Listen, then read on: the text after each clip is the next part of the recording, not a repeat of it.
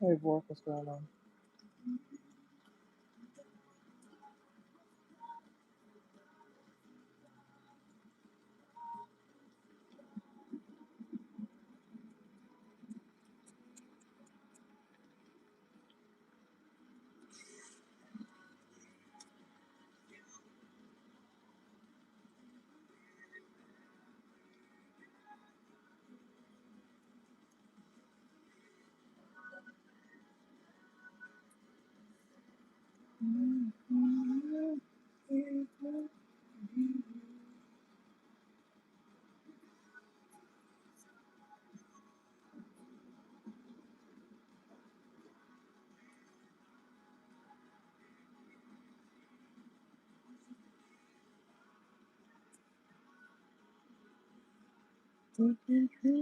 It's only fair.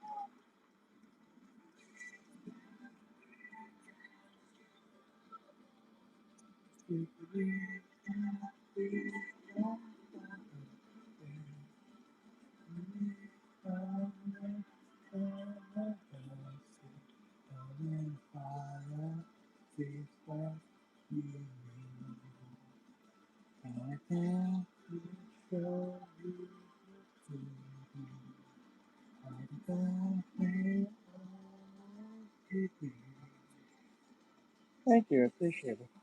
Thank you. Thank you. It's only fair. Hello. Okay.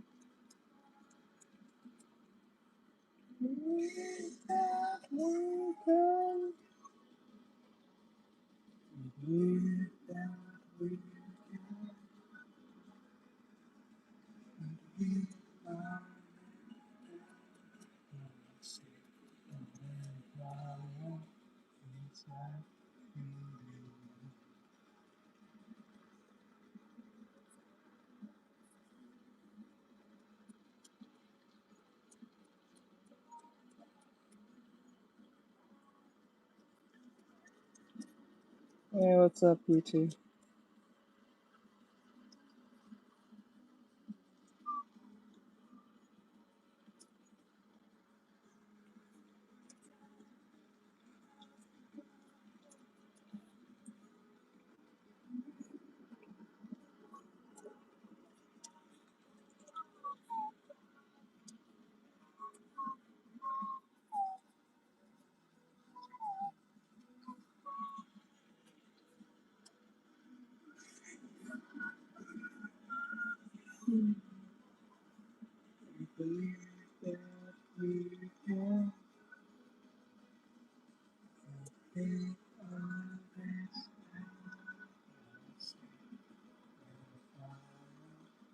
Hey,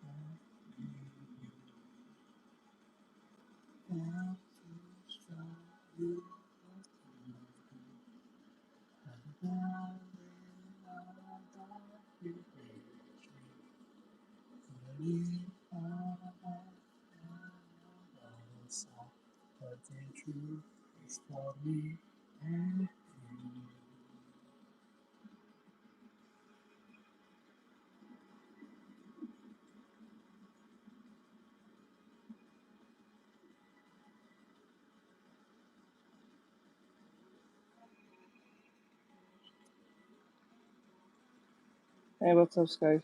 What's going on?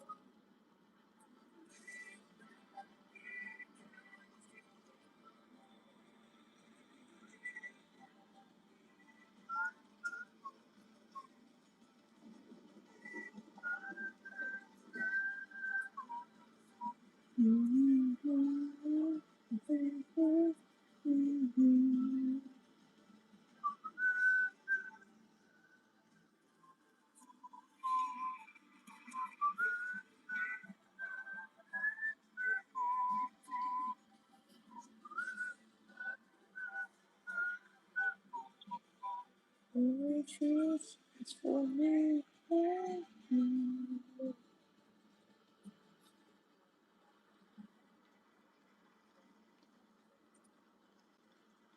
Oh, comic book shop. I heard someone say that took words before in a long time. Run that comic book shop. I didn't know they were still open. I thought most comic book businesses was out of business. Huh,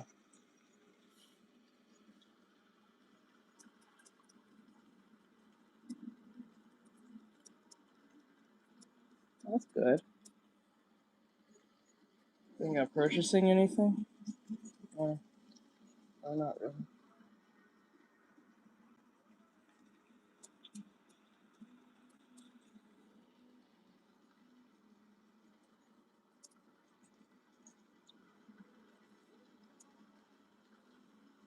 Okay. Anything in mind?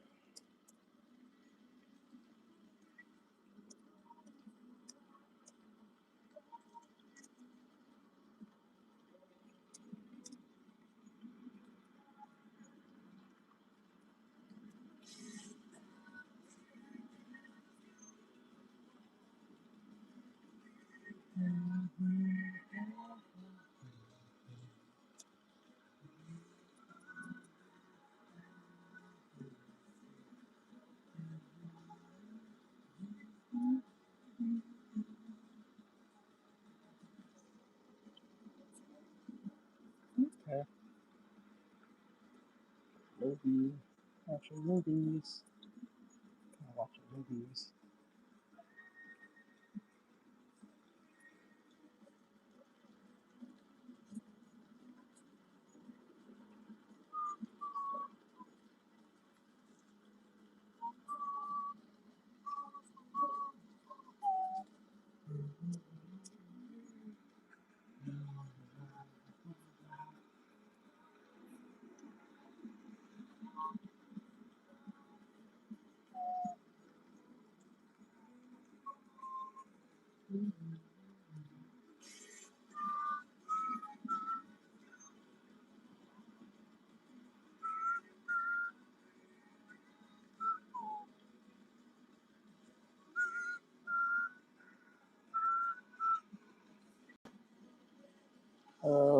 What goes it?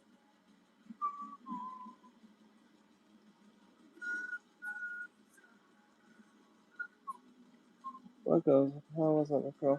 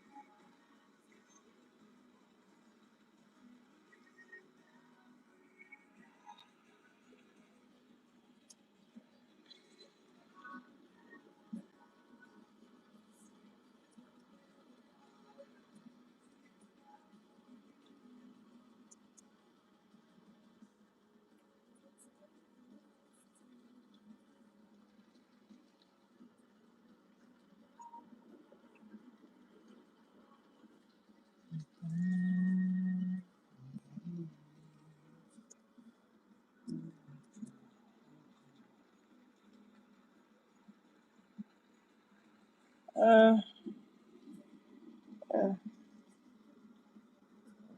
subjective if you ask me. But thank you. Yes, fix it though. Thank you though.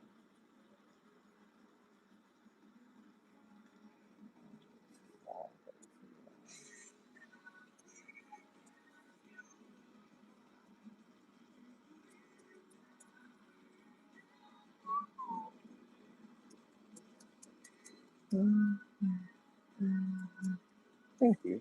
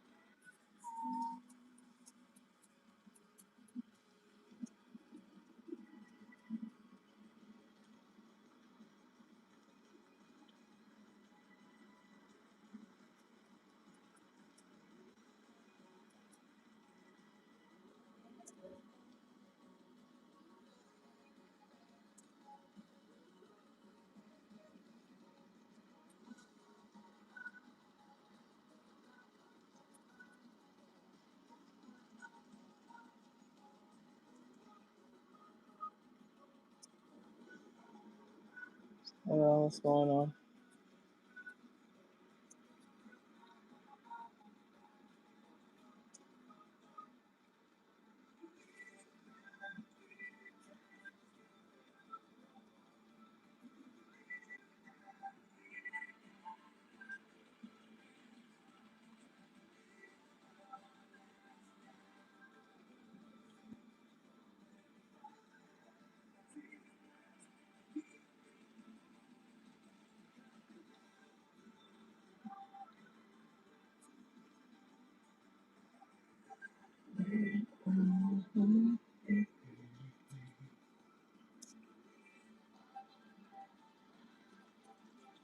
Hello.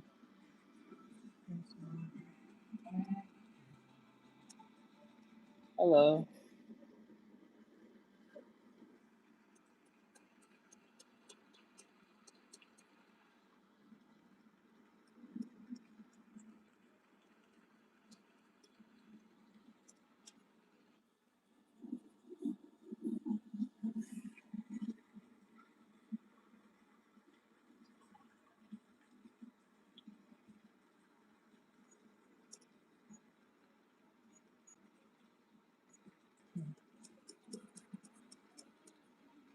I'm doing okay. How about you?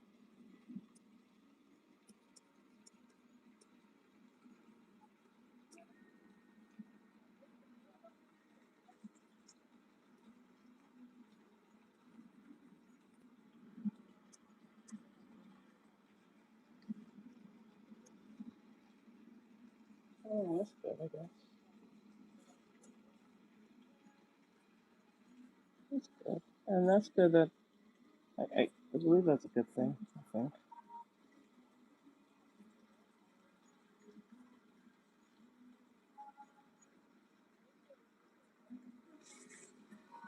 Hello.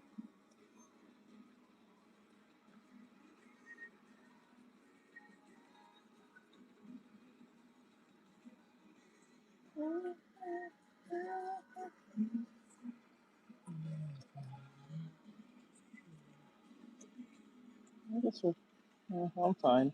Can't speak for anyone else.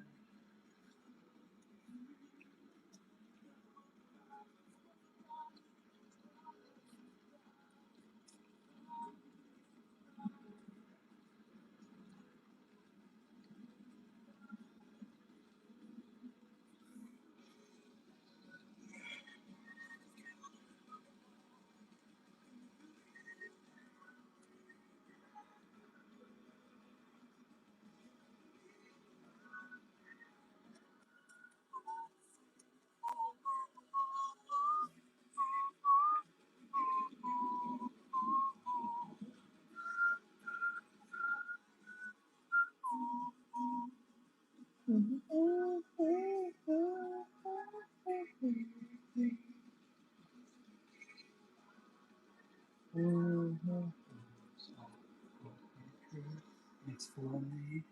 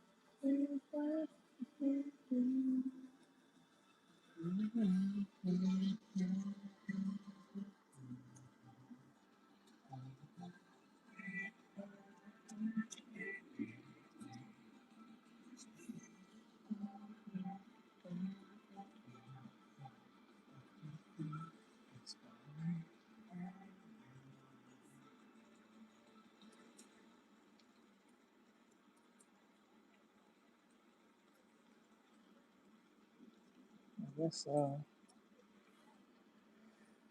Well,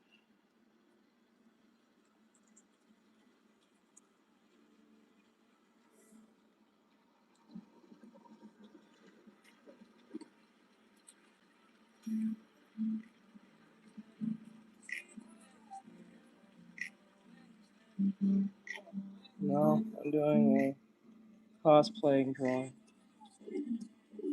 I'm drawing some cosplayer in their cosplay.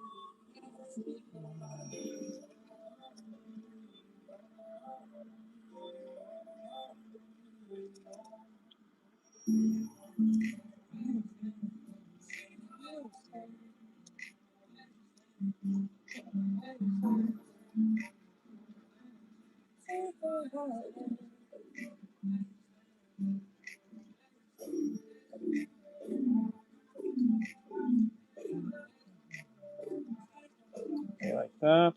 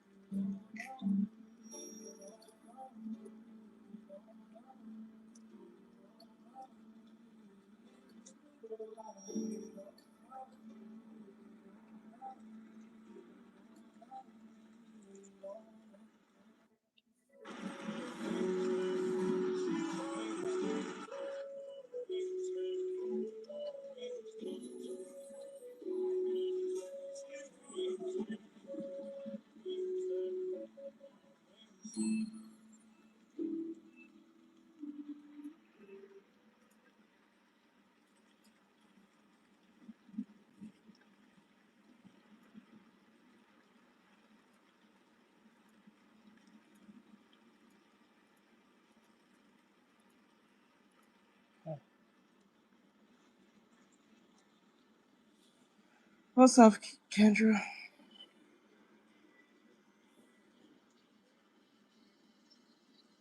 Yes. In 3 or 2 hours from now.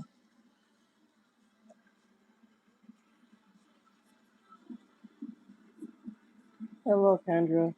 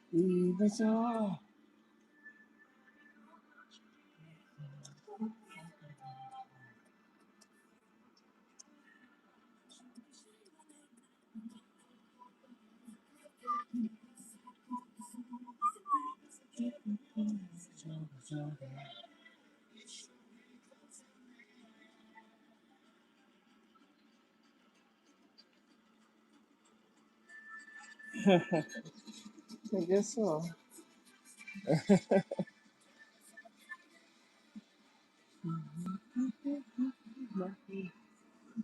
fight between Utah and the one dude was crazy.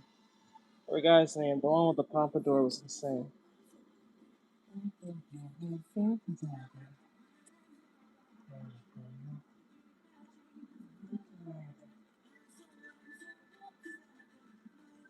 Hey, what's up, Sil? What you doing, bud? How's your day going, dude? And how is the migraines? Hope it's held to a minimum.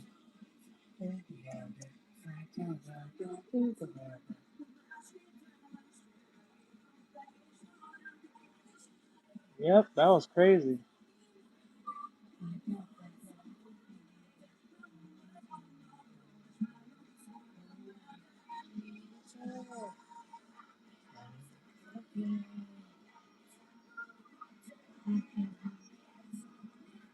Your ears are sensitive?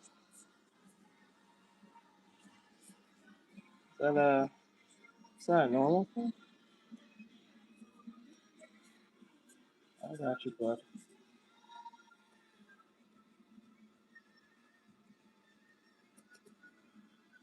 I got you, bud.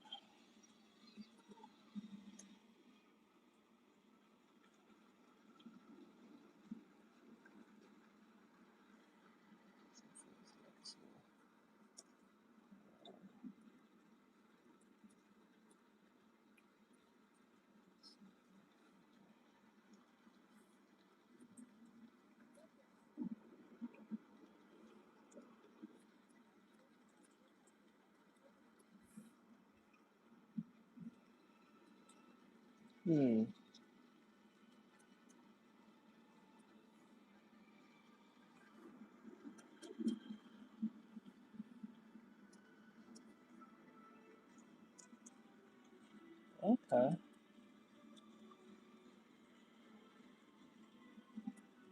That's good. Behaving children are very easy to watch over, so they don't become an issue. I think it's really annoying when they don't listen. That makes it difficult, especially when you're in charge of them. That's annoying as hell.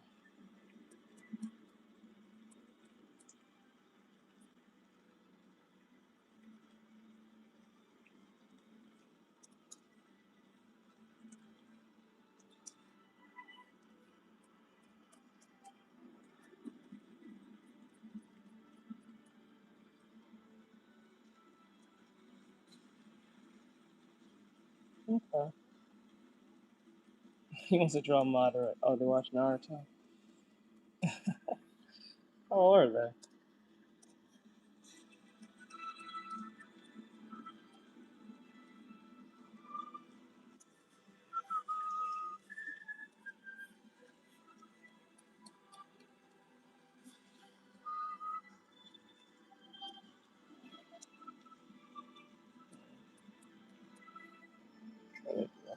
I think most children do like art. I think majority of them do. Maybe not probably in doing it. I think most of them like seeing, especially when you're young.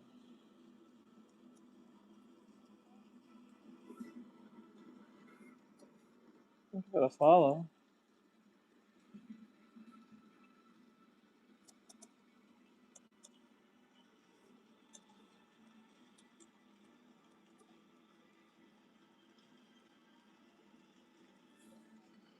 Yeah, sure.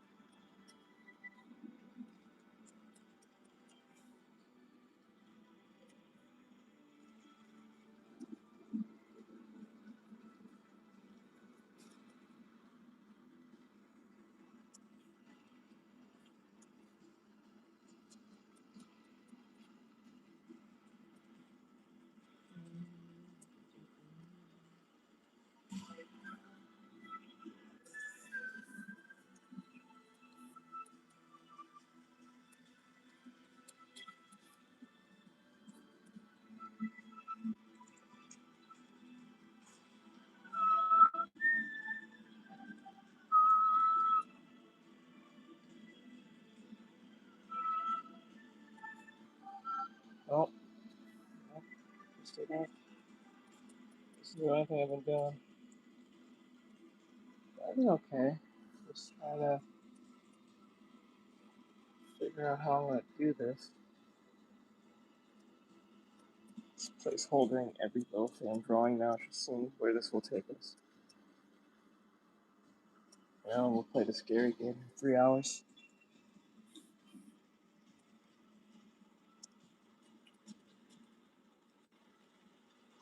Yeah. Oh, the hair's little too. Stop something.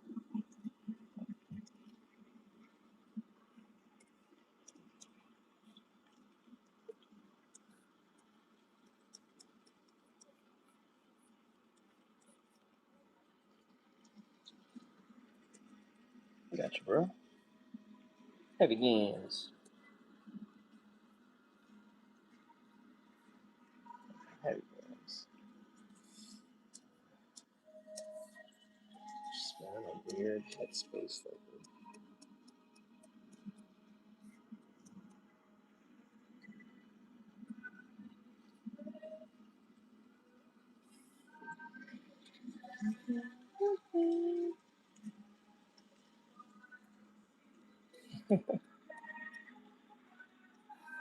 What was the one that really stand out to you the most?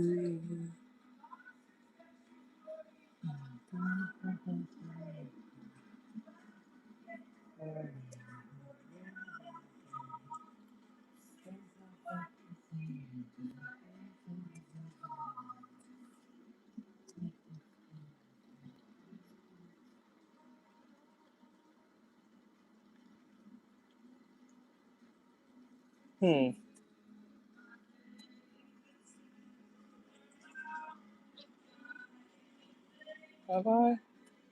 No, I have not played it, but I watched Markiplier play it. Huh. That's the game called?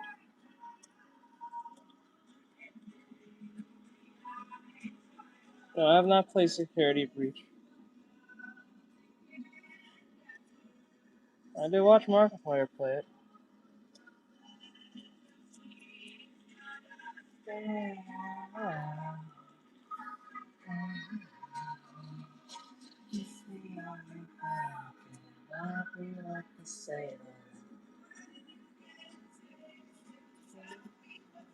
Oh, I don't find Security Breach all that scary. The only scary part that pops up on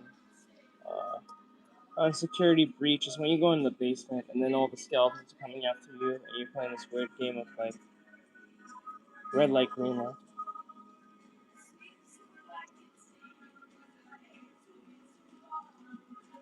Yeah, you can still.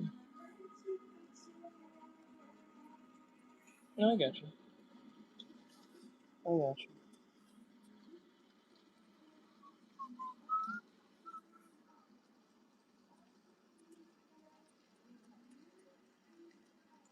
Yeah, the endoskeletons. That was like the real legitimate scary part in the entire game.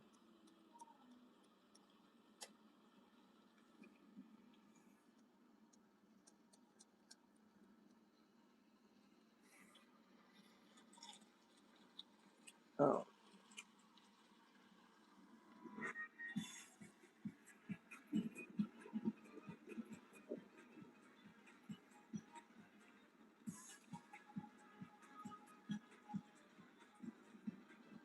Hmm.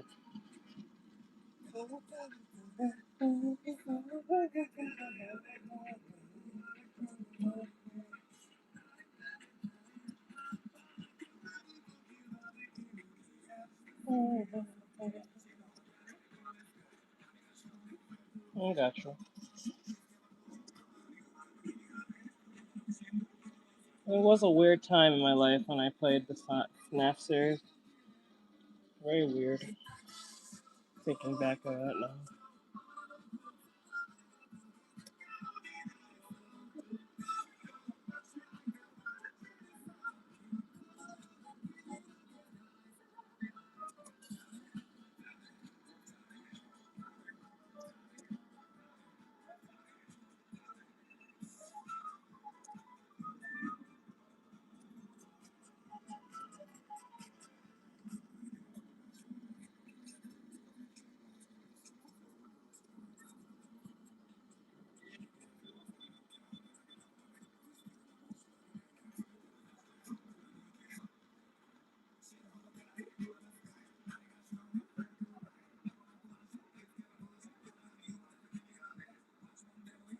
I understand.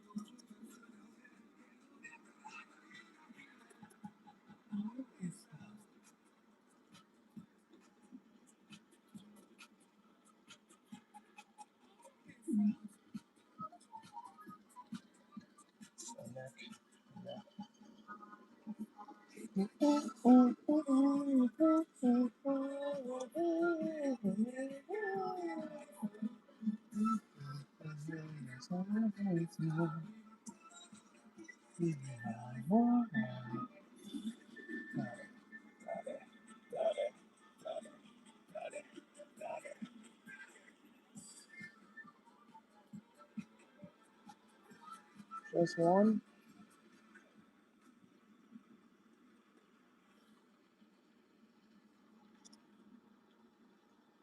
How long did it take you to finish it?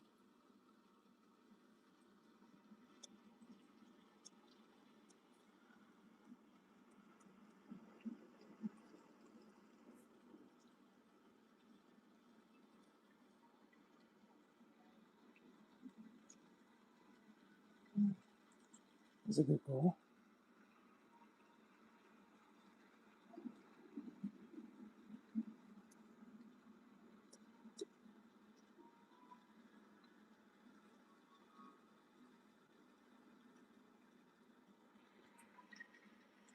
That's a good goal.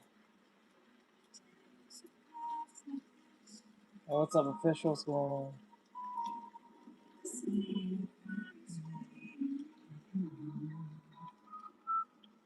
That's good. If you're not putting yourself in that position or saying that you have some type of art block.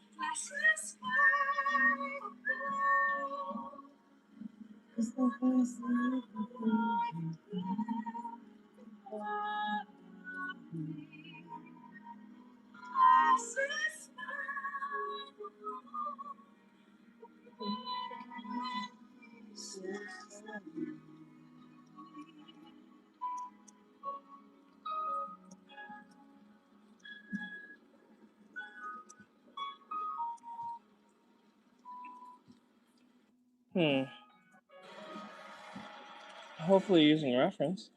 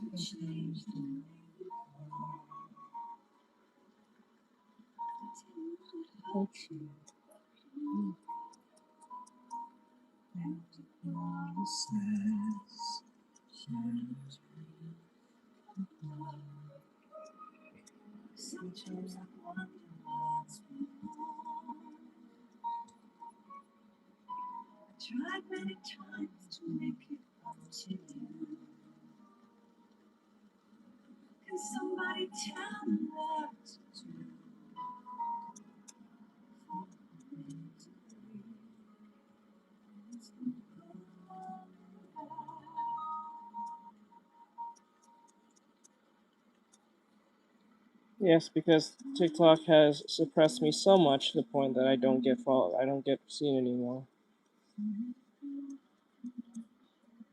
No, TikTok has flagged me so many times. So I'm trying to go back streaming again.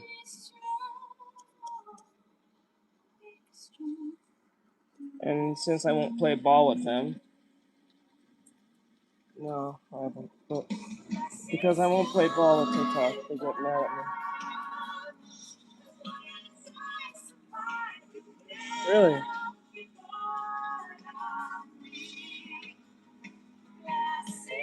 Right?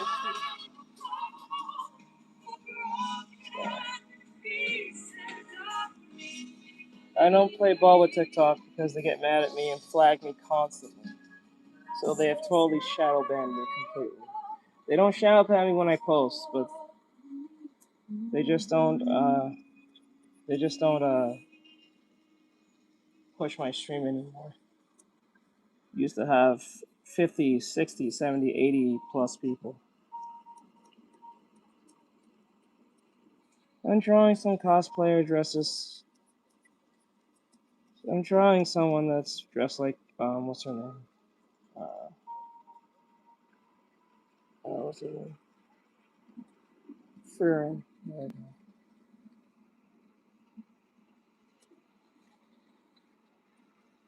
I haven't watched you then.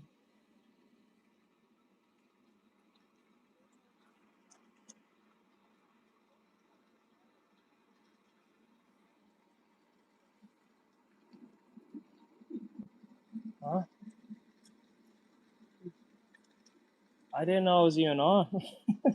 This thing fell off. You didn't know who I was. That's funny. Fell off. I didn't know I was even on.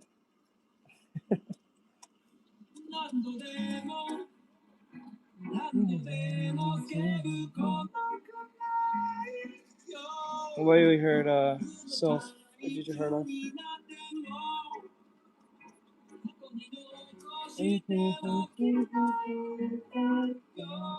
Who buys followers anyway? That shit's dumb. That makes no sense.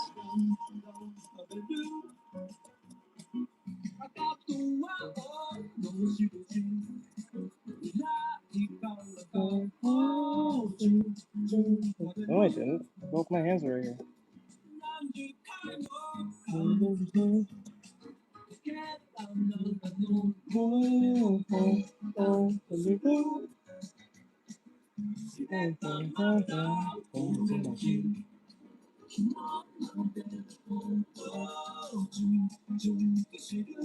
You can't.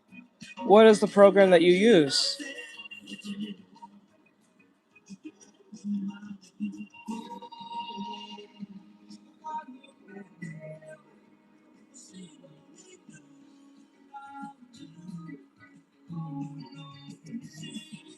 What is the program that you're using that you can't use a reference?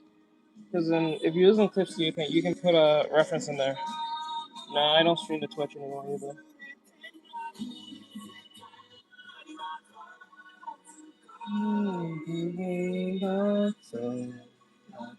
I stream to YouTube, Instagram, and I'm trying to stream back to TikTok. I do traditional art too.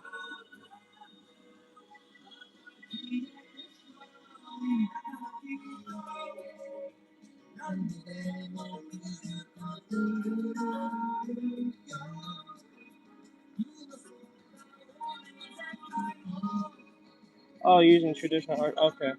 Oh, you can always use your screen. You can use a screen there. Oh, that's up to you. That's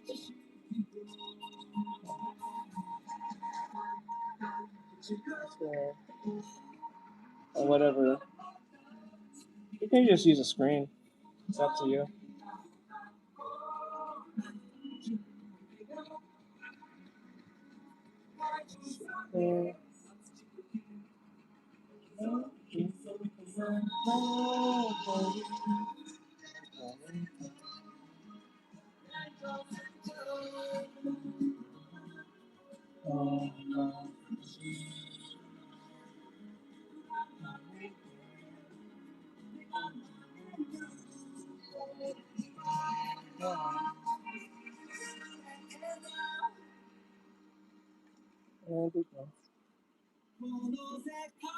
I do both.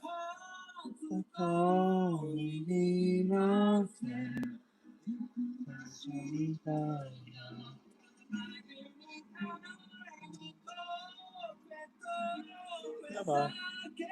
What's up, Gigi? What's going on? How's life going?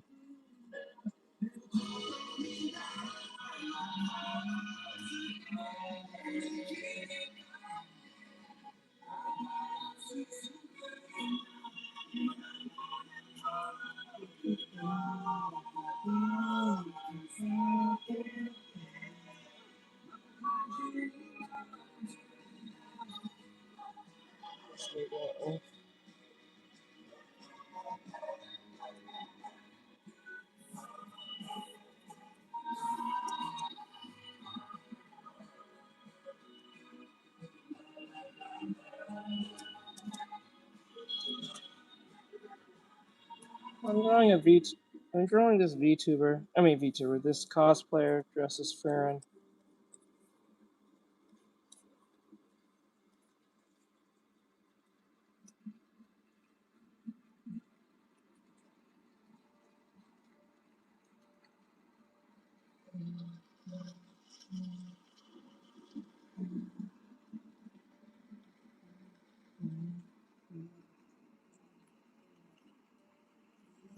Shayla.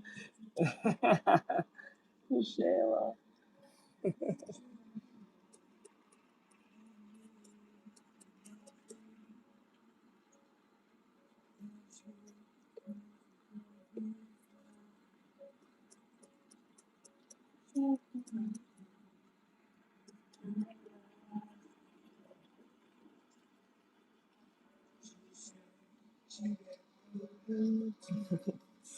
Hi, Shayla.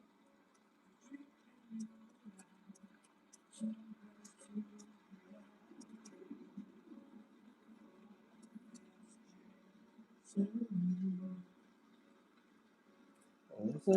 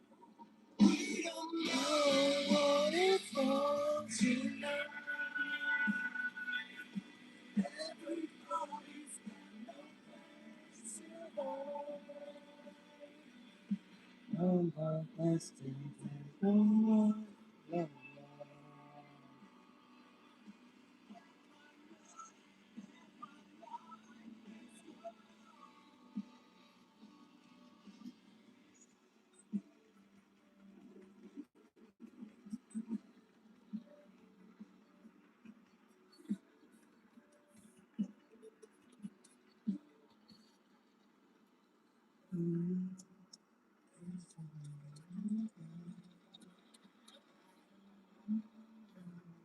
Is it?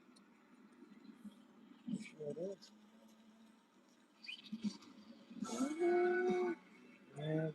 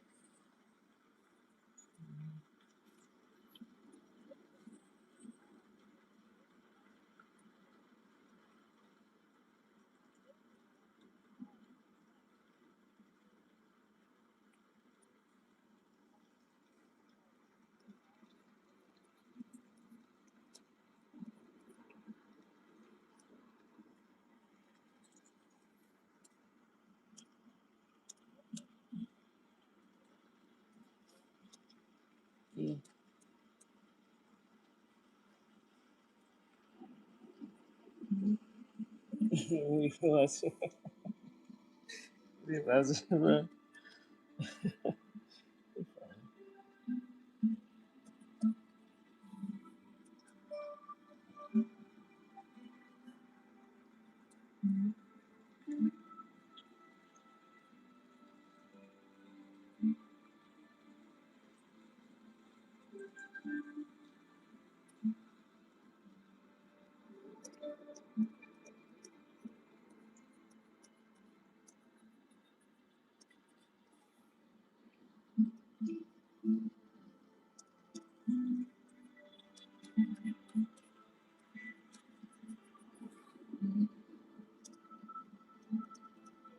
Thanks for the follow.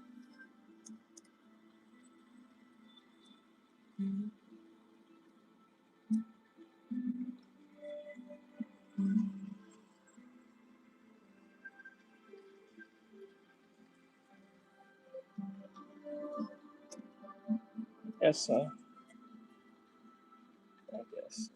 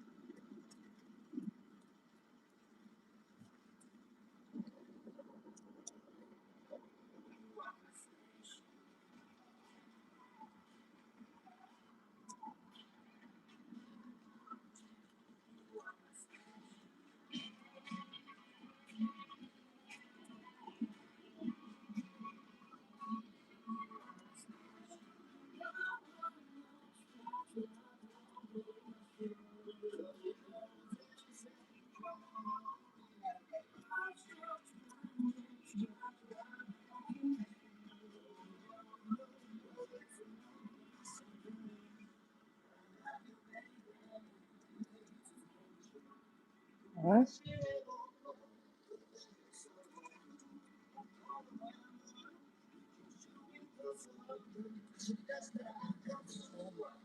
I was talking about you to my friend and stuff. Nothing bad, by the way. And she asked me who is that she may or may not be in the hospital.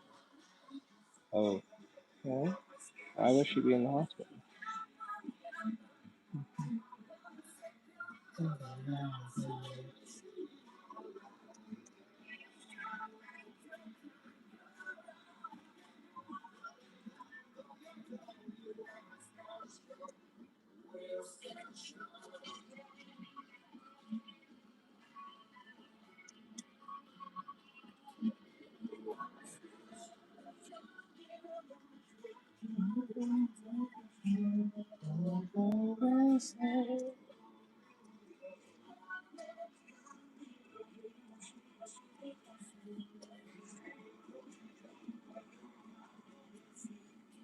Oh, okay, that's cool.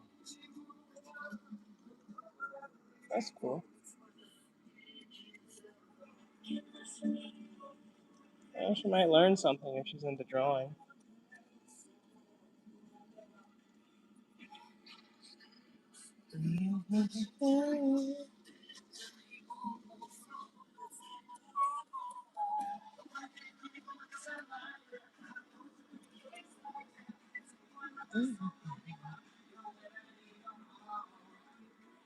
Makes you happy.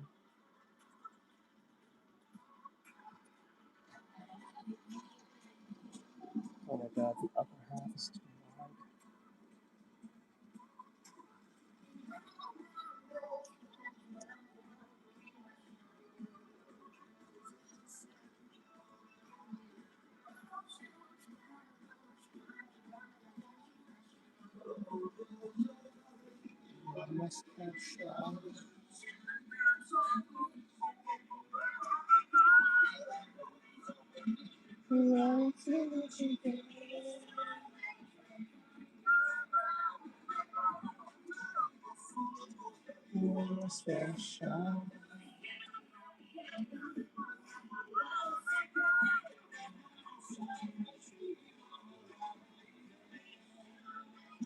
I hope so.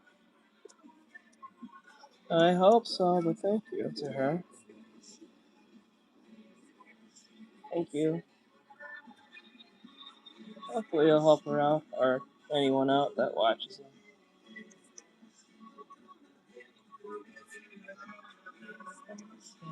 But thank you.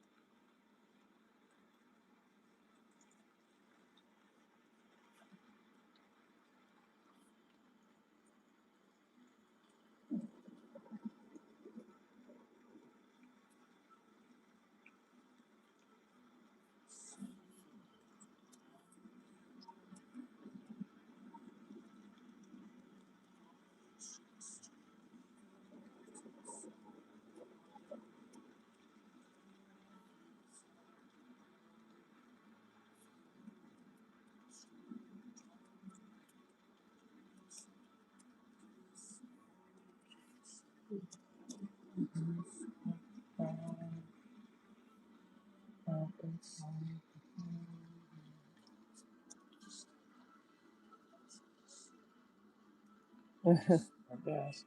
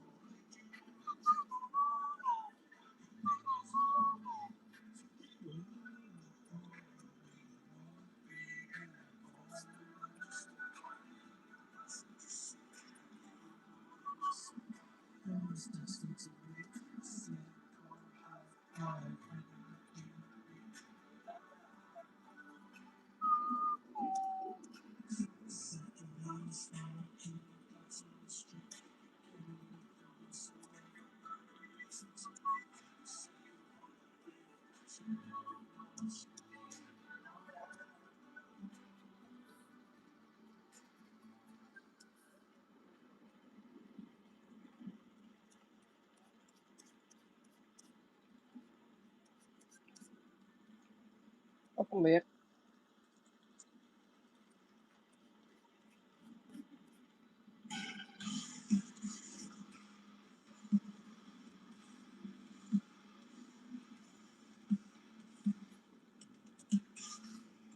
I don't see her eating a mimic. I mean, ate by a mimic, but I don't see her eating a mimic.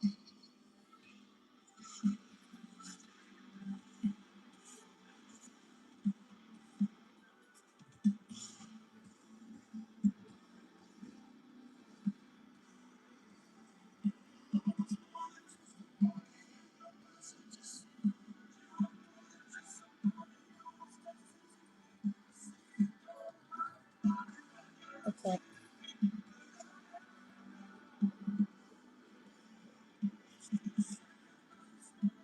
You're not wrong. I think I remember her. I don't know if I remember her.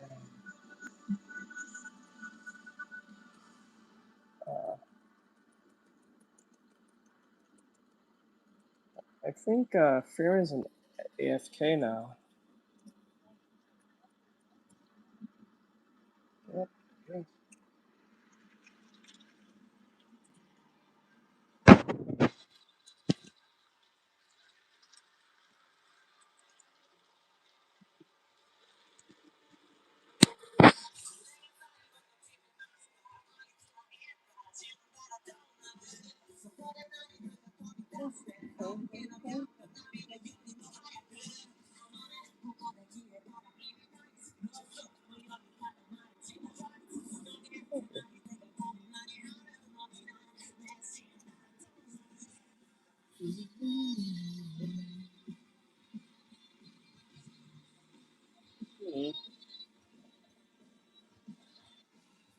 Gizzle.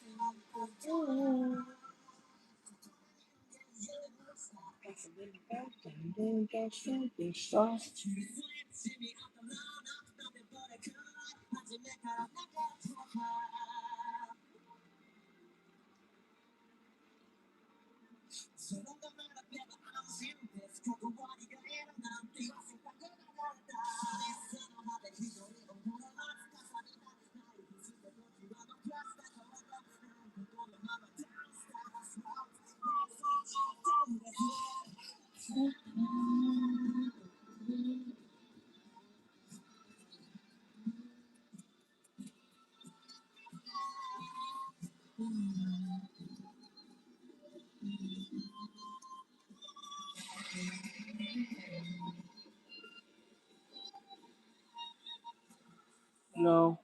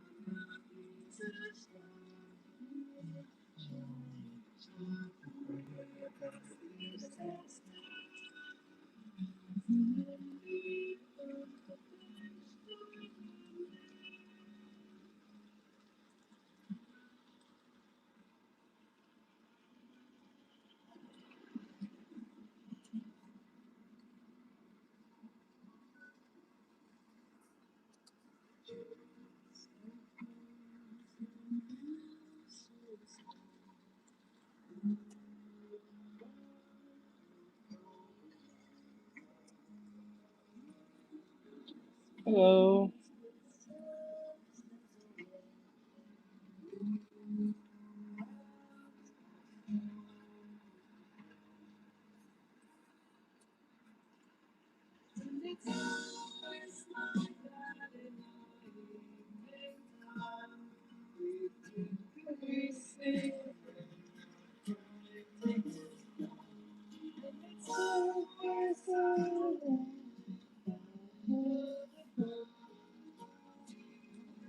Why do you guys ask so much bizarro questions?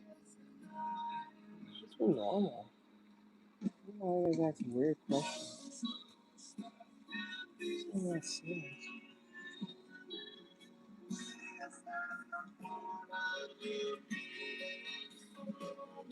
Thumbnail.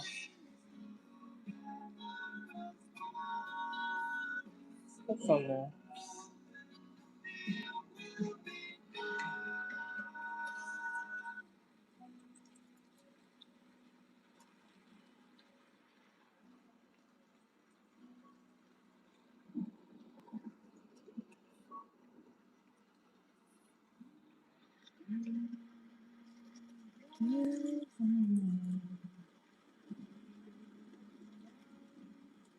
Thank you for the sub. I appreciate it.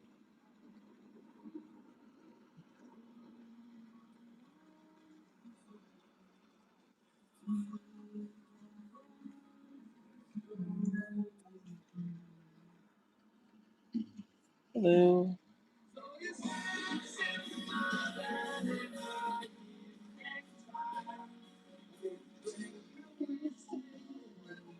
Fighting is done.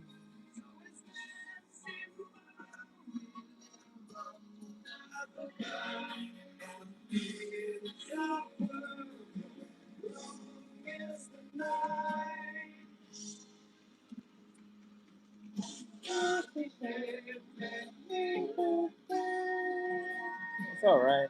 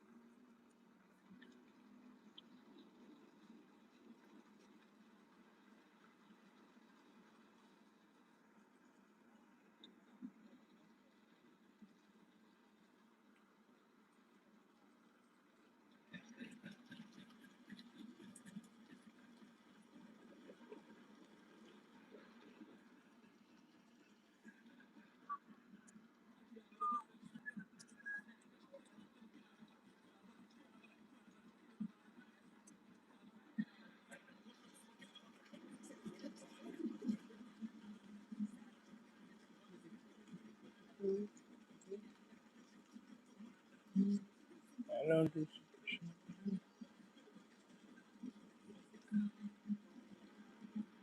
If you're looking for a request, it's in the descriptions. If that's what you're trying to imply. If not, then I don't know.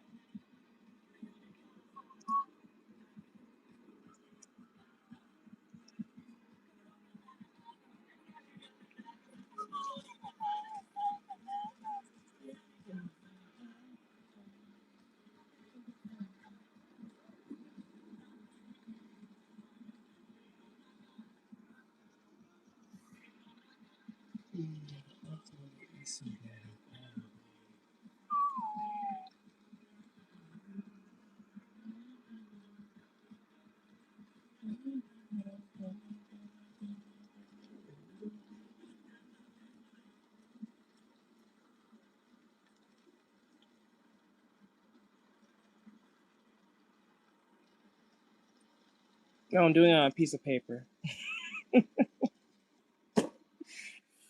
Oh.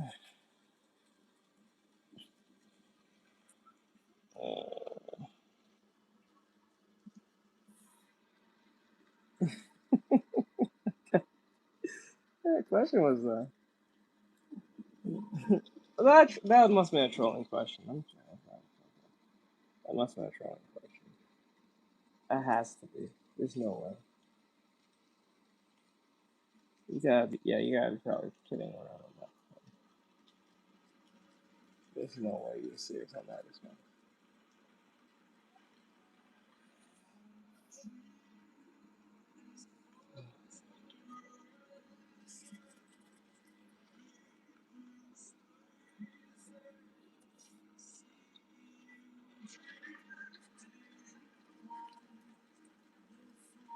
I guess so.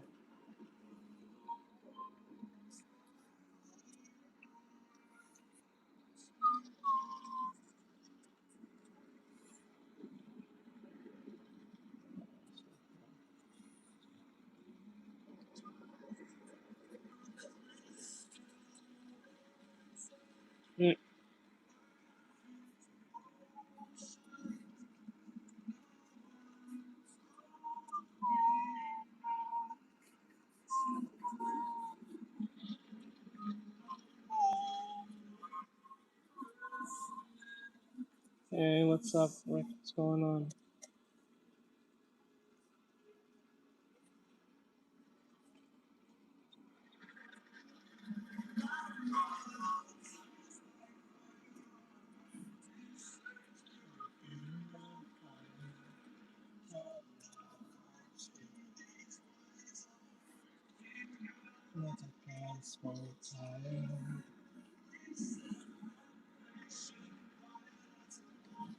Don't get you, man. How's college going? Hope it's going well.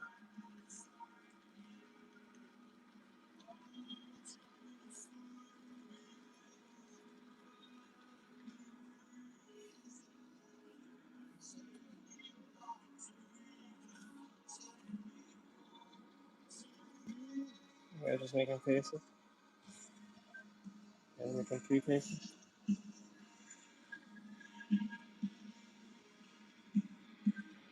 Yeah, just making 3 faces. I don't know.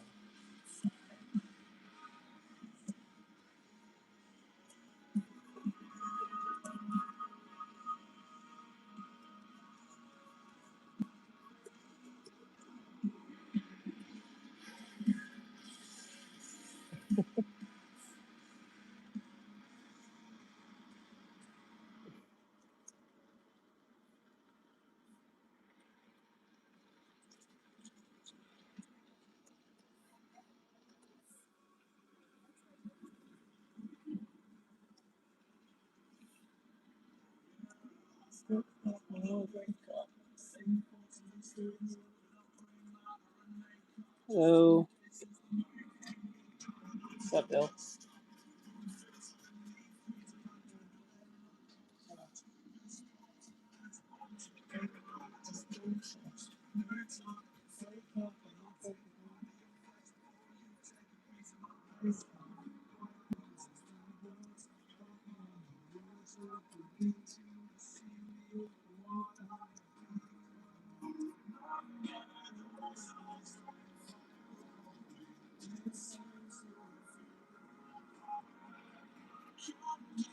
I'm drawing a cosplayer that's dressed like Fran.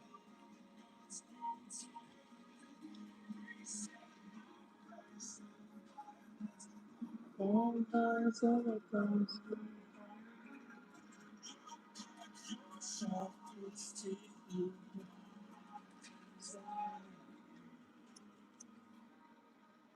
let's hope it's gonna look nice.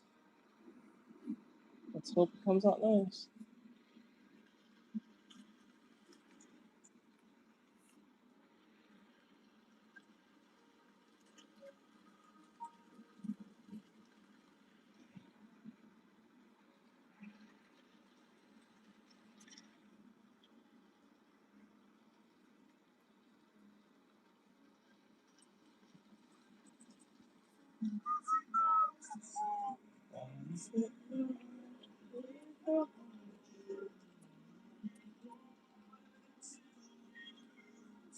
Okay, that's fine.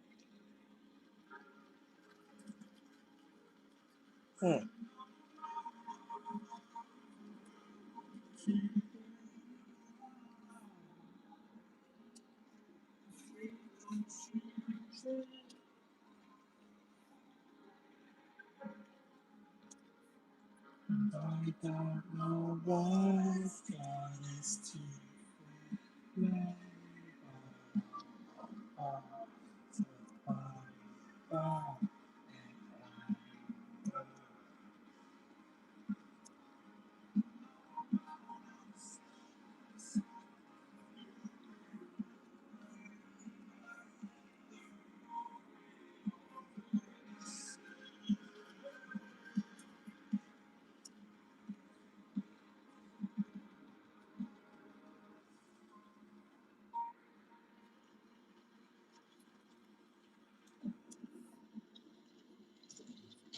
Oh, my love's eyes like fire on the wind. You fire, oh, my life, fires on the wind. Doing the liner.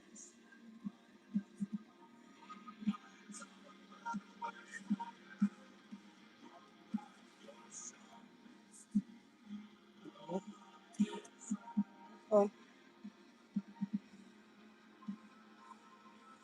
why not?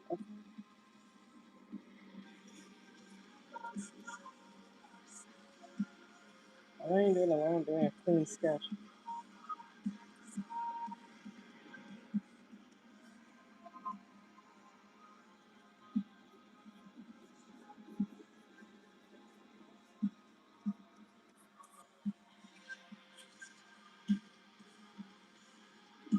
You follow.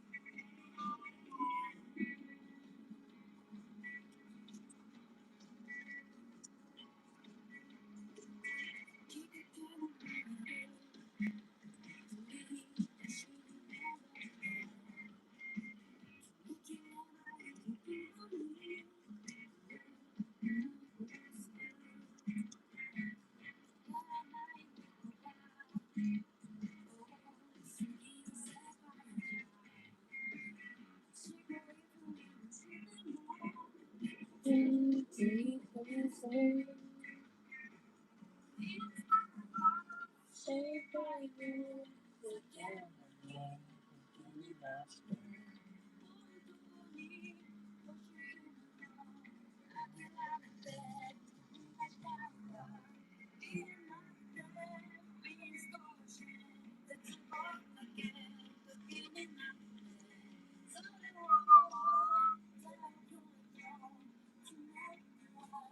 are you so focused on that? So weird.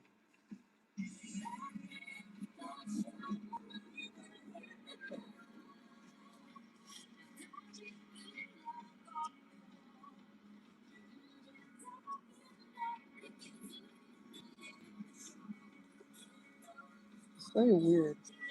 It's funny when people find that. I find it weird when people focus on that so much.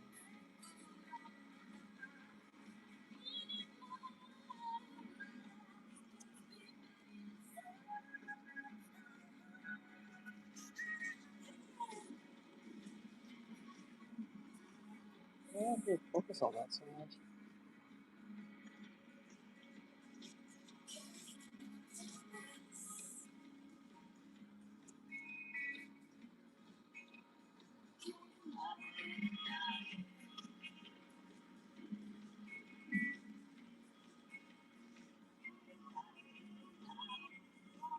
Yeah.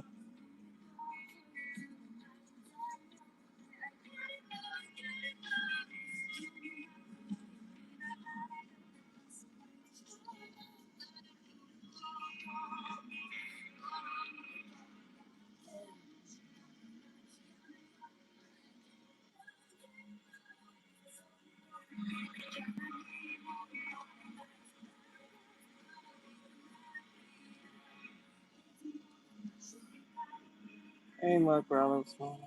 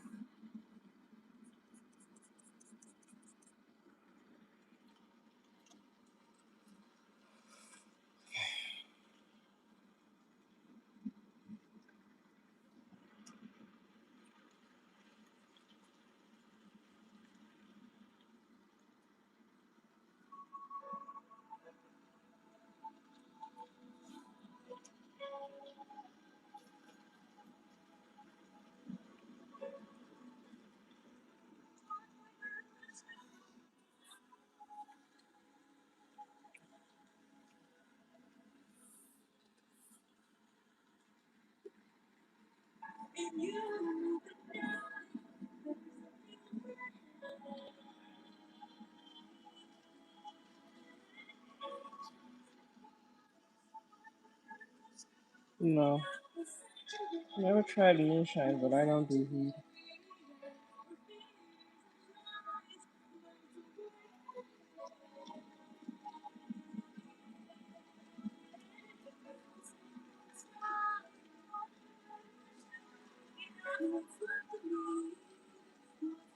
Okay.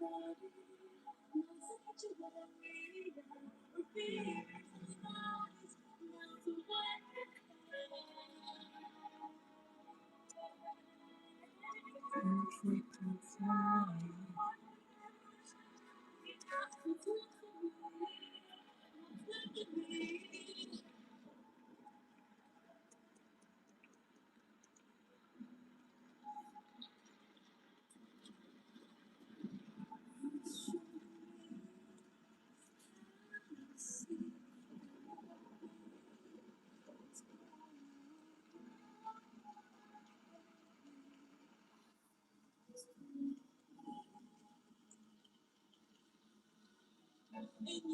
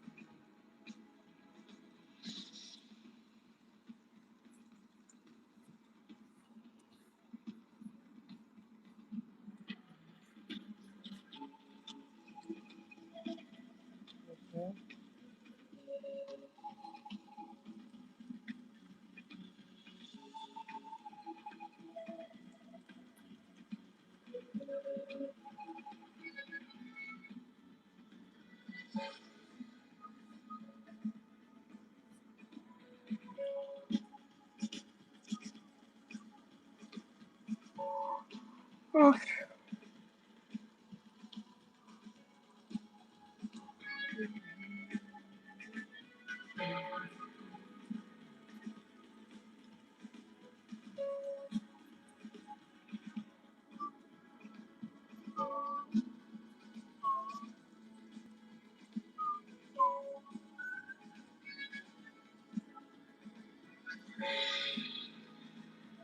Okay.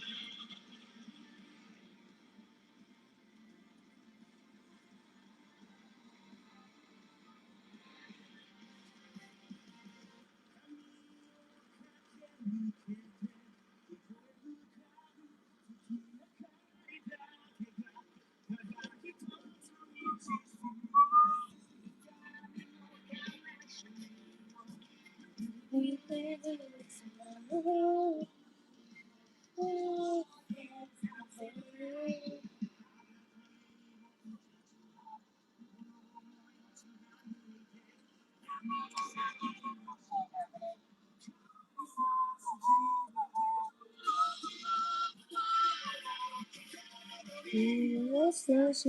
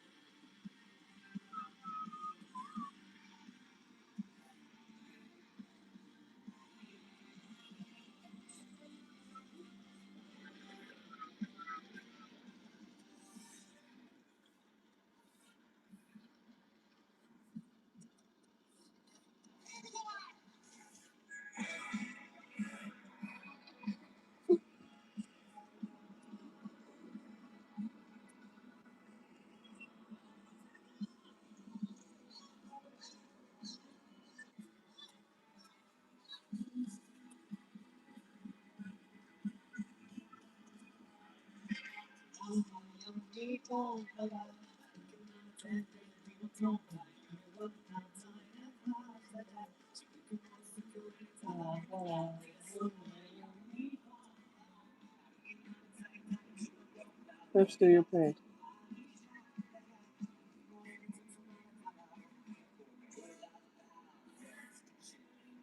Hello, Carol. How are you?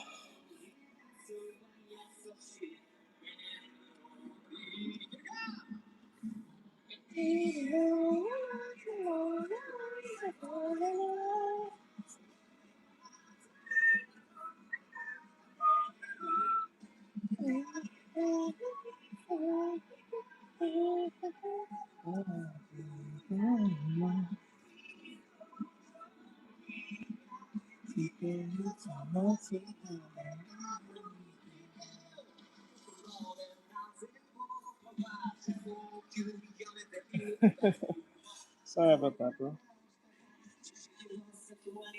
Sorry to be in your background.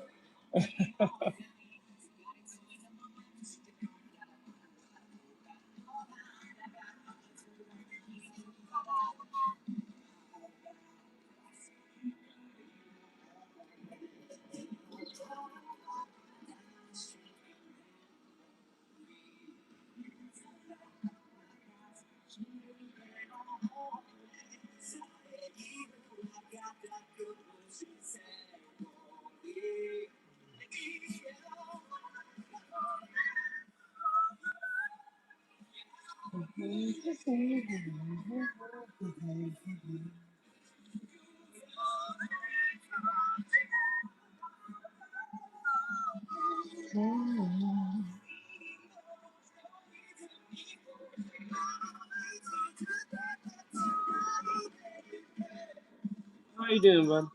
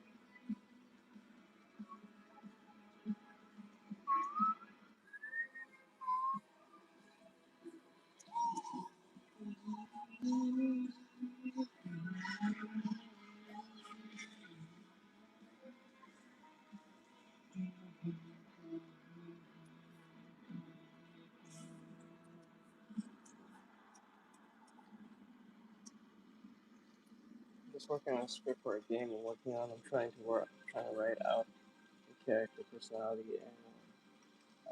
and then leverage an AI to play as it. So when you talk to it, that character can talk back. Okay, that's good.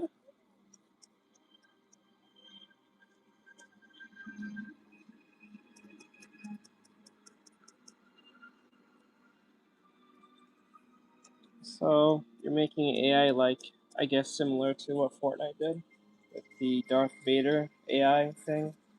I'm thinking. I don't know if it's gonna be as advanced or so. Kind of like a AI agent or something.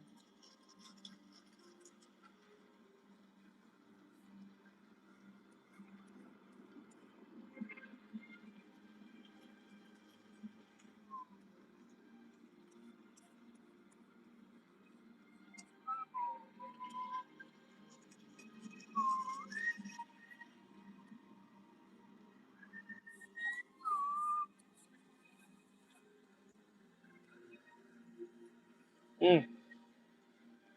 Oh, that's so the Darth Vader model that they made. The AI one is that yours is more complicated.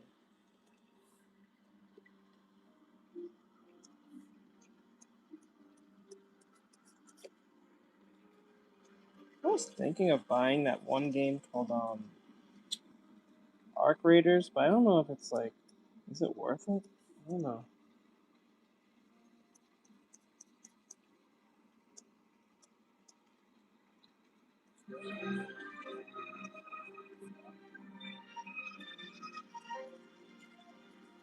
Mm. I use any. You gotta put some guardrails on that so it doesn't hallucinate.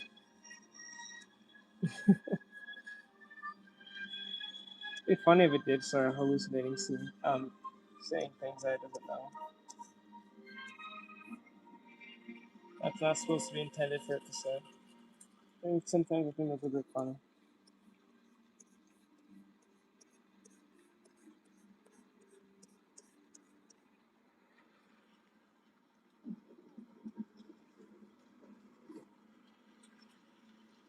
Journal. Okay. Okay. How long do you think you can get this up and running?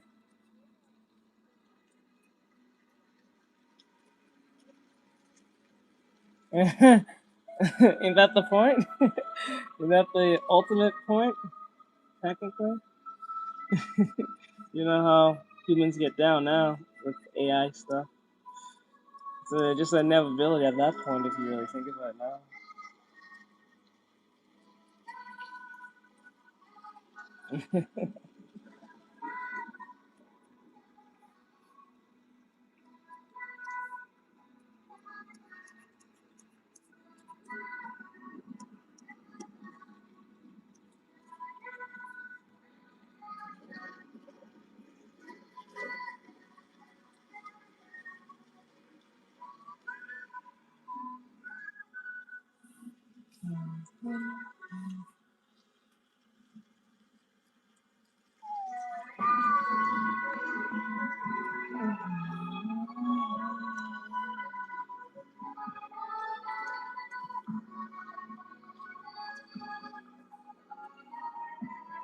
now. Yep.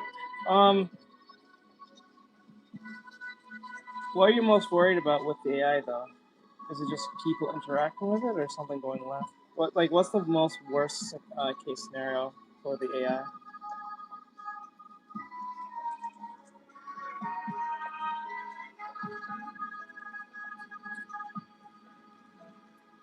Yes, fear and if you heard.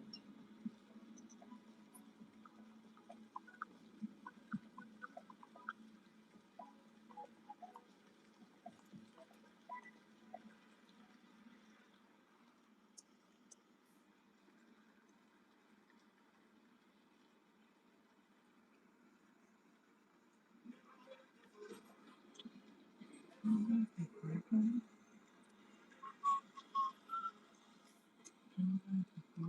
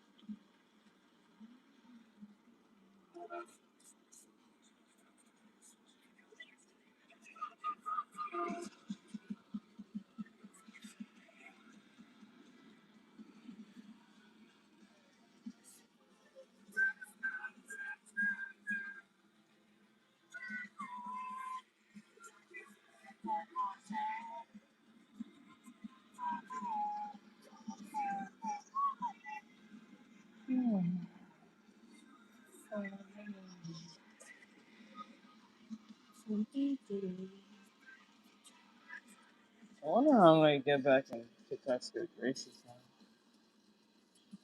now. I have to do some research. I'm not holding my breath.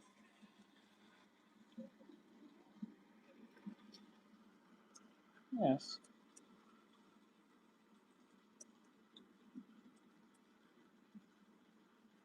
More like a fear invariant if you think of it that way.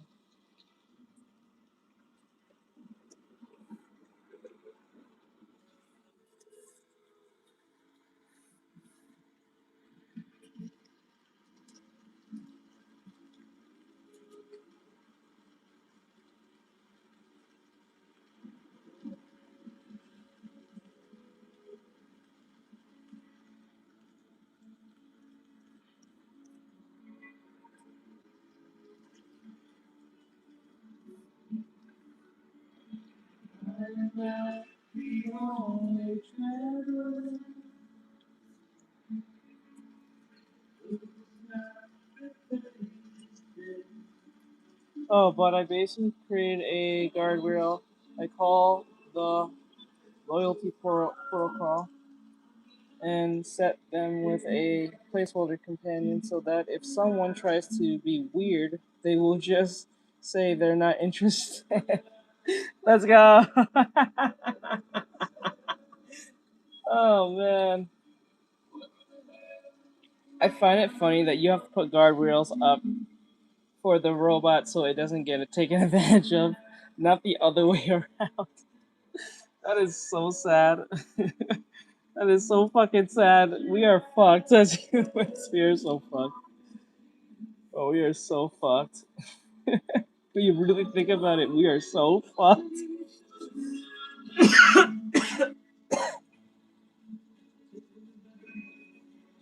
That shit's funny. It's sad to say, but it's funny at the same time. 'Cause you have to make a guardrail and hope someone doesn't do something weird with it because they can't control themselves.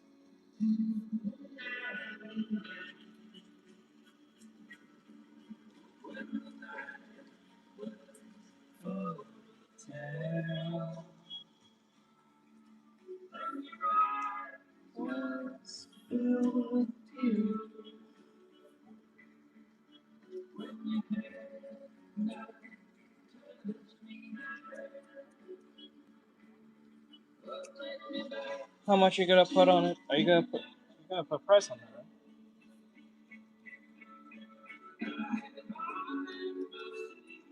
I guess so. That'd be fair. There's no way they can reverse engineer that, can they? I don't think so.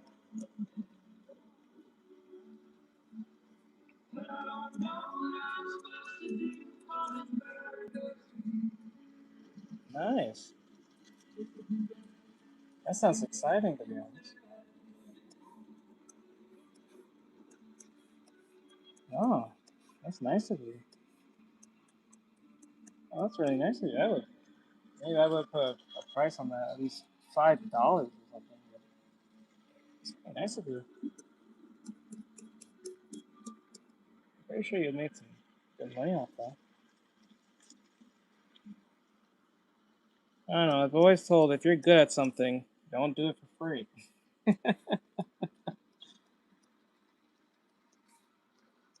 There are exceptions to the rule, though. But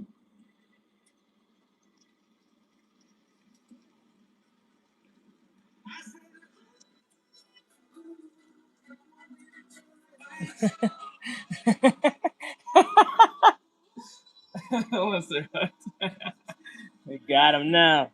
Got you, bitch. That was all the plan the entire time. That was the plan the entire time, bro.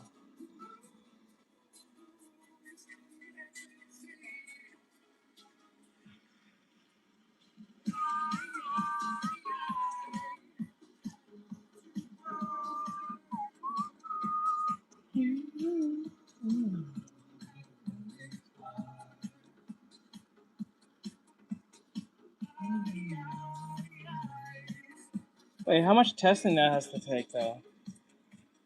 I'm pretty sure it's gonna take hours of testing, it won't.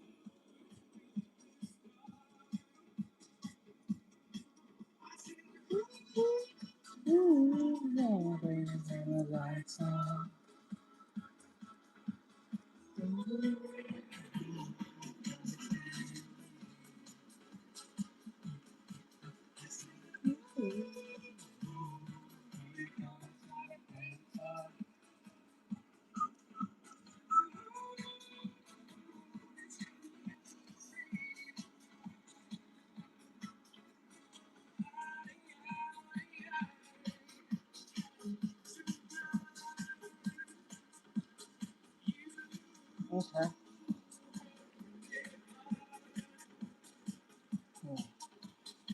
Okay.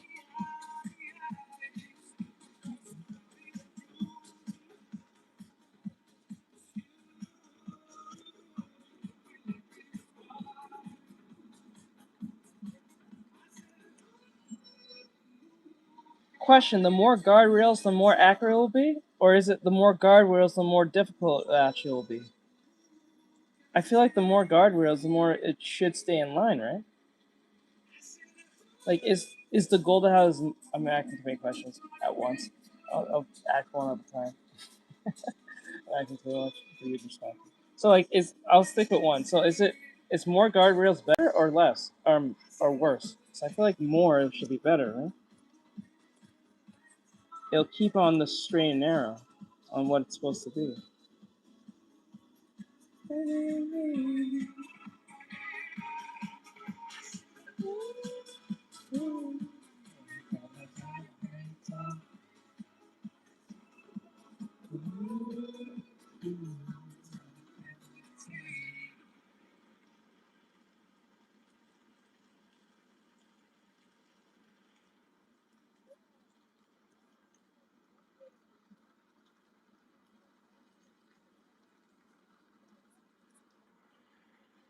Hmm.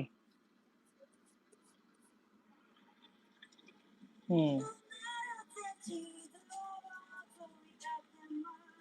Hmm.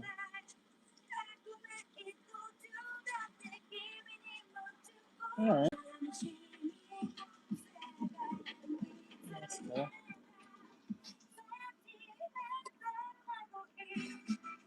Hmm.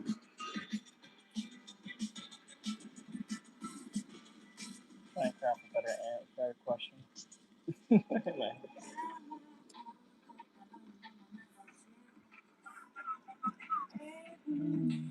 think of a better question. Hold on. Give me a time. Give me a second. I gotta take this out.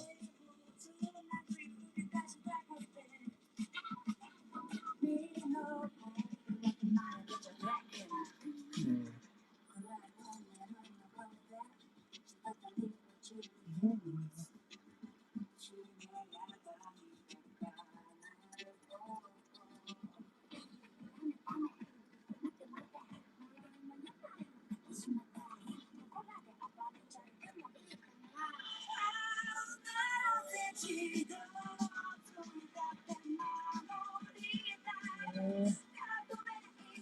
That's something we have to implement in some.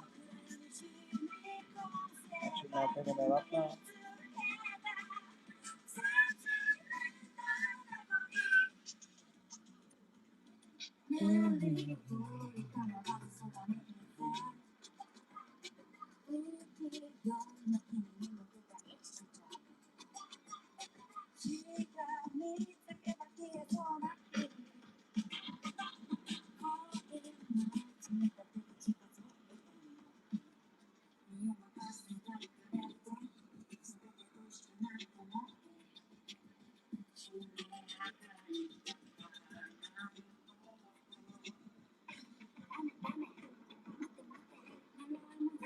Ugh.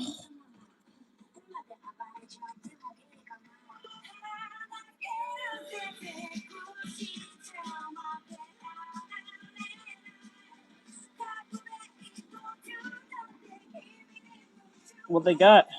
You gonna pick up? Do they sell manga? I'm pretty sure they do, don't they? I'm pretty sure that's what's selling. Keeping them afloat half the time.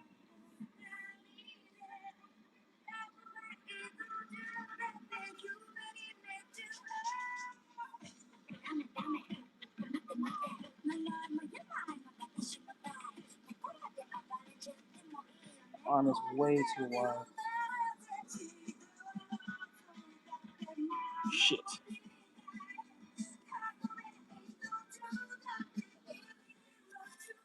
It's 501.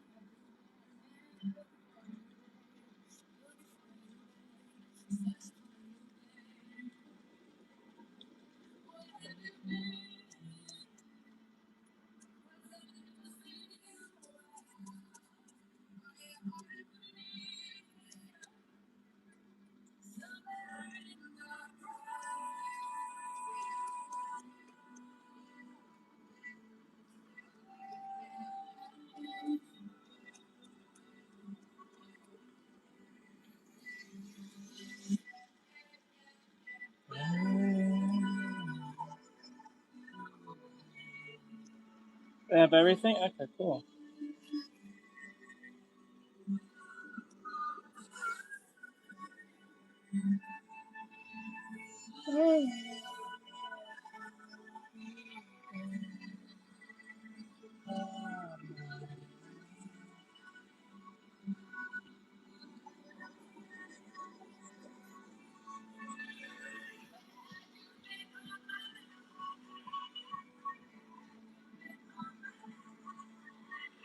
Okay.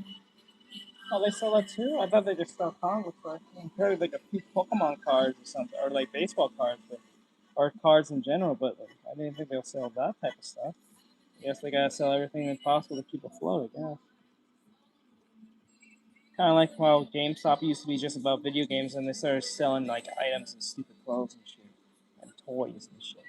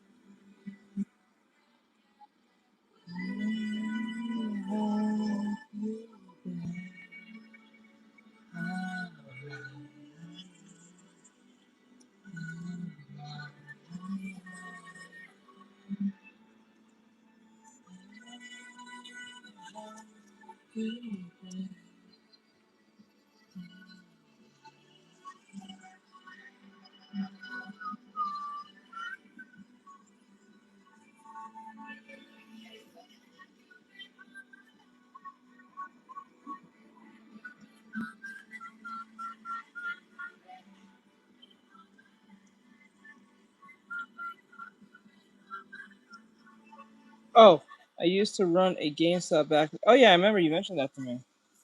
I remember you mentioned that to me. That's because the profit margins at games are 10 to 15. Wow.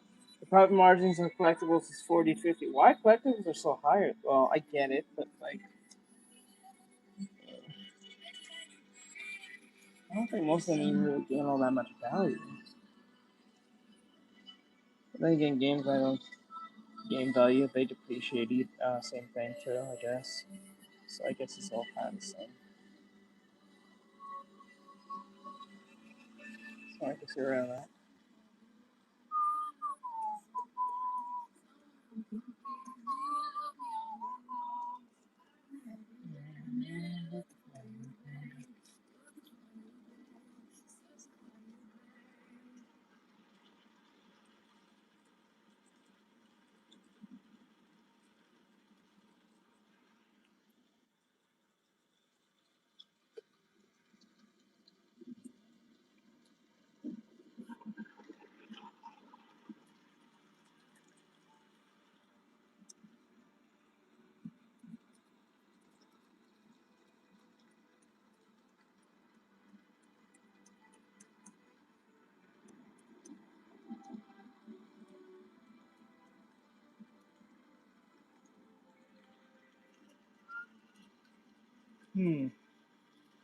Okay, let's see. Also, I have. Wait, let me see. Hi, hey, Israel. Hey, Israel. By the way, if you ever want to, I have at the studio hook up two of them. Actually, I can order tons of games, collectibles, board games, dice, and all sorts of merch for 35% and 5% off. That's crazy. I also have a resale certificate. That's a thing. Let's go. I'm likely to gonna use it if I ever get my channel code off. Okay, you might as well support yourself. You don't have to worry. Yeah, that makes a lot of sense. I would do that. I probably would do that.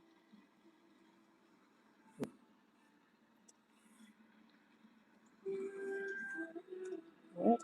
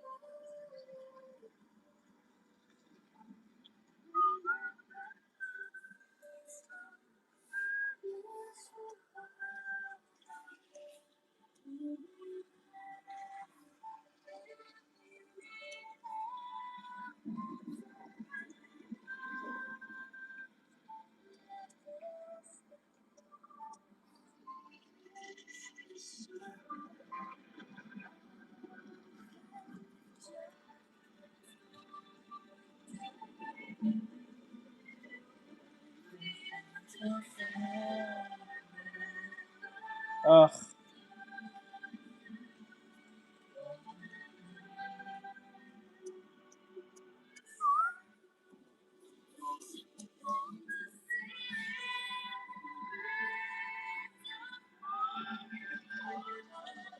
Oh, let me see. Why is that reading shit in my ear? What the fuck?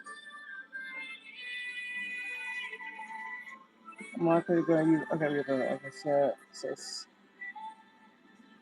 hello, Trent. What did you start early today? I usually do. Well, anyway, haven't seen you in a while. Getting social. It's alright, Mikey. You can do what you do, bro. Yeah, I did. I did, Mike.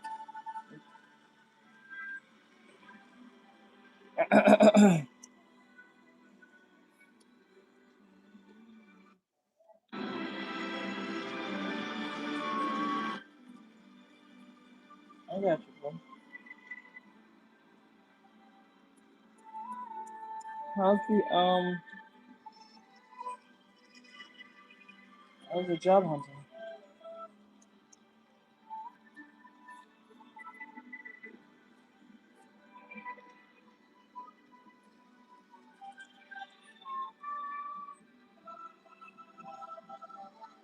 That's broken. What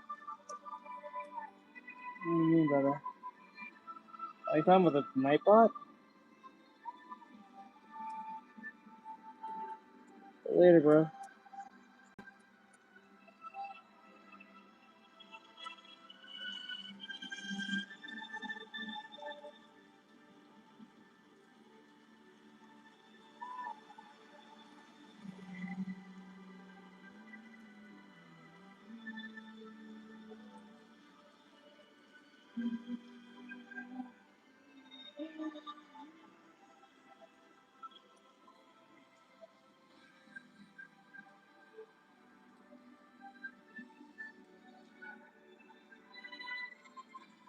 Yep.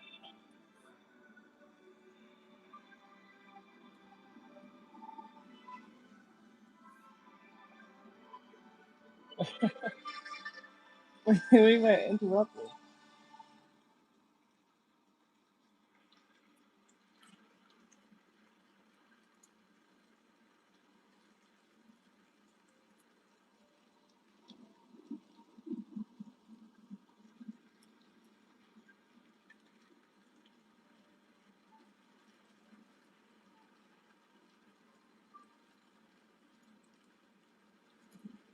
I understand, bud. I'm sorry that you get migraines.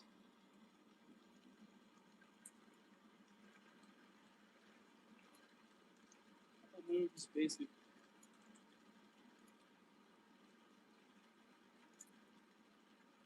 Three months ago.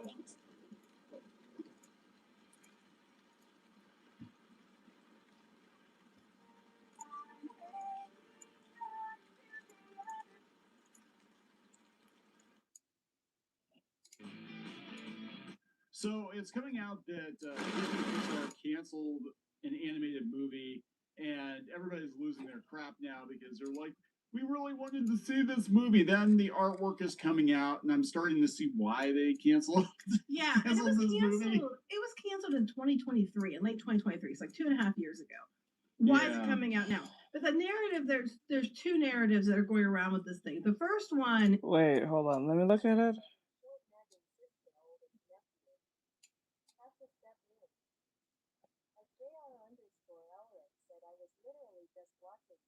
Really? Disney scrapped Pixar's Be Free movie. Insiders blame girl power, but it looks like some Tumblr shit. I'm not gonna lie to you. Like once I see these colors, I'm like, okay, I see where this is going. And then the colors palette looks very suspicious. Is well, they got canceled because they didn't want they didn't think boys could see themselves in it. They didn't want to do girl power show. And I'm like, well, oh, they can't see boys in the girl power show.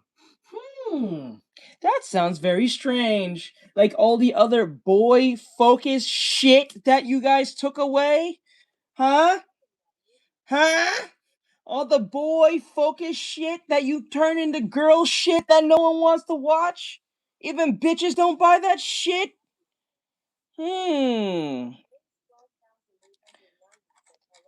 That's crazy. Like Marvel.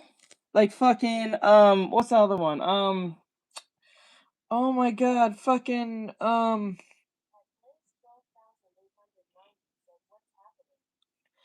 Star Wars. What is another one? Mad Max. What's another one? Fuck. What's the other one? I'm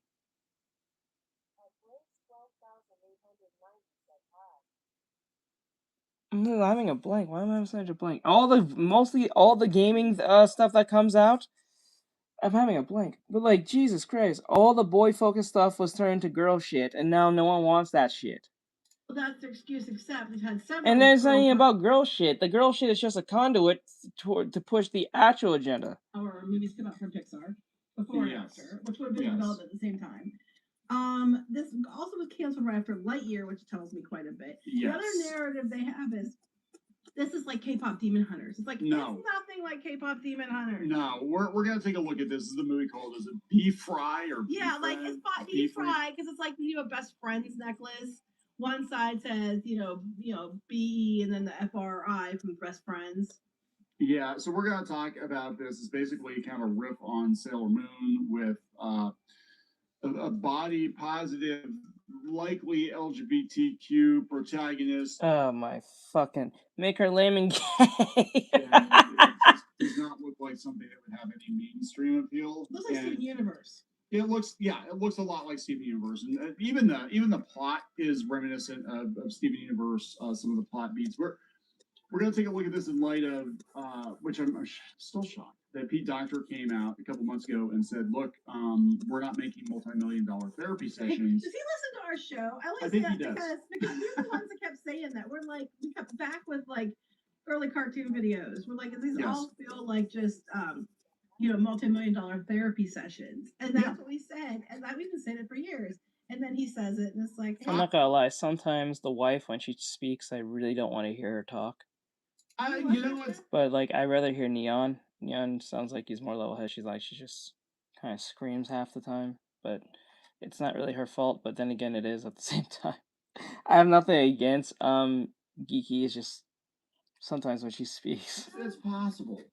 I know people, but you never know. I don't know. I think that's the misogynist in me or some shit. Big internet. Who knows? Hey, Pete, Hey, Pete, how's it going? Yeah, this look, I'm just from a purely business standpoint. This is not a $200-300 million Pixar movie. This looks like something that would be on Cartoon Network in 2015.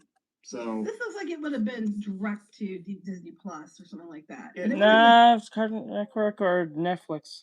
Series, I think, more than a movie. Yeah, and it looks like a YA graphic novel from like again from about 10 years ago, because it's all the tropes are there, all the whatever. Bean mouth. Let's talk about this before we get into it any further. Please subscribe for more pop culture news, views, and rants, guys. You get a woohoo if you do. I didn't know you watched them, This JR. is Neon. I am here with Geeky Sparkles. And this is Clownfish TV, the most despised podcast covering animation in the world, I think. Yeah, pretty much. Yeah, it's about a lot of people who don't know what the hell they're talking about. Yes. So when we started the channel years ago, do your thing, bro. We actually were talking a lot about animation and comics and having worked in and around and the whole thing. You know the drill. If you've been listening for any length of time, people on Reddit and Blue Sky don't like us because our opinions are very blunt. I took one look at the artwork. Usually accurate, right? I took one look at this, and I'm like, there's no way in hell they're going to make this a mainstream project. There's no way. Yeah, and people don't understand is the fact that Disney develops a lot of things. We never hear them hitting the table. That's how mad I am. Bam. No. Yes, that's usually the issue. We don't have most men. Oh, let's go. Let's go. The algorithm's doing its thing. The algorithm was doing its thing. Send me to the right people then. Yeah, you're not wrong, Mikey. Most men don't have an issue for a chick being a girl boss. It's just how the girl boss is created and why, and how they're placed in based on the IP it's in. Now, if it's something totally original, you can't really get mad at it. But then when it's something that is like obviously boy focused and was made for men and just for men, and then you push the female centric nonsense and then let's just be honest, the girl boss thing is just a literal Trojan horse for the actual real nonsense to go through. We're just using the woman, the feminist nonsense to really push in what really is underneath that problem. You know what I'm saying? Like, most men don't have a problem with a Ripley or a Laura Croft or a Samus or a Tifa. No one has a problem with this. The problem is when it's being forced, like you said, to a point where it's just so blunt and it's just so overt that you just like you can't ignore it. I think even normies at this point now can't ignore it now. They can't really say you're just seeing things.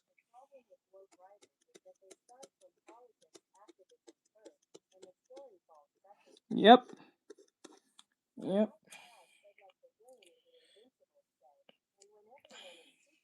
You know what is super correct? Like perfect example of this is the Flash show. Now I haven't watched really most of it or anything like that, but I have been told that majority, or I think it is actually a fact, that majority of all the side characters has superpowers.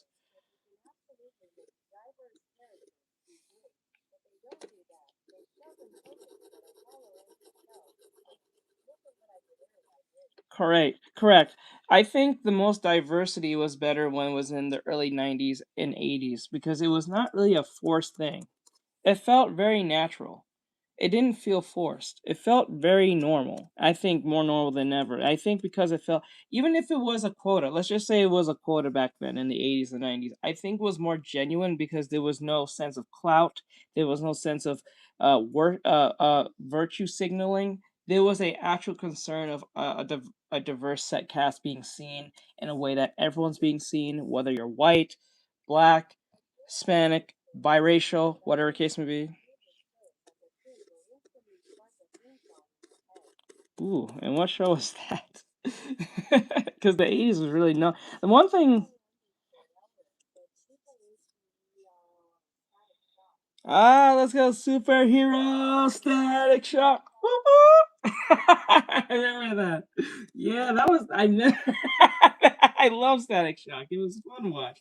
See, like shows was like that was real, and they knew how to handle topics in a way that didn't make you feel like there was like either bashing over the head over it or makes you feel stupid for like like especially the whole what do you call it, school shooting situation.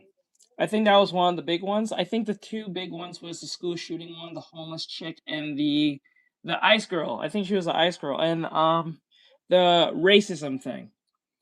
The racism thing between Richie and Virgil with the father of Richie. So it is what it is. Let me see. Hi, Mike. Okay, Almighty just realized how that sounded. We never hear a lot about them because they're usually just under wraps and they have teams. But this one had a bigger team. I think 50 people were working on this one. Yeah. And they develop things you never hear about. So, like I said, if it's suddenly coming out now, it was canceled in 2023. If it's coming out now, it's either because people have worked on it, leaked it somewhere, trying desperately, like, let's see if we can draw up attention and get it made. Didn't work for the Ben Solo movie. Or the media, someone in the media have heard about it. They're trying to make a mountain out of a molehill. But we hear there's so many things that are developed that never get past development stage.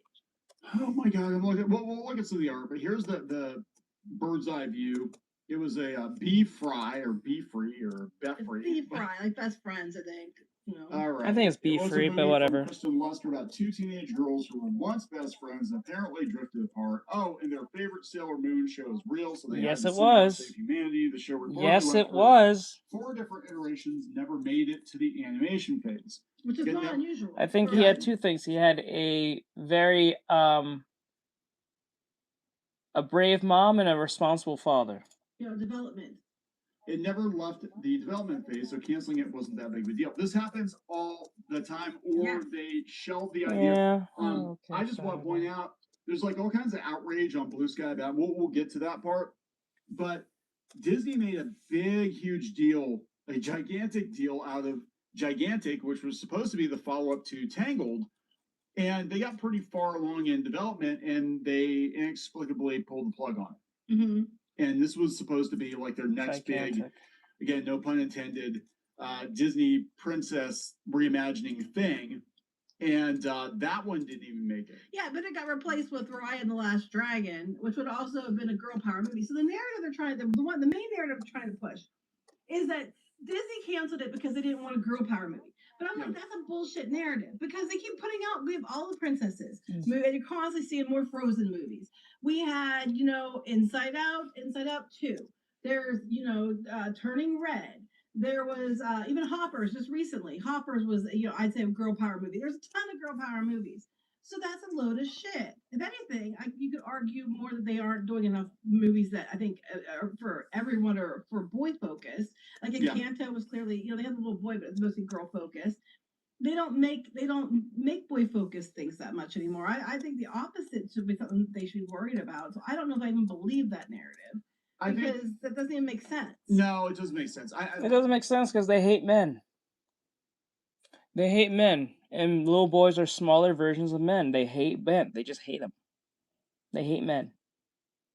And then some of those men, they give such self-hatred to those men. They believe that men should be killed off and everything on this, especially if they're white or you're a Christian male and you probably have blonde hair and blue eyes. So. Well, I'm telling you, I took one look at it and I'm like, this is the most Tumblr thing I've ever seen in my life. And, it's very Tumblr. And this is why I got canceled. Well, it was in production for several years before 2023, so around 2020 or so. That probably makes sense. For 2018, that was the magic year, 2017, 2018. But I'm looking at Gigantic again, and they bumped it for Ryan the Last Dragon. Gigantic probably would have been money in the bank. Tangled, but it was Jack and Beanstalk. But I'm telling you, I'm not trying to be that guy. But you know what? Fuck it. Everybody thinks we're that guy and that gal. So I will tell you what I think happened. They usually forget I exist, but yes. Yeah. Gigantic has a giant blonde woman in it and a white male protagonist. Ryan the Last Dragon was diverse and inclusive. Yeah, no, I agree. And that's what it is. That's what, this all, they're saying the reason that the B Fry got canceled was Lightyear.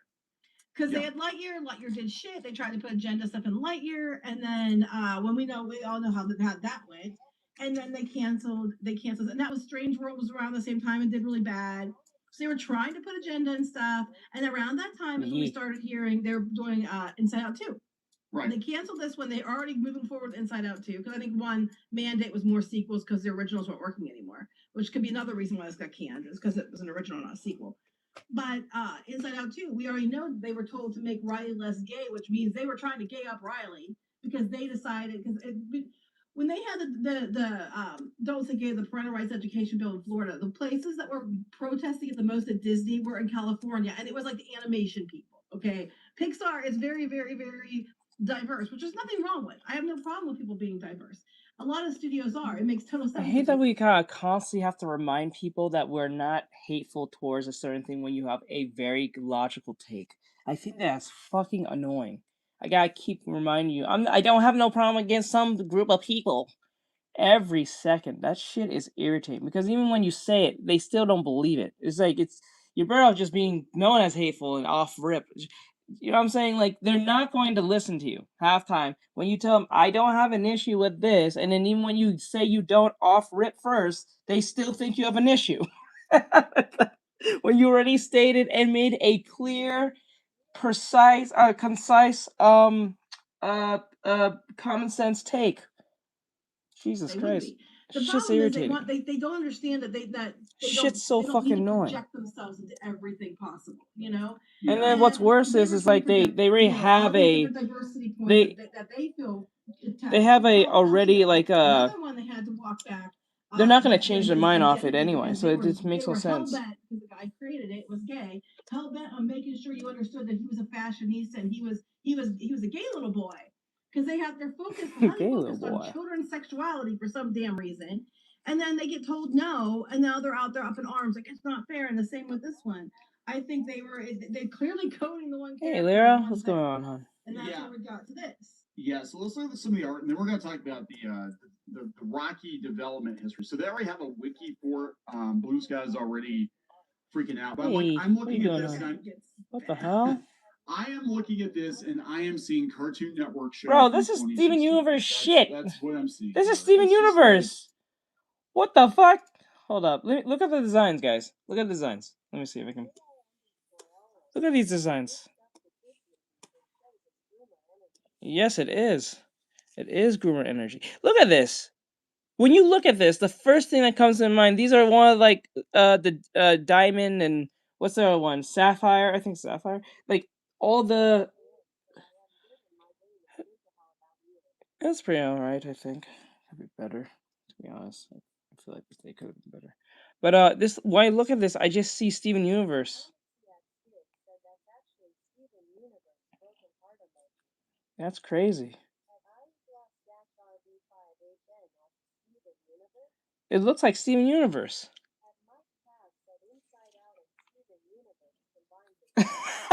Steven Universe and Inside Out combined.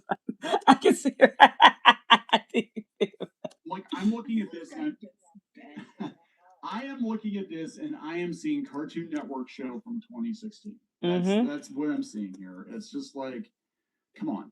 It feels like cartoon. It looks like a cartoon show, yeah, not a movie. This is like. Okay, look at that one character. What? Okay, the chubby girl's wearing donut leggings because she's fat. So, but like, there's everything about her. Like, she's got her rainbow jazz. Unless it was like the 1980s, and then the rainbows were everywhere. And then that's something I can think of. 80s, when rainbows were popular. It looks like, honestly, it looks like a dude. Yeah, it looks like a ma'am. Looks like a ma'am. Yeah, looks like a ma'am. It looks like a ma'am. Also looks like a ma'am. This big orange character. It just kind of looks like this character specifically looks like oh my god, who's that character as a villain in Steven Universe? She was like a metaphor for like domestic violence. What the fuck?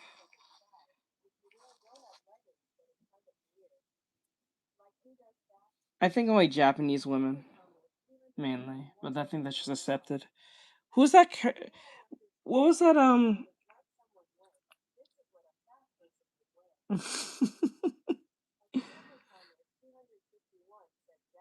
Jasper, that it is. There you go. That's the character. She was like a metaphor for like domestic violence or not on non-consensual situations or some shit. Because like she had that one moment when she took Lapis Lazuli and then she forced her to become a fusion, and that was like a metaphor for non-consent shit or something like that to that degree. A metaphor for that shit.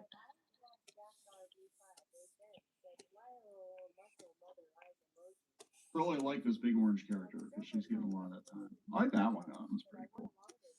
It's all Steven Universe or Lore Olympus coded. I'd say Steven Universe. Yeah. And we got Touch of series. Yep.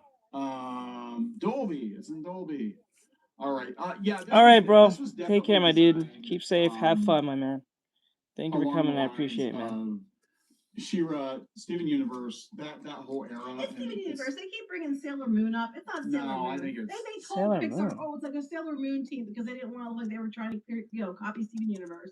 No, it's fucking Steven Universe. Because everybody knows. Here's the thing. Here's the thing with Steven Universe, and I've heard this from I'm not sure. Inside the animation industry, people who would have access to those numbers. I'm not sure, Steven Universe, they tried to make it out like it was this big, huge success. And it started out strong until people realized that this is just like a shipping show. This is all about feelings and being gay and being yourself and whatever. And it disguised as a kid show. People thought what they thought Steven Universe was. Well, I thought because I watched it first. So when it first came out, I didn't think it was that bad. But I thought it was basically like, what if we had the Sailor Scouts, but one of them was a boy, and that'd be kind of awkward and whatever. And that's basically what the premise was, because there's they're pulling a lot of things from a lot of different anime, and that's kind of what this is too. But then it just became like, let's just talk about feelings and sing and be gay together. Well, that's yeah, that's what I kind of thought too. I'm not gonna lie, I actually thought the same thing. I thought Steven Universe was just a magical girl trope that was flipped on its head with the idea of like this boy who has the power of his mother because, well, she's a gem and all that stuff, and then he has to figure out how to utilize her powers while helping these other warriors deal with the threat that comes with from their world and all that shit. I thought it was kind of like think of it this way, like I want to say Ben 10, but like the aliens, because they're aliens, but they have like the Sailor Moon-esque like music or like this cutesy kind of like art style type thing. I thought that's what it was, and has action kind of like the Powerpuff Girls kind of type shit. And then when it divulged into the whole agenda, I was like, okay, I get it now.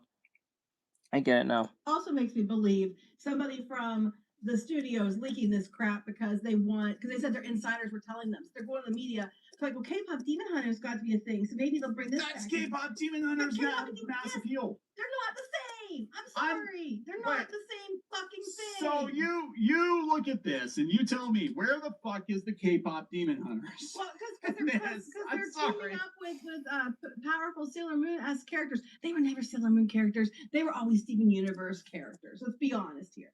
So they're I don't know, because they sing and they fight evil. I'm like, it's not the same thing as K-pop Demon Hunters. K-pop Demon Hunters is steeped a lot in like Korean culture, for one. No way they're the same. K-pop Demon Hunters have beautiful art. See, this is exactly what Monty was talking about. Monty said this very thing. The problem where Americans fuck off when it comes to the whole anime aesthetic or anime influence shit. The problem is not that, because the reason why a lot of Americans love anime is for two reasons, or probably three. The first reason is because of the aesthetic on the way it looks, right? And number two, the reason why you like it so much is because they have a lot of Japanese tropes that are very traditional. Very traditional-esque. And very straightforward in that regard. That's usually what it is. Like, look at Demon Slayer. Demon Slayer is not doing anything fucking it's not doing anything like new. It's not doing the story is nothing different of anything. The animation's amazing and the aesthetic looks great, but it's usually the tropes that are there. Like, it's really boy focused if you're really honest in it. It teaches boys to be a warrior, be powerful, be strong, X, Y, and Z, all that type of stuff. We don't tell that to young boys anymore. We don't.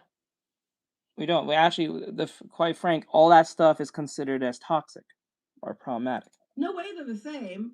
No, but we give that now to the female. The female does that now, and now because she has male tropes, therefore, that's supposed to be a powerful thing, which it doesn't, because majority of women are not like that. Appropriation, I guess. I don't know.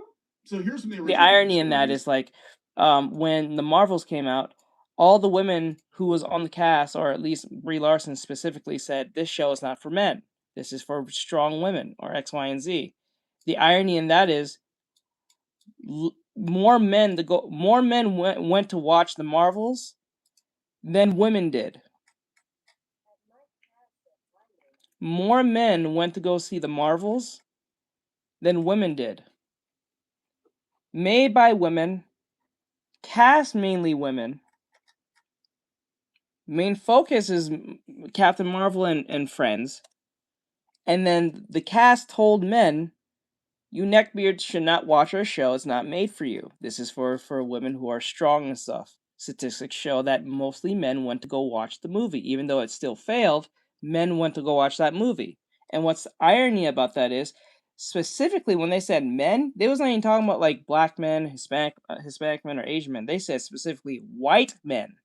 And guess who went to watch that more than all the demographic of men? White men. Not even white women, not black women, which is funny because it was actually directed by a black woman who had no experience of making no action movie. She made one documentary movie, which was funny. And then she didn't even watch the fucking movie that she made. She wanted to go to do her birthday party thing. She didn't even go watch watch the thing at the red carpet. She literally just wanted to go on her vacation to go on her birthday party. So that told you everything you needed to know. She knew that movie was a piece of shit. She knew it was a piece of shit. But she knew that she couldn't resist the bag, so she took the bag anyway. That's what happened. So they told white men not to watch the movie. White men went to watch the movie. The movie still failed, but more white men went to go watch that movie than any other demographic of men. So that tells you everything you need to know. It said one former Pixar employee who worked on Beat. Yeah, they're all coming out trying to get it made. and asked to remain anonymous, tells the And the irony is they'll never thank those specific white men for watching their movie, even though they told them not to watch it. A project that was canceled 2.5 to 3 years ago. The timing is suspect. Yeah, tells the Very Hollywood ungrateful. Reporter that the project went through 4 iterations after various sets of notes from higher-ups and would have been ready for the animation stage when Disney opted to pull the plug. A rough version of selected scenes from the film has made the rounds on social media and hints at the girls' tension before a later sequence shows them in the car as an angry demon gives chase. Okay, so wait, I didn't see these clips, but did they just get leaked? They get leaked at the same Actually, time? quite frank, I believe there's more. I gotta be honest with you. I believe that more women went to go see, Thor: Love and Thunder than they ever did to go watch fucking Marvels. I believe, right? If I had to literally guess, I'm gonna have to go look that up. I'm pretty sure more women.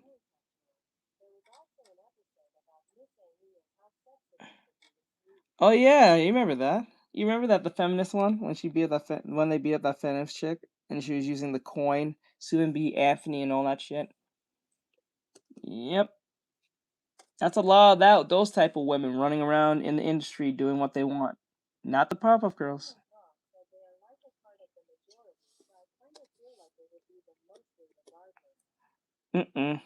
Well, yeah, but then again, I would say most of them went to go see the Thor: Love and Thunder movie because they get to see what's his name? Chris what's his name? The dude who plays Thor. He was actually naked for like what, a whole minute on screen, even in the trailer. So that made a lot of women go see that. No women wanted to go watch fucking Marvels when they have 3 boss women, all girl boss women of all different diverse races and shit.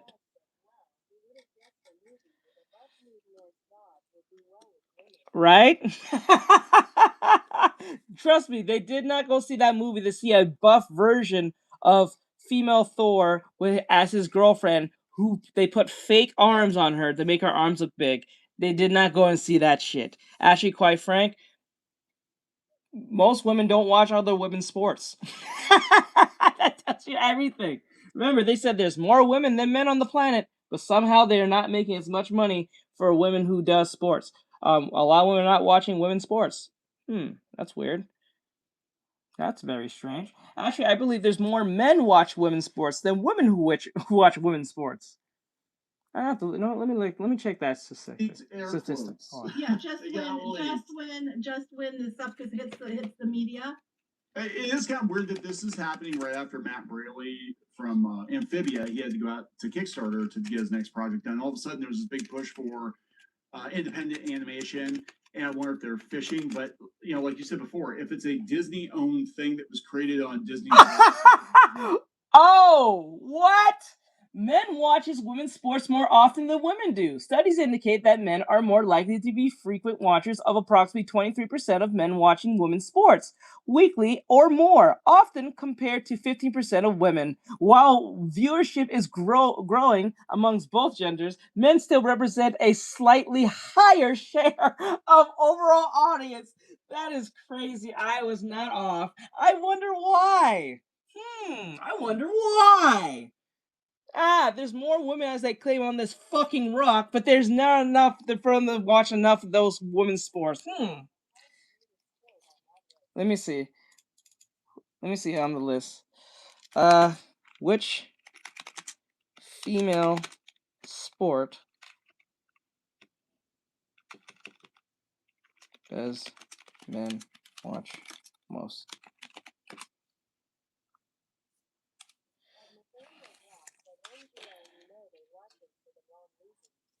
Let me see.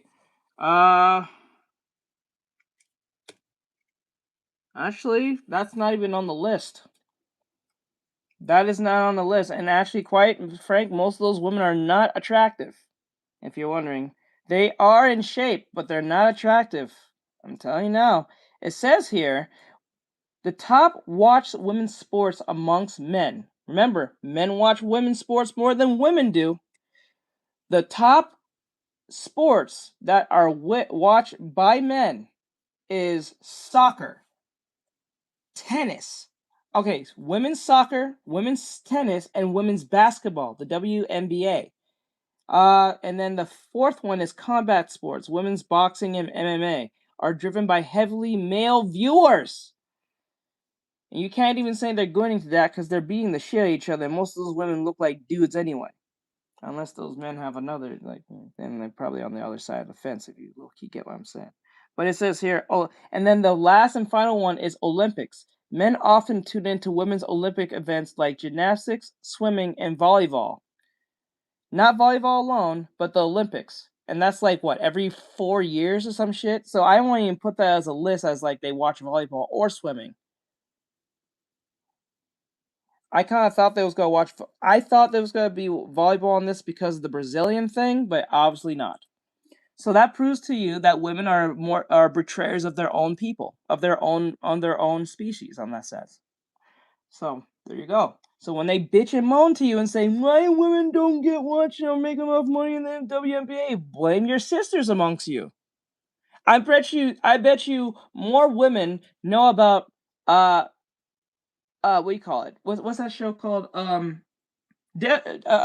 Housewives, the Housewives series of Atlanta and all that stuff of women who fucked men who are athletes or rappers, but mainly athletes. They know those men based on the women that they know who fuck those men, have children by those men, than actually knowing the women who do the sports in those sports.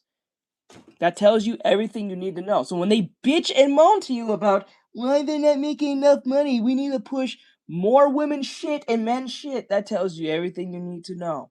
No one's watching that shit. That's why. Men watch that shit. This is the same thing with the whole Marvels thing. White men went to go watch the Marvels more than every other demographic of man. And then they even told them before the movies came out, with the trailers coming out, saying, do not watch our movies. We don't need no white men watching our movies. It is not made for you. Brie Larson said that, quote unquote. That's crazy. The movie still failed, but guess who watched the most? Not white women, not Pakistani women, not black women. Which is weird because it was directed by a black woman who didn't even watch the fucking movie herself. That's crazy. Money, it's not the same thing as you having a graphic novel. Hey, what's up, taking Elizabeth? it to What's Disney going on? and having them adapt it, that you still own the rights. Well, that's what they don't understand that. They're all They're going betrayers nuts of their on own some cause, like most stuff cases. they're going on about. Well, they can just shop it around. I'm like, they can't. Disney owns it. Disney owns Pixar. They own it. It's not like we don't. We can speak to having something option. You have something option, and after they decide to release it, you get it back. If they didn't make it, you get it back. There's a difference. It's not the same thing. These people don't have any concept of how IP stuff works, clearly. But like, I guess because the demon's chasing them and they show up to fight the demon, that means that it's like K-pop demon hunters. Well, the whole thing with Sailor Moon and the demons, that was a Japanese culture thing. It's like an Asian culture thing. Oh yeah, this is the thing. Like, this is the problem where Americans fall in love with the idea of anime. They first think they're doing an anime because they're doing the aesthetic of the look, but what makes them stay is because they have Japanese tropes. That's usually what it is, or Asian tropes.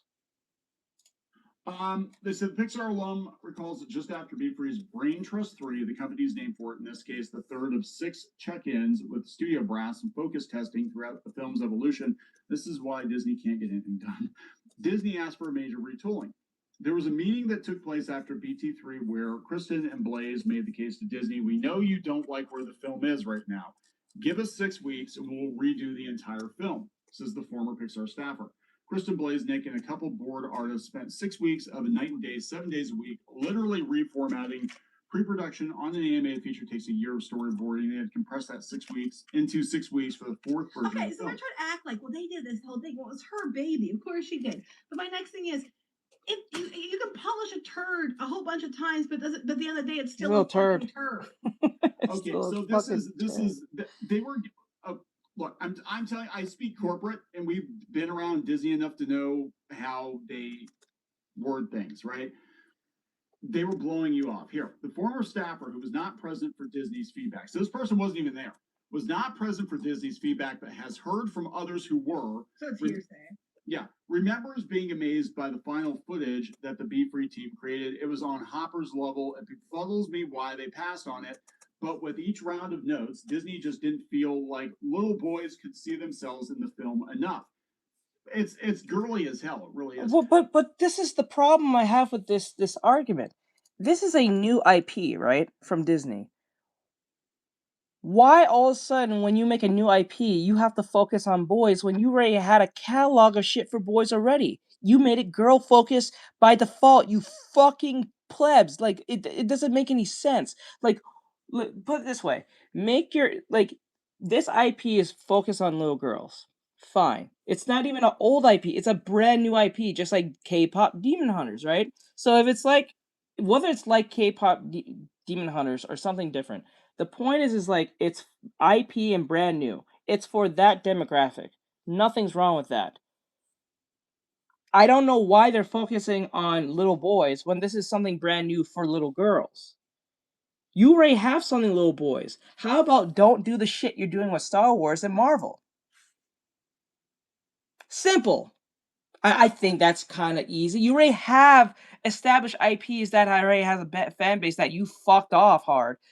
How about go back to basics and go back to what was what worked mainly for little boys? It was already boy focused. You had two boy focused shit and try to make it into woman shit. Now you take an IP that's for girls and then try and make it for little boys too. The fuck? Like, what sense does that make? That is dumb. This is stupid. So whether it's like Steven Universe, K-pop, Demon Hunters, or what you want to call it, make the movie, give it to little girls, let them have their fun. But don't be focused on little boys on it. I don't think it makes any sense because it's not for them. It was for specifically little girls. I think that makes more sense. Why are you focused on boys? When you know it was girl focused in the whole time. Like, what the hell? That's just weird. Basically, Disney reps were like, we can't have a girl power movie. Pixar's recent titles centering on female leads include the blockbuster Inside Out 2. Reporter thinks it's bullshit too. Yep, and Turning Red. This decision to stop progress on Be Free came. No, but there's a reason. But this is the thing. Trying to be focused on both genders is difficult because now once you bring in the trans individual, the problem with this is now if you make one for if you focus on like girls, it's gonna somehow be about for either girls or LGBT. If you make something for boys, it's a problem because it's masculine and it's probably what's the right word? It's toxic or some stupid shit. But if you make it for everyone, not only no one's going to enjoy it, it's going to be so obtuse to the point you don't know what it's made for anyone. This is why making something for a specific gender is better, or at least a specific demographic is better. At least you know what your target audience wants. If you make it for everyone, you made nothing for anyone. This is why a lot of people love anime because anime has a specific type of let's use shonen. Shonen is mostly boy focused, right? Action, boy focused, superhero type shit. That's usually what it is. They got shoujo. That's usually for girls, romance and all that shit. You know what I'm saying? They have specific things and that works for those people.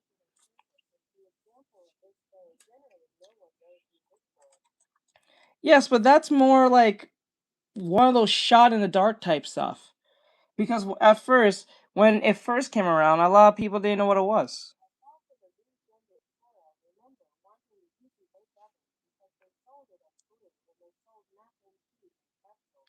Well, that's really boy focused, I guess. Mac and cheese, pretzels. 2023. Yep.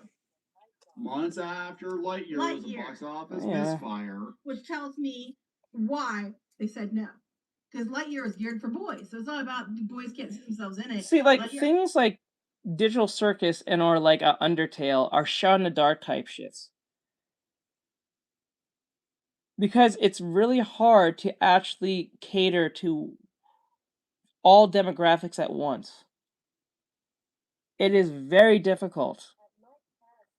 This is exactly why someone like Venture from Overwatch don't get a lot of skins. If you know who that character is, I refer to that character as a Steven Universe character. The reason why Venture doesn't get half the skins as much as like a Kirito is because of Venture's orientation. You can't dress Venture too girly or too masculine, and because if you dress him too masculine, you're ignoring something.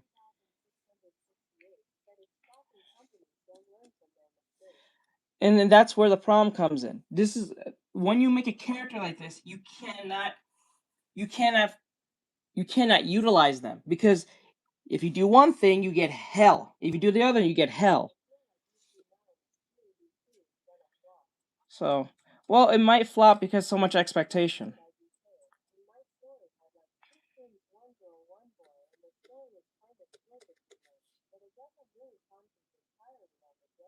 Yeah, but they're twins. The focus is not really the gender; it's because they're twins. See, twins have an identity amongst themselves, whether separate, because they're twins, right? Twins are usually clustered as one, whether they look the same or they're fraternal twins. So it's not like it's mainly on the boy or even the girl. It's on both of them. So their identity is based on their twinship. It's not really on them. That's what happens when you write twins. So I think layers for everybody, basically. But my point is, because it's odd to write one twin to be the main character when they're both twins. Very odd. They're trying to blow you off. They just what makes that twin just any more important than the other twin when they both went through the same type of shit all the time? And they were trying to, because they know you're all back then. You're talking like, you're going to go to the media. Unless it's like a good and evil type thing. One goes evil, one goes good, or some shit. Anti-whatever. I don't think Disney cares now. But they were worried. No, they don't have to be. They were probably That's the thing about twins. They don't have to be. So yeah, just the fact that they're born at the same time makes them twins. After Lightyear was a box office misfire, they started to look at their movies. They were stripping away the queer coding, characterization, and Elio, basically trying to salvage Elio. Elio apparently Inside Out too. They were trying to shove stuff in there with Riley. And the what was the other one? The eyes are too spaced. Oh, Win or Lose. Yeah, I mentioned that too in my article, and that's what the art kind of reminds me of, actually. But it said shortly after these internal decisions, Pete Docter spurred public debate when he noted in a 2024 interview the studio should make the most relatable films possible. Yeah.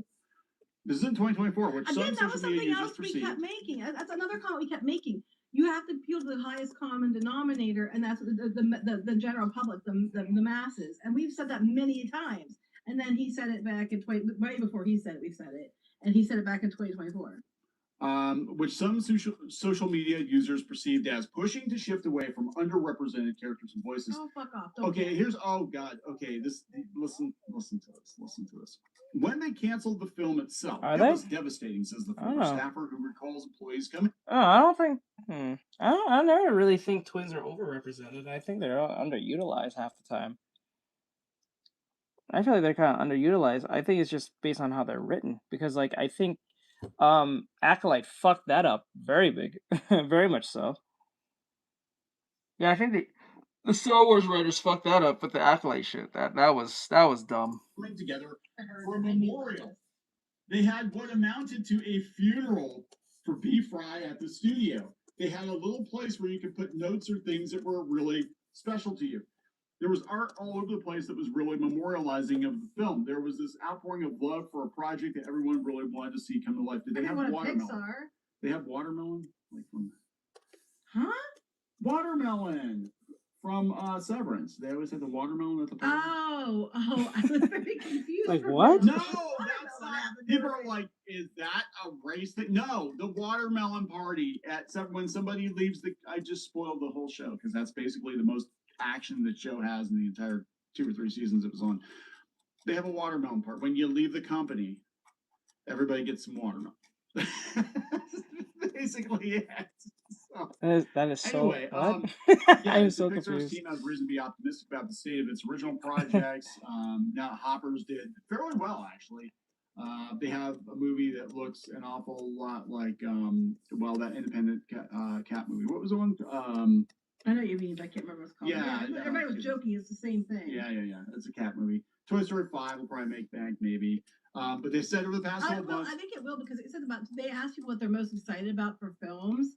And Toy Story 5 is one of the, and survey is like 500 people, but still, Toy Story 5 was number one. Look, and they're like, oh yeah, K-pop Demon Hunters made a bunch of money, and that one I didn't think was gonna be. And they're like, it's just.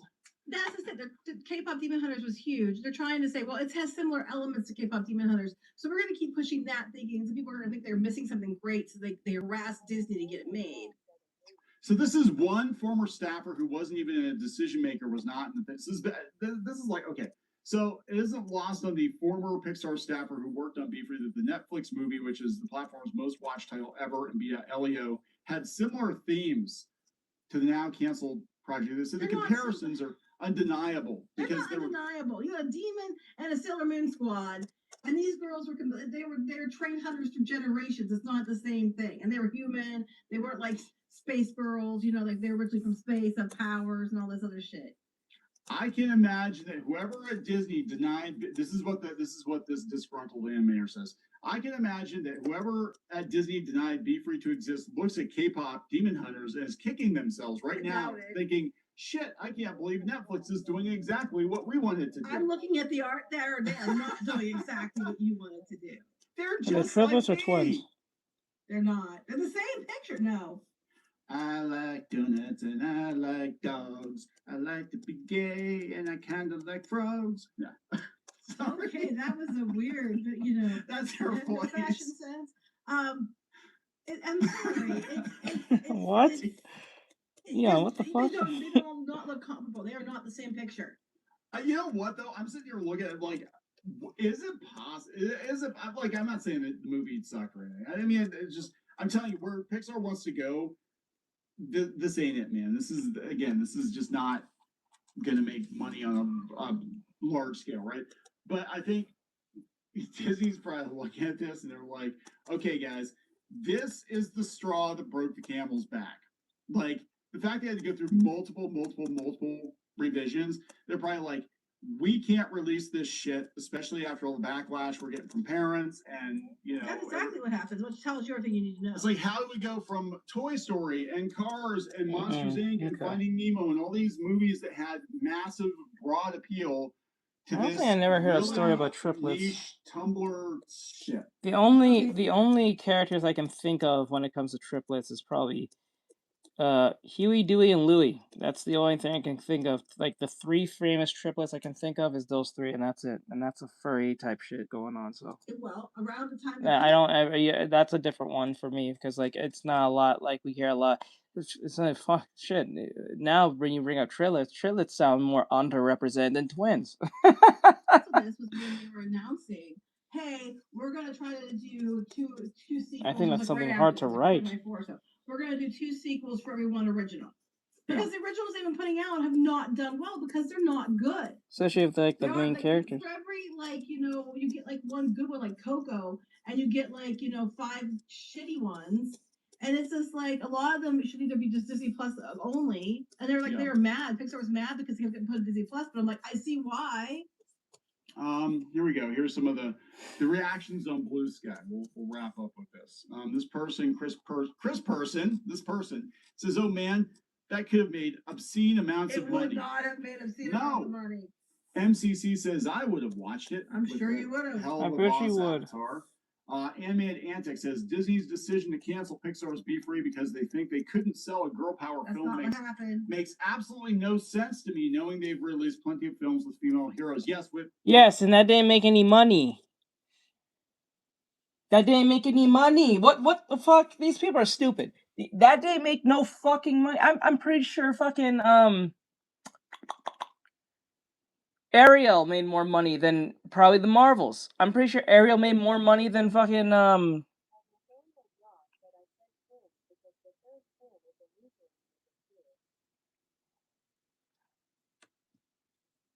don't know, but then again, there's still triplets. You just didn't put no much focus on the third one for whatever reason. So triplets, unless that's supposed to be some type of like big reveal that there's a third twin, and that's one thing, I guess. Fraud appeal. Right, that makes no sense because Just that's found an out of a excuse. third one.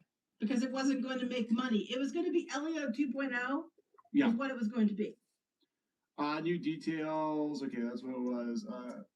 God, Be Free is the most perfect name for this.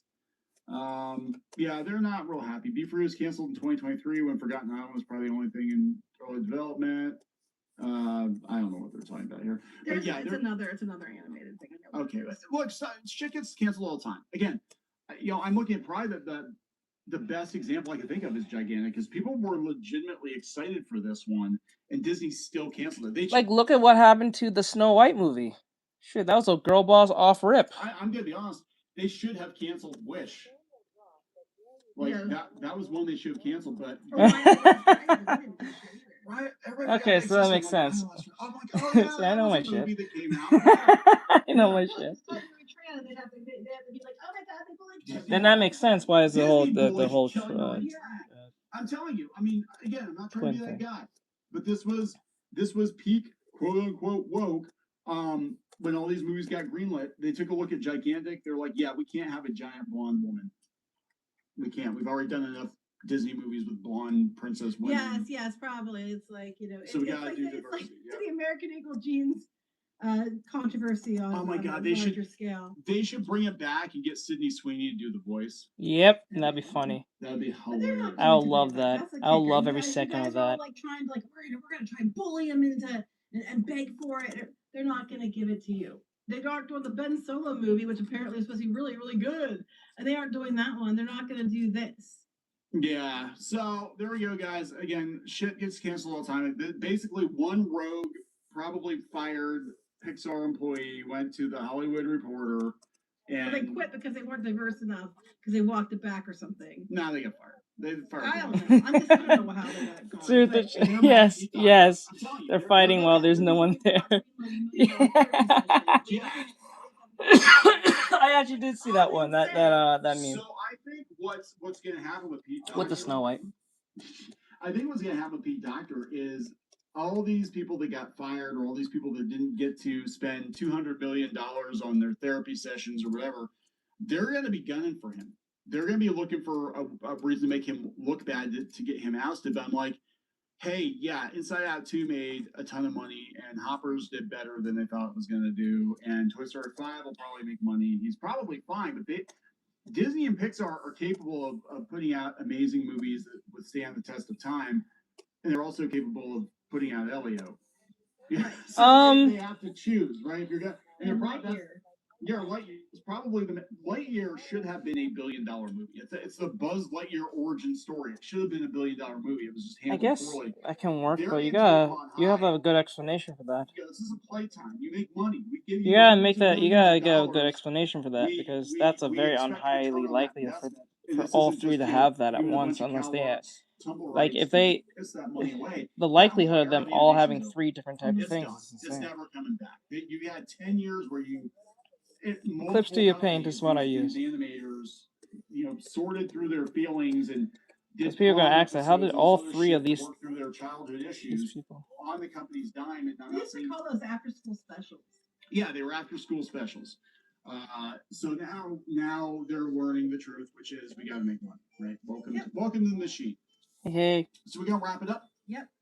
Please subscribe for more pop culture news, views, and rants. We'll talk later. Bye. No problem. Guys, just to let you know, we're gonna play the scary game at 7 o'clock. It's 6:08, so I was gonna start at 6, but I think we're having too much fun doing these little mini reactions. So.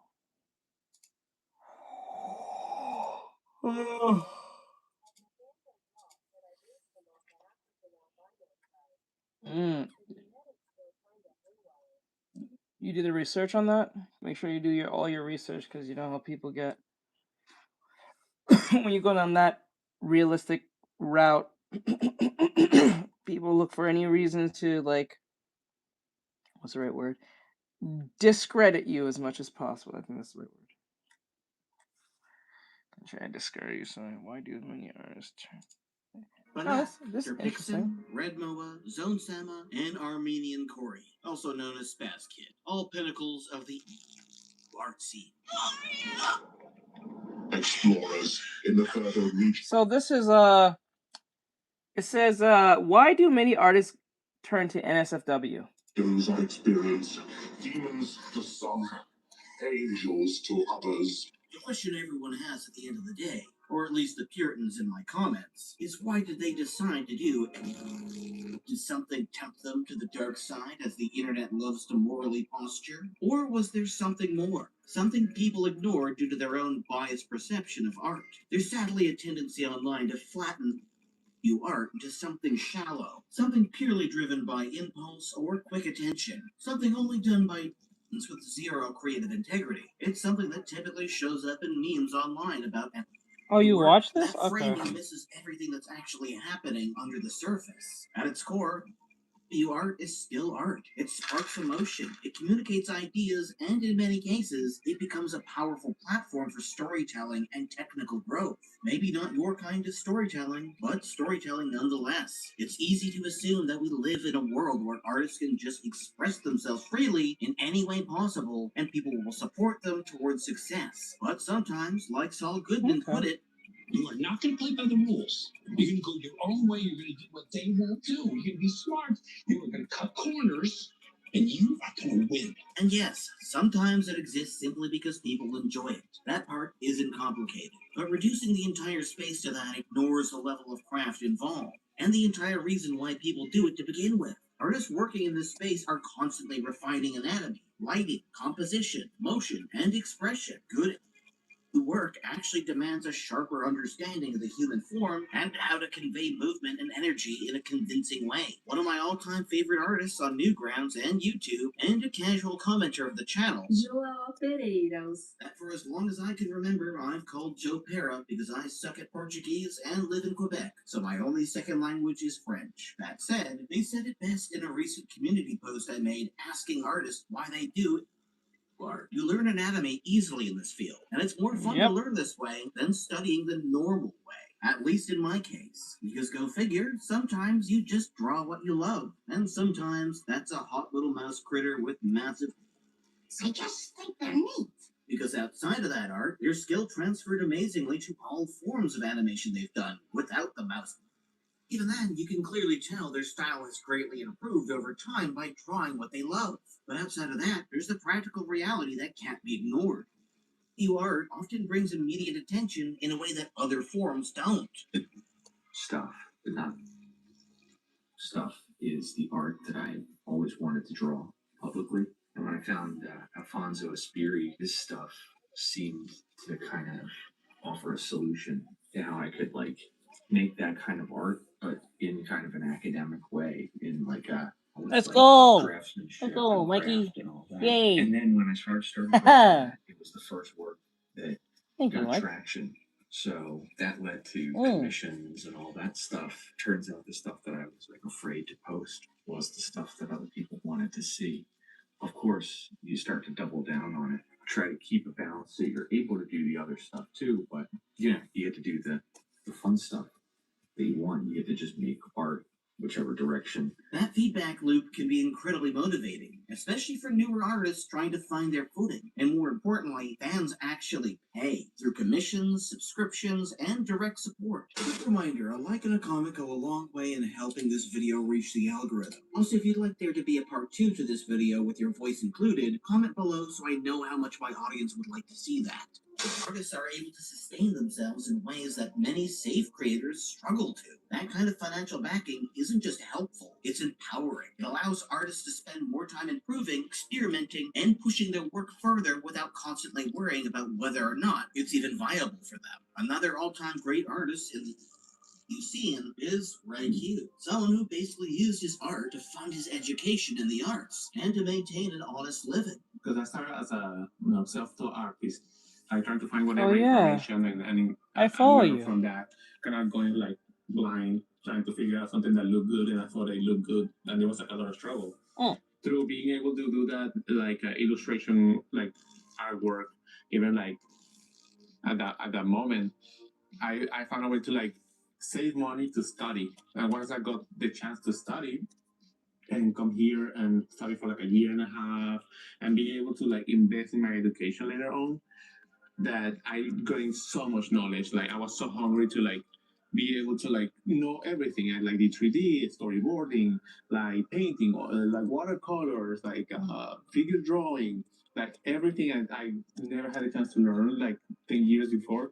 I just put all my time and energy to do that. And while not entirely the same, they are both still independent creators. As actor Pixen, you can see exactly how powerful that pipeline can be. These are artists who didn't necessarily come up through traditional studio systems. Instead, they built their skills through consistent output, often releasing animations directly to supporters. Over time, that repetition sharpened their senses of timing, motion, and visual storytelling. They learned by doing over and over again, until their work reached a level that stands alongside industry production standards, to a point at which Balak has even bridged his way to more traditional animation work in the US. All because, while yes, Balak is in fact a man of culture, through his art he was able to evoke emotions in his viewers. Emotions he could continue even into his safer work art like Superman. I'm actually super happy with the Superman opening, because when we added little things here and there at the animation stage, that the wink that Superman does at the beginning, like I really wanted people to feel the little. Oh, it worked. And this is a common thread for most of these artists. But at the end of the day, for me, it's not about like shock value. I think I just want to just learn how to draw in a way that actually sticks. Exploring expressions, Well, that's why they constantly have output, because they have to keep trying and keep learning. That's why NSFWs tend to be very accessible to most people. It's just people who don't want, people who tries to be pure of heart all damn day don't realize how you're going to go down a treacherous road of long years of like wasting time just to say I don't draw NSFW. I draw suggestive art. I don't draw NSFW, but it's like it's kind of more of a best of both worlds. It's not overtly sexual, but it is at least showing the femininity of the individual. So it's not like, I don't want to really draw NSFW. I find that not all that boring, but it does help with anatomy. For you to draw NSFW, you need to have good understanding of anatomy, even if you're being stylized with it. That's at least the good thing about NSFW.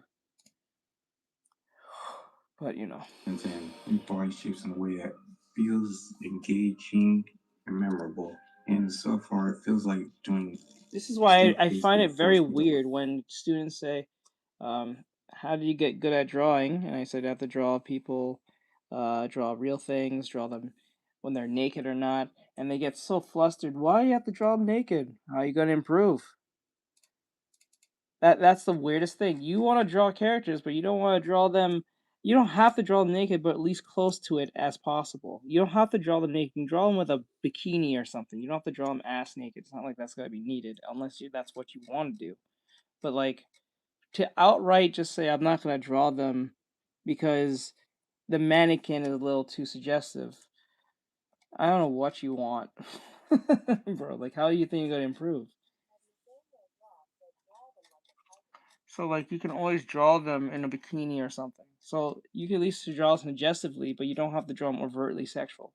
Like, it's the focus on the femininity at max than it being sexual at most.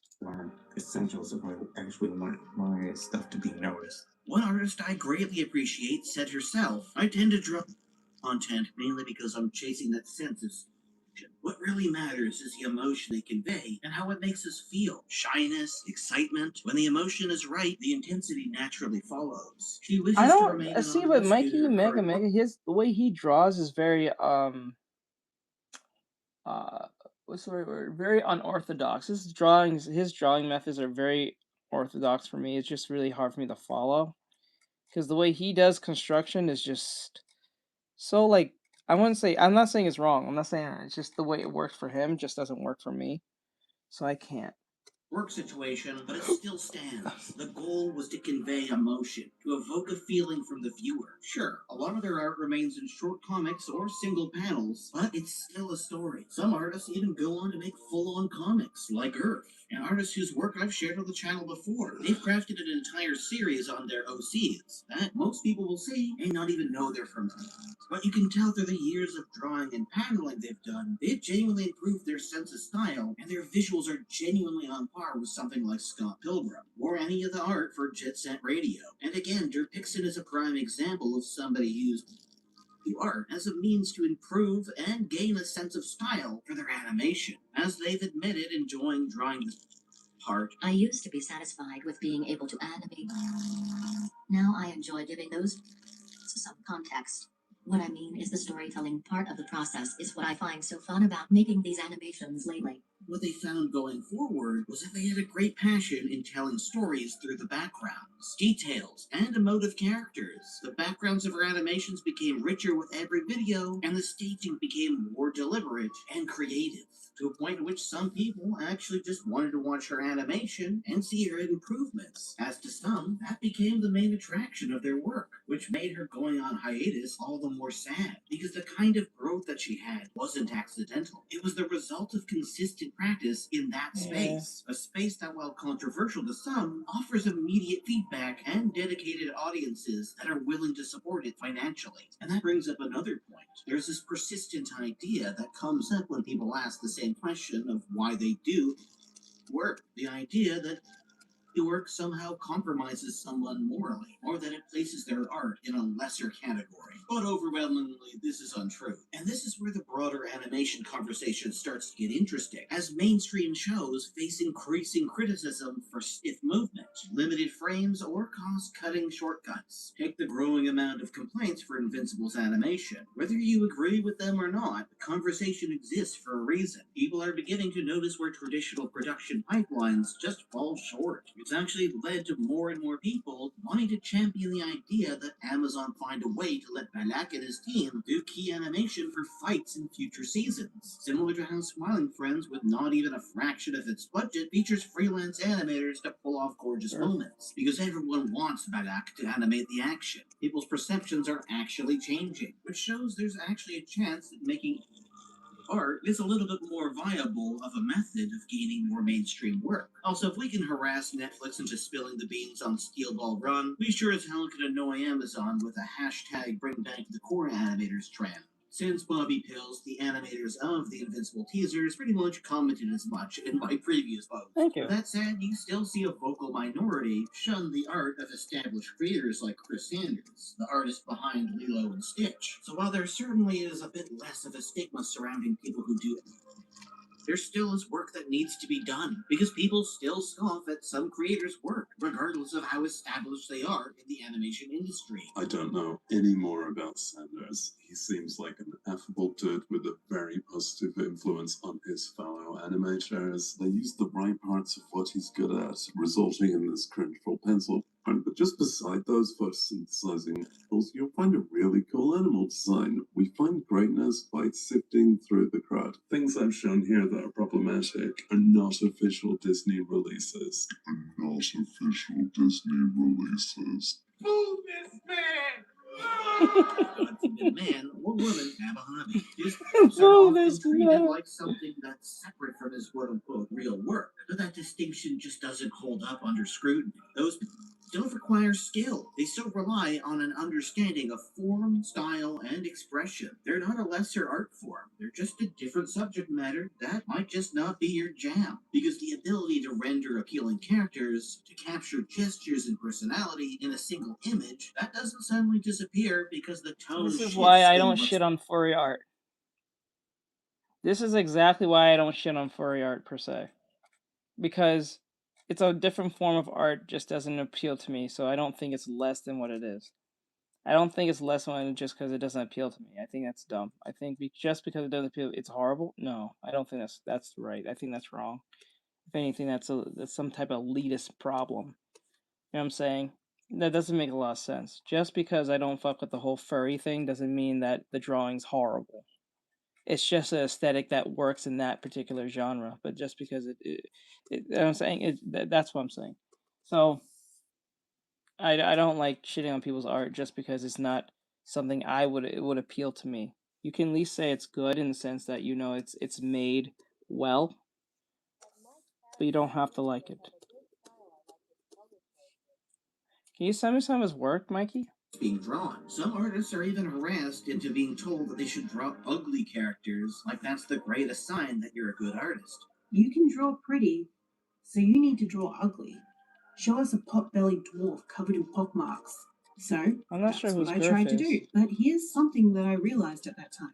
Well, it's definitely a good skill to have to be able to draw different things, and there will always be places where you need to have fat dwarves, old hags, and rotting zombies. These are not the things that I have ever needed to draw in years since. I like drawing pretty.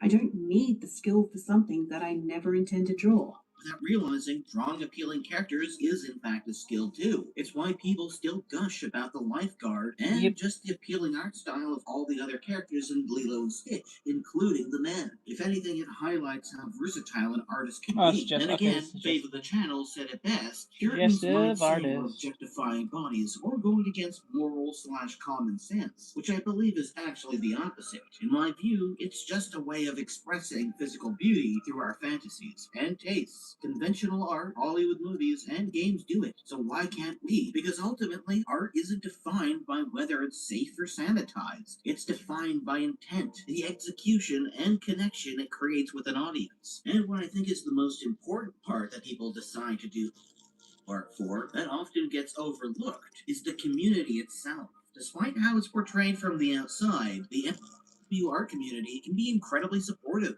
Many of them share advice, promote each other's work, and genuinely celebrate improvement. There's a shared understanding of the challenges involved, both creatively and professionally, and that creates a space where people push each other forward. I think what surprised me the most were the people in these works. A lot of the work artists I've met thus far have been pretty chill and more grounded than I expected, considering the type of stuff we usually draw. I swear, as somebody who started following them more on Instagram, every time I follow an artist just out of the spur of the moment, I end up finding 20 other artists that have also followed them. That is how tight-knit this community is. It's insane. And besides fellow artists, as I mentioned before, there's also a financial end to it. Fans show up consistently. They pay for commissions without a second thought and tip well, and typically stick around. Yeah, they tip very well. Very, very well. Kind of loyalty gives artists stability, and in turn, that stability leads to better work. It's a direct pipeline between passion and financial stability, something that a lot of other creative fields struggle to maintain. So when people produce artist as something disposable, or to treat the artist as if they've taken some kind of lesser path, they're missing the bigger picture. This is a space where people learn, experiment, and build real skills. It's a space where careers can start, where styles can be developed, and where the artists figure out what they actually want to say with their art. Even if they don't choose to work with a big company like Disney or Sony, the community is always there for them. So why do people make view art? Well, there's a lot of reasons, but at its core, for the ones who stick with it, it's simple. It keeps them creating, it gives them a reason to improve. Yeah, Durf. I hear the word Durf, like Durf from iCarly. Guys. I'll see you next Durf week. Teen. And again, a quick shout out to both Mechanical Snow and Travis Mayer for reaching out and sharing their reasons for creating 6 and 5. art. There are plenty of others who wanted to be included, but their submissions came in late during the editing process, and at that point, trying to fit them into the video already required an insane amount of censorship, so it just wasn't realistic. That said, let me know in the comments if you'd be interested in a part 2. That way, I can fit in more people, and I can highlight more voices with smaller indie focus. And hey, we're almost at 20k subs, so be sure to sub if you haven't already. Take it easy, guys.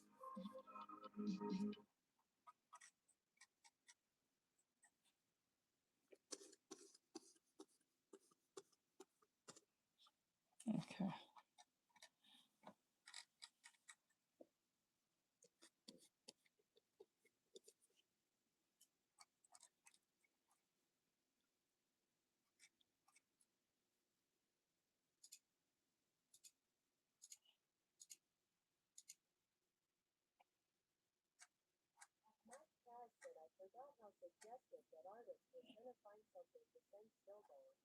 That's all right. That's fine. Oh man.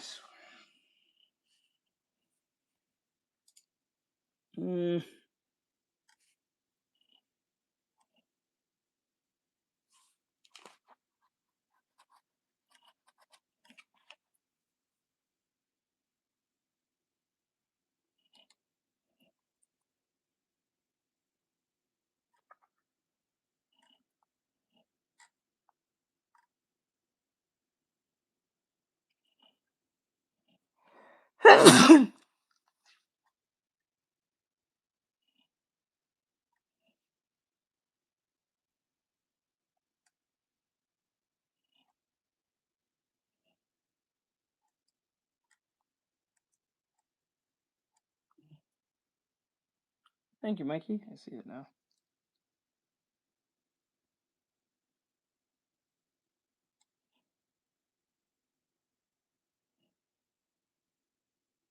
What is this? Artists must become influencers like everyone else. I don't think they should, but I think they have to be. Influencers have replaced everything. Being an actor or a musician or a writer is just treating your work as fodder for sponsored social media posts and brand deals. As a writer who has had to pivot to being a short video influencer on Reels and TikTok and elsewhere, I can tell you that this is actually much weirder than you think. Facts. There is a reason why even Tim... Facts. Just facts. It doesn't really matter what you do. You could be, in my case, manga artist or whatever it is. Honestly, almost any job now. If you want to explore and hopefully, in your case, maybe find some kind of success online, you can kind of pivot or in some way kind of be whatever you are / influencer and kind of elevate. All of a sudden, you are this person that does one thing, but you're also this videographer, marketer, like super entrepreneur that has to think about all these things and predict algorithms and all of that. So it's no different for any kind of artist, really, whether you're a comic artist, just illustrations, animator, music, you name it. Everybody's trying to kind of figure out a way to break out and make a living doing what they love to do. In this era, this digital age, you're also an influencer, almost whether you like it or not. Thank you. Now, in some cases, you can avoid it altogether, but you're putting yourself at a massive disadvantage. And the economy ain't waiting for nobody. You know what I'm saying? So you gotta get it how you do. Like, for instance, I don't know if you guys have seen those videos of the guy who kind of mows the lawn. Like, literally, that's like a laborious job, but he records it and has this twist that's kind of wholesome and helping families and homes, doing a little bit of maintenance, right, for free. You get to see the reaction at the end of it. It's also kind of ASMR-ish or satisfying to see the building or all the grass and trees and all of that go from one state to the end, and you're fascinated by it a little bit, and you're just watching. And now I'm sure that is probably 10x, 100x, whatever business he has going on, and then you have brands and businesses that have the machinery to mow the lawns, probably reaching out to him and doing brand deals. It's like, hey, use our products and yada, yada, yada, yada. It started as this simple thing of just mowing the lawns for free. Obviously, he's benefiting from it on the other end. I think I know what he's talking about. Benefiting from it in the sense that they get a makeover, pretty much Pimp My Ride. And he's just kind of created a show while still doing what he does. I don't know if he absolutely loves what he does, but maybe he does. And if he does love what he's doing, he's kind of 10x'd it by also being this influencer. And it's not the kind of creative job one might think of when you think of creative jobs like music, art, and all that. But he's made it work. Regardless of what profession you're in, you have that option of trying to kind of not necessarily even pivot, but add on this influencer tag to what you're already doing and just kind of multiplying it in great ways. Manga, creating comics, creating anything, right, is no different. And if you're in this age where you're competing with literally everybody and AI, like you're not just competing with other artists, you're competing with comedians, you're competing with OnlyFans girls, you're competing with businesses, TV, sports, everything streaming. In order to give yourself the best chance where everything is now becoming digital, you kind of have to do some of this stuff. And it's weird because, you know, back in the day, you didn't necessarily have to, but it has its pros and cons because then back in the day, you had all these levers, gatekeepers, and all these bars and barriers in front of you that these businesses and industries had that would prevent you from easily breaking into, say, in this case, the comic book industry, or you having to do things a certain way. The internet, as this digital age, is kind of giving you a little bit of a freedom boost. You can get creative on how you break in. There's a little bit of luck to it as well, but your destiny is a lot more in your hand, which is what I saw very early on. Hence why I hopped on YouTube, because I felt like I can do what I want to do, learn what I'm trying to achieve. Thank you for the from other follow. creators doing similar things, while also building a community, giving back to the community with all the tutorials that I've been doing over the years. And then hopefully people like my stuff, they like me, they like whatever I'm doing and the value that I'm providing. And hopefully they show support. And on top of that, just give a chance to the product that I'm trying to create, hence Apple Black, and those who have, a huge portion of them, thankfully, in my case, have become fans and supporters of it and, you know, bought volume 1 to 5. And so doing comics and manga and just kind of tying it into that influencer tag and finding creative ways. I wouldn't even say I've fully figured it out. I feel like there's still a lot of room to grow. Things have actually even become a whole lot more difficult because you're competing with AI. You're competing with everything out there for people's attention, essentially. And in order to give yourself the best chance, you have no choice. In this case, this guy's a writer. I was starting to watch this video on Instagram, and I just thought it would be an interesting thing to share with you guys. And I'm sure a lot of you are thinking about it, like, what does it take to become an artist or really do valuable stuff or really like do what you want to do in your way, make a living in this era? And I think you kind of have to wear a lot of hats. Like, and the content you're creating actually has to be good, and you have to kind of be lucky because, like I said, back in the day, you had those levers being the industries, the glass ceilings and the barriers, the gatekeepers. Now the gatekeepers are just big tech and the algorithm and trying to figure out what they want and trying to find a way to adapt and evolve to still be you and do what you want to do, but find ways to grow within this habitat. Actors are no different. Movies, they find creative ways to market. You. One of the hats is you being a marketer now. Chalamet is spamming your feeds with viral little short to promote his movie. Video moments. Even at his level, this is required if you want to have any chance at all. Yes, there are a select few musicians and writers and actors and other creators who don't have to do it because they have some other method that is invisible to you. Much of the way that you've never seen an ad for mug root beer, but you have seen it in restaurants and in stores. The number of creators out there who are the equivalent of mug root beer, where they get their stuff on the shelves without having to go out and push it, is very, very, very small. Everybody else has to get out and hustle in a very public-facing way, and these days that means doing it in short-form video. If Timothée Chalamet has to spend every single day with his team trying to think of ways to get engagement for that day, why would I be spared? Does something happen? Again, there's always going to be outliers. There's some people that it doesn't matter what they do, they don't have to work that hard for whatever reason. They're favored by whatever lever, barrier, whatever. Sometimes you're just lucky, right? I would even say to some degree, some of the W's that I've gotten have come with luck. Now you have to prepare yourself for luck when it comes. You have to be consistent. You actually have to put out the good content. If the content wasn't good, even if it was shown to a certain amount of people, that's not going to do anything if they see it and they don't like what they see. So you still have to be good at what you do. There is an element of luck, but there are some people who are luckier than others, or there are some people who are, maybe it's not even luck, they're so talented, or what they provide is so niche or so unique that you can only get from them. Like imagine if I had a talking cat, like a cat that could literally talk, not AI, a real cat that could speak English. If I made a YouTube channel, that's it, it's a wrap. Everything is just going to be easy. You know what I mean? So some people who, maybe that's an extreme example, but people who have the equivalent of that based off of whatever their profession is, it'll be a little bit easier for them to kind of do whatever they want to do. But that's the minority.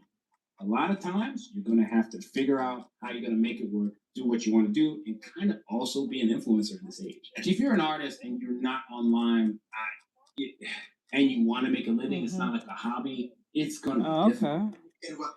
I'm not going to say that this is the hardest job I've ever Was had. this I will made say or was that this it is bought? by far the weirdest, and it's the one that is by far the hardest on my mental health.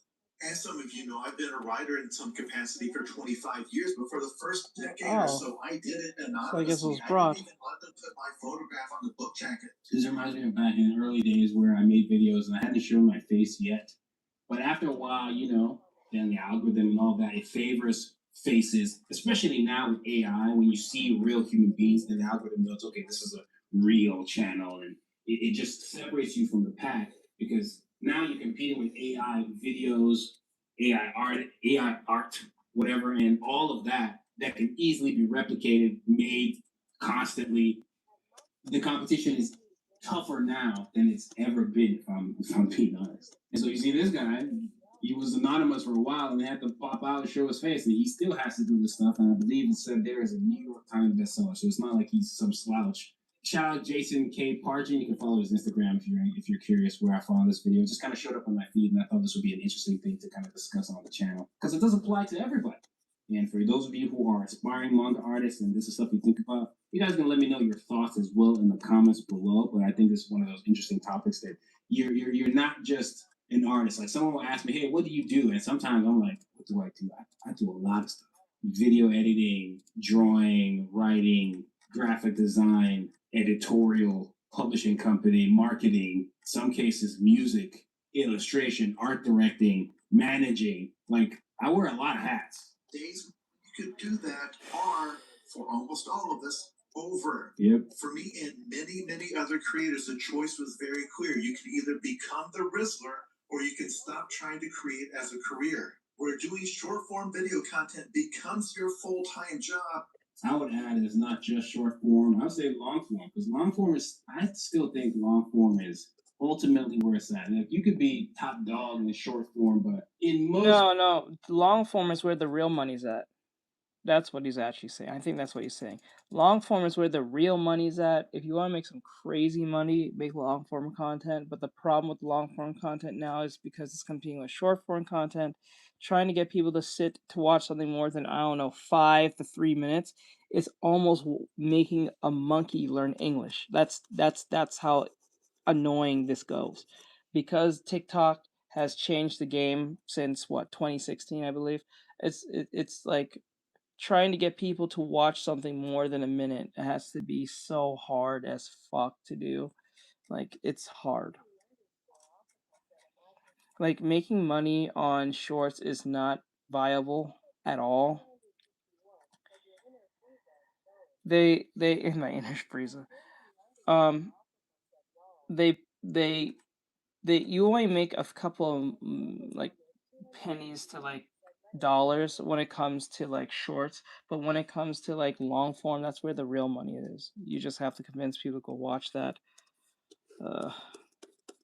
Or you can build a course, but then again, that's another thing. cases, again, except for like the tippy top, like what you provide is so unique to you, it can't get anywhere else, and they want to come back. Nope, every I'm going time. by the They're not reference. relying on the algorithm showing you to them. Those guys can get away with a lot of stuff, even at long form. But I still think long form is where you want to be, especially if you want to earn a lot more money. Like you could do short form there it content, is. get 100 million views, and it's not really going to even give you that much. In order to support the thing you really want to do. So right now for me, I'm going it is based on 80 the to thing. 85% this and 15 to 20% writing the books. I would like to make more content. I'm trying to figure out what the percentage would be for me. I've been doing a lot more drawing and not so much content. I'm still trying to figure stuff out.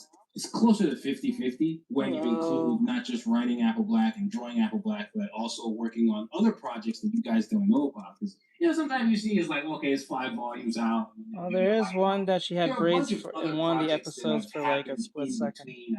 Or at least pigtail braids. A bunch of other projects that have just not been released, more commission-based. That might pull me away a little bit. So there's been a lot of stuff happening, like the video game for Saturday AM, Battle Manga. That's also one of them. So it's like a bunch of things that are happening. If I put that all into like one category versus the influencer stuff, it's closer to 50-50. It's not It's not as much. Honestly, I would like to do more social media stuff because then I'll be able to promote the manga more and do a bunch of other things. So it's part of the reason why I'm in the last video I saw considering Kickstarter. The Kickstarter is going to help with marketing. So that's also me thinking. Right, Fern into our head, or I think that lady, I don't remember. I think it was either Fern or the lady. Comic creator or that one lady that helped.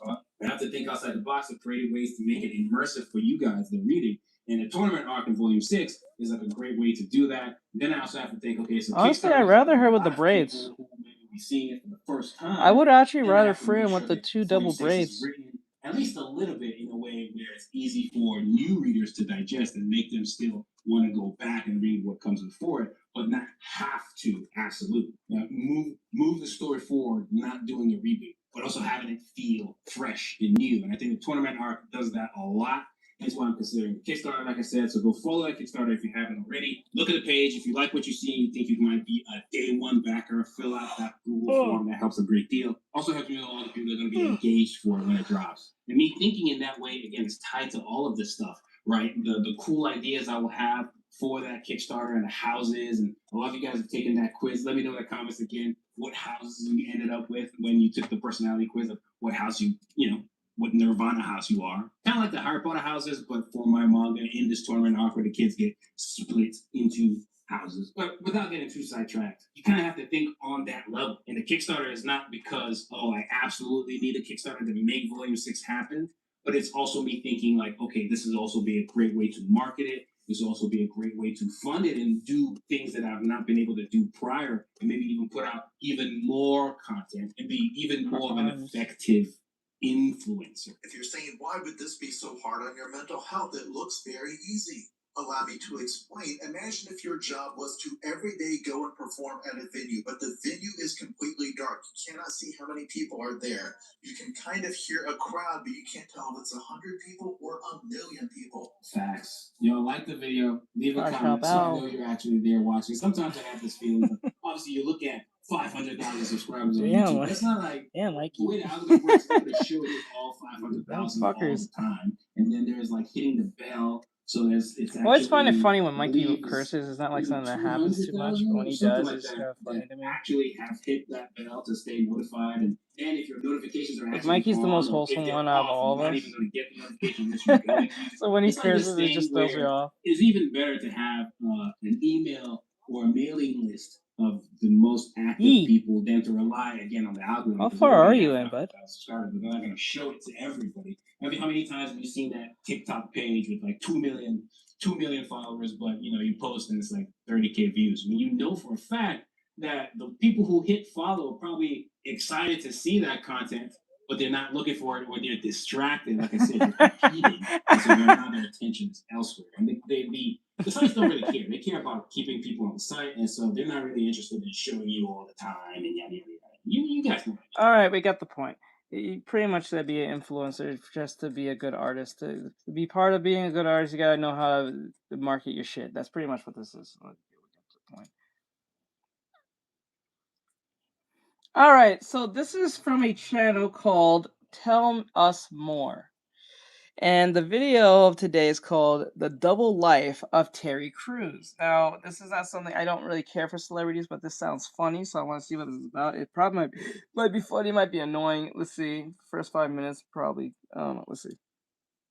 I don't know. Let's go to Chris. In 2010, Terry Crews called his wife from a hotel room in New York and told her something he'd been hiding for 20 years. She told him not to come home. Most people who know Terry Crews know the public version. White chicks, the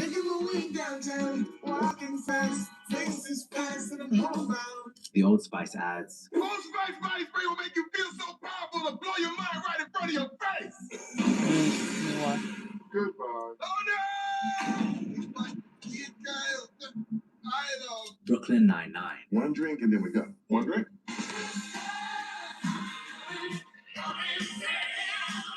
He built a reputation as the man who turns up to every room at full volume and leaves everyone smiling. Over time, he became one of the most recognizable and most beloved performers in the world. But the man behind that image was living a completely different life. He had an addiction that had been running since childhood, quietly destroying the most important relationship in his life. a rage so deep and unresolved that it nearly landed him behind bars, and secrets he was absolutely convinced he would take to his grave.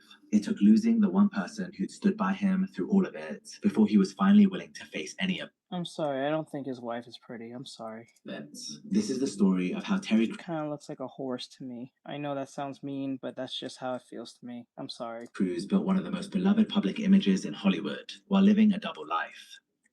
Terry Crews was born on July 30th, 1968, in Flint, Michigan, a city that, as Terry has described it, was the Palo Alto of its era. General Motors was founded there, the most successful corporation in the world at the time, and the whole city was built around it.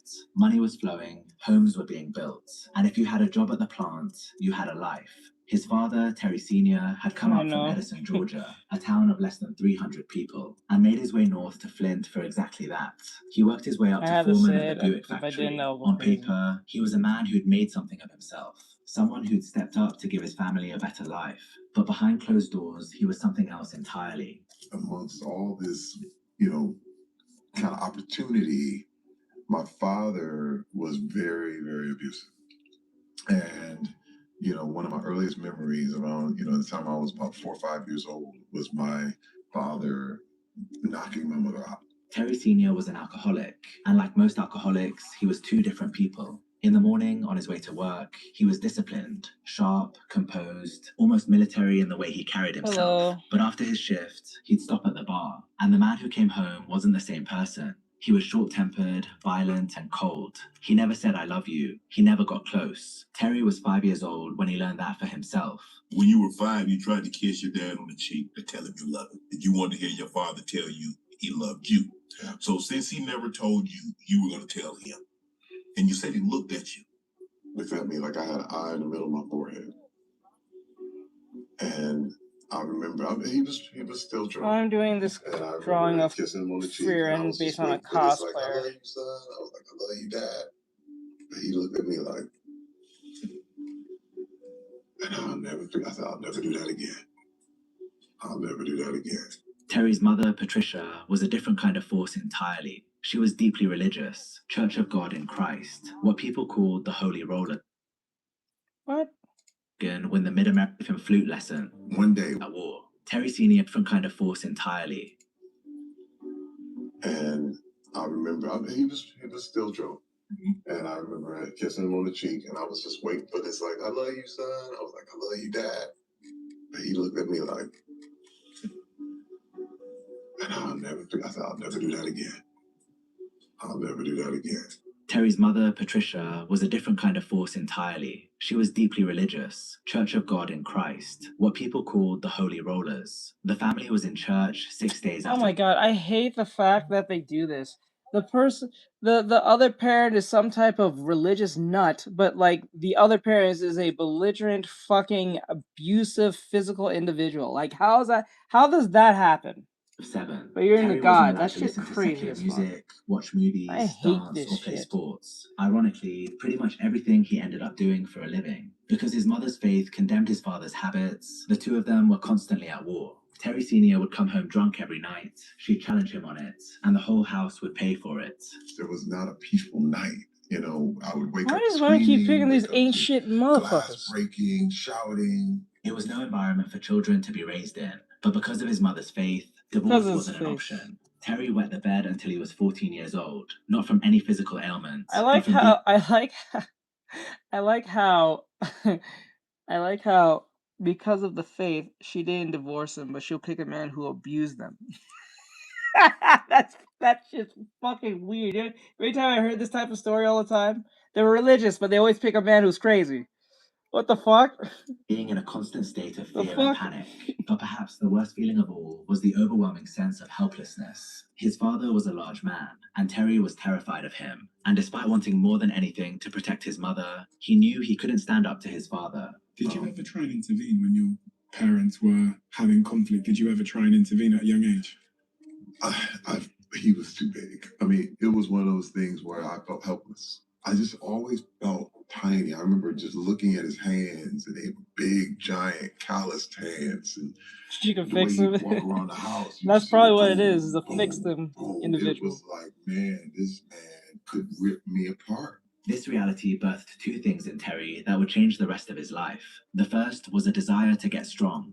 I knew I had to protect, one day would have to protect my mom, protect my family. A lot of my desire to be strong was because... Actually, that's a lie. People personality shows when you're dating them.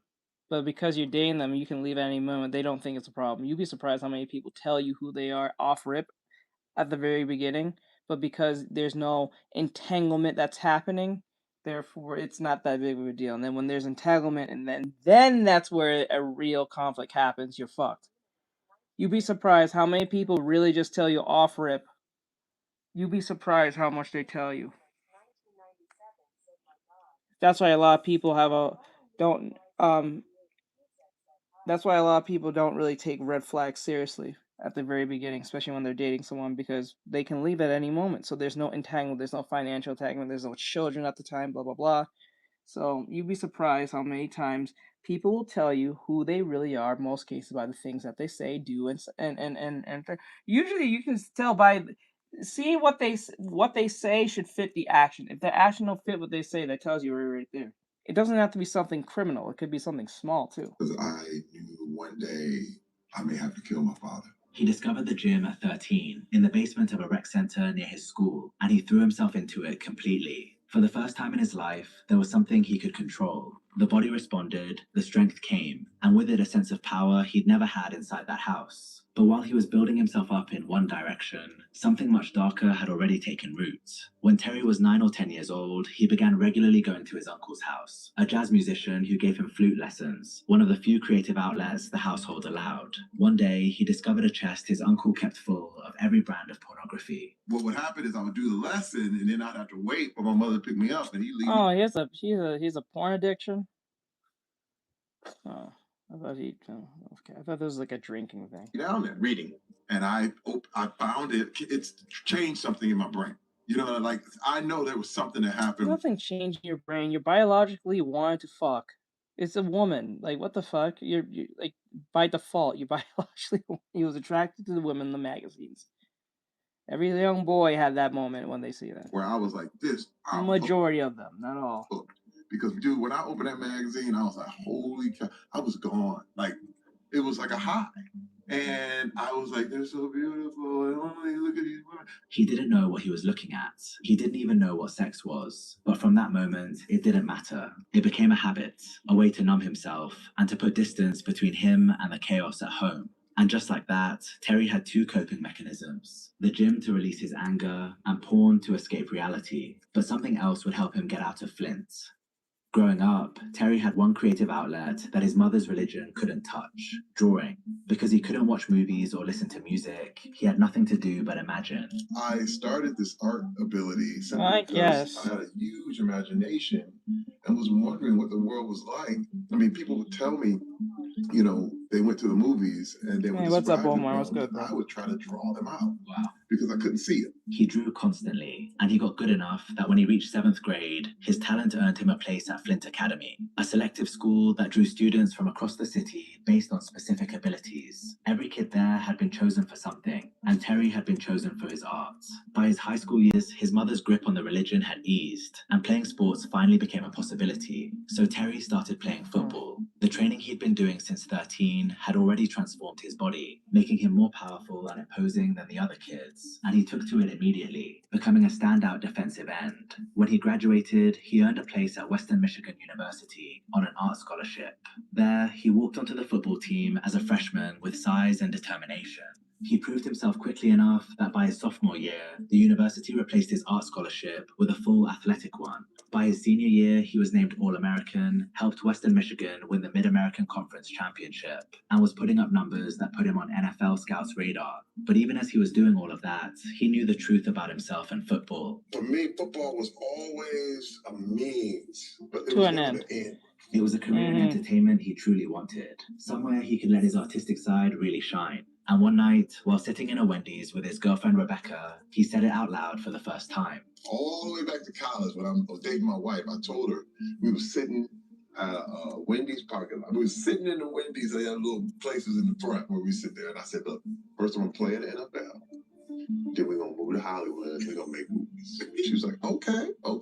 In 1991, the Los Angeles Rams drafted Terry in the 11th round out of 12. He'd made a team, but he was basically a glorified free agent.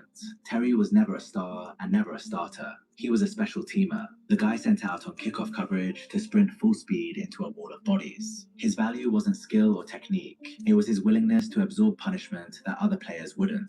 I couldn't catch, I couldn't throw.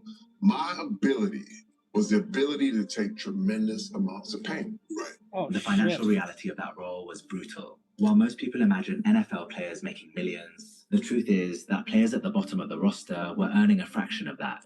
Terry himself has described surviving on as little as $150 a week during certain stretches. By this point, he'd married Rebecca and they already had children together. So making the roster wasn't just about football, it was about whether his family had an income that month. This put Terry in a very vulnerable position. Every time a team signed him, he and Rebecca would pack up the entire household, the children, the furniture, everything they owned, and move to a new city. They'd set up a life, enroll the kids in school, and find a routine. Then get cut, pack everything back up, and wait for the phone to ring. They lived like that for 7 years, never knowing how long they'd be staying anywhere, and never able to put down roots. With 2 daughters and a 3rd child on the way, Terry fell back on the other thing he'd always had. I would get cut from a team. Okay. And, I played on 6 teams in 7 years, so that happened a lot.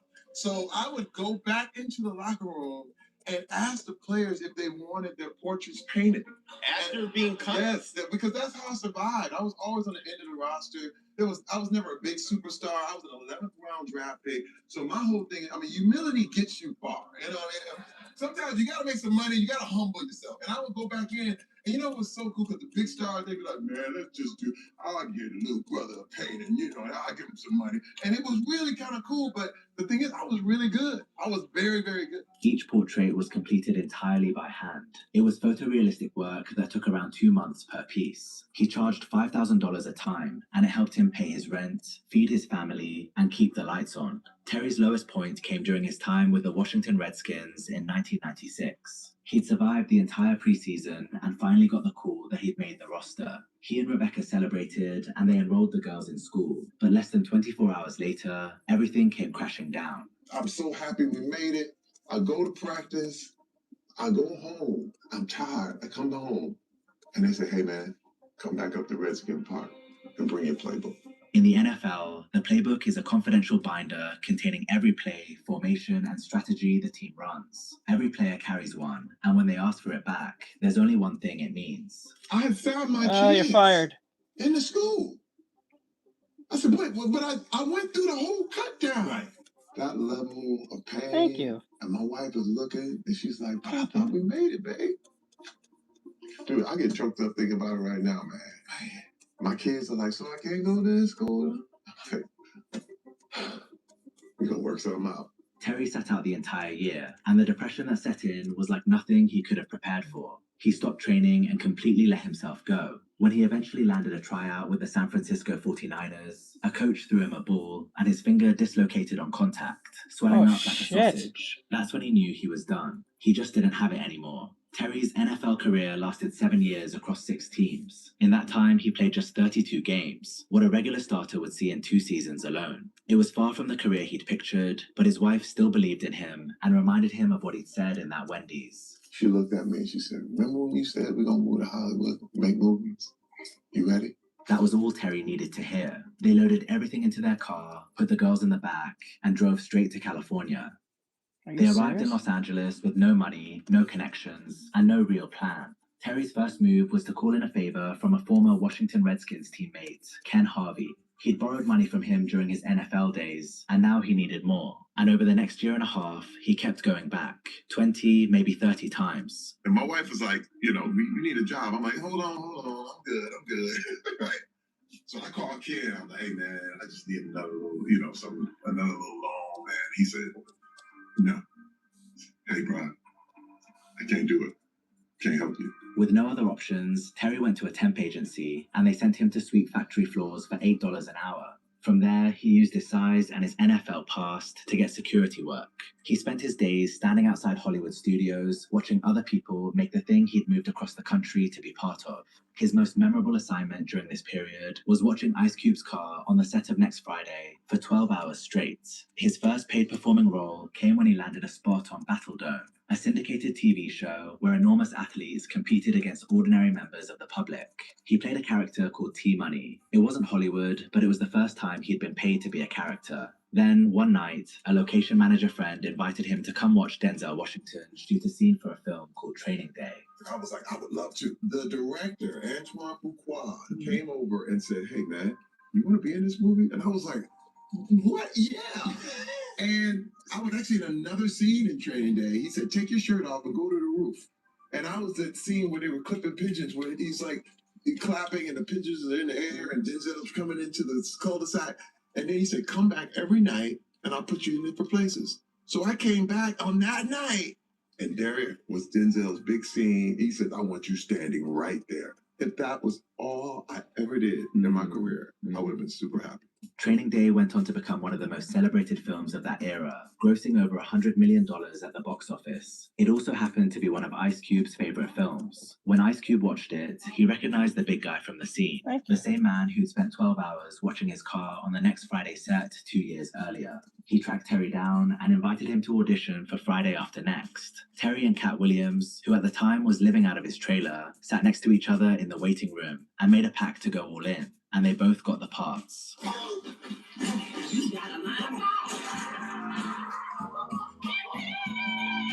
Friday After Next opened doors. The Wayans brothers came calling next, casting Terry as Latrell in White Chicks, a pro basketball player who falls for one of 2 FBI agents disguised as white women, not realizing she's a man in a wig. Santa must have come early this year because you were first on my Christmas list.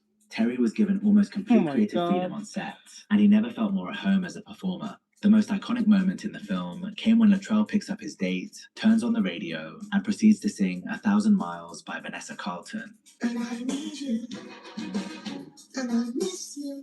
The scene was filmed in one take. Terry had been listening to the song on repeat for weeks and had memorized every note. The scene became so synonymous with Terry that to this day, wherever he goes, people ask him to do it again. White Chicks grossed over $100 million and became a cult classic. It caught the attention of Adam Sandler, who was so impressed that he rewrote a role in his next film specifically for Terry. That film was The Longest Yard, a comedy about a washed-up quarterback forced to assemble a prison football team. And Terry played Cheeseburger Eddie, a prisoner with an ability to source any item from the McDonald's menu. I knew you couldn't resist my shake. I got the shakes that'll make you quake. I got the fries that'll cross your eyes. I got the burgers that'll... Just got burgers. The ensemble included Chris Rock, and it was on that set that Rock watched Terry interact with his wife and daughters between takes, and something clicked. He called Terry afterwards and offered him the role of Julius Rock, his own father, in his new sitcom, Everybody Hates Chris. Everybody Hates Chris ran for 4 seasons between 2005 and 2009. Terry played Julius, a father so obsessed with saving money that it became the running joke of the entire show. Liquors? What's the liquors? It's the same as the Snicker bar. It's a lot cheaper. While White Chicks had made Terry recognizable, Everybody Hates Chris made him someone people genuinely loved. But there was one project that would take on a life of its own long after it left theaters. Idiocracy, Mike Judge's 2006 satire in which Terry played President Camacho, a barely functioning leader of a spectacularly stupid future America. You're dead! South Carolina, what's up?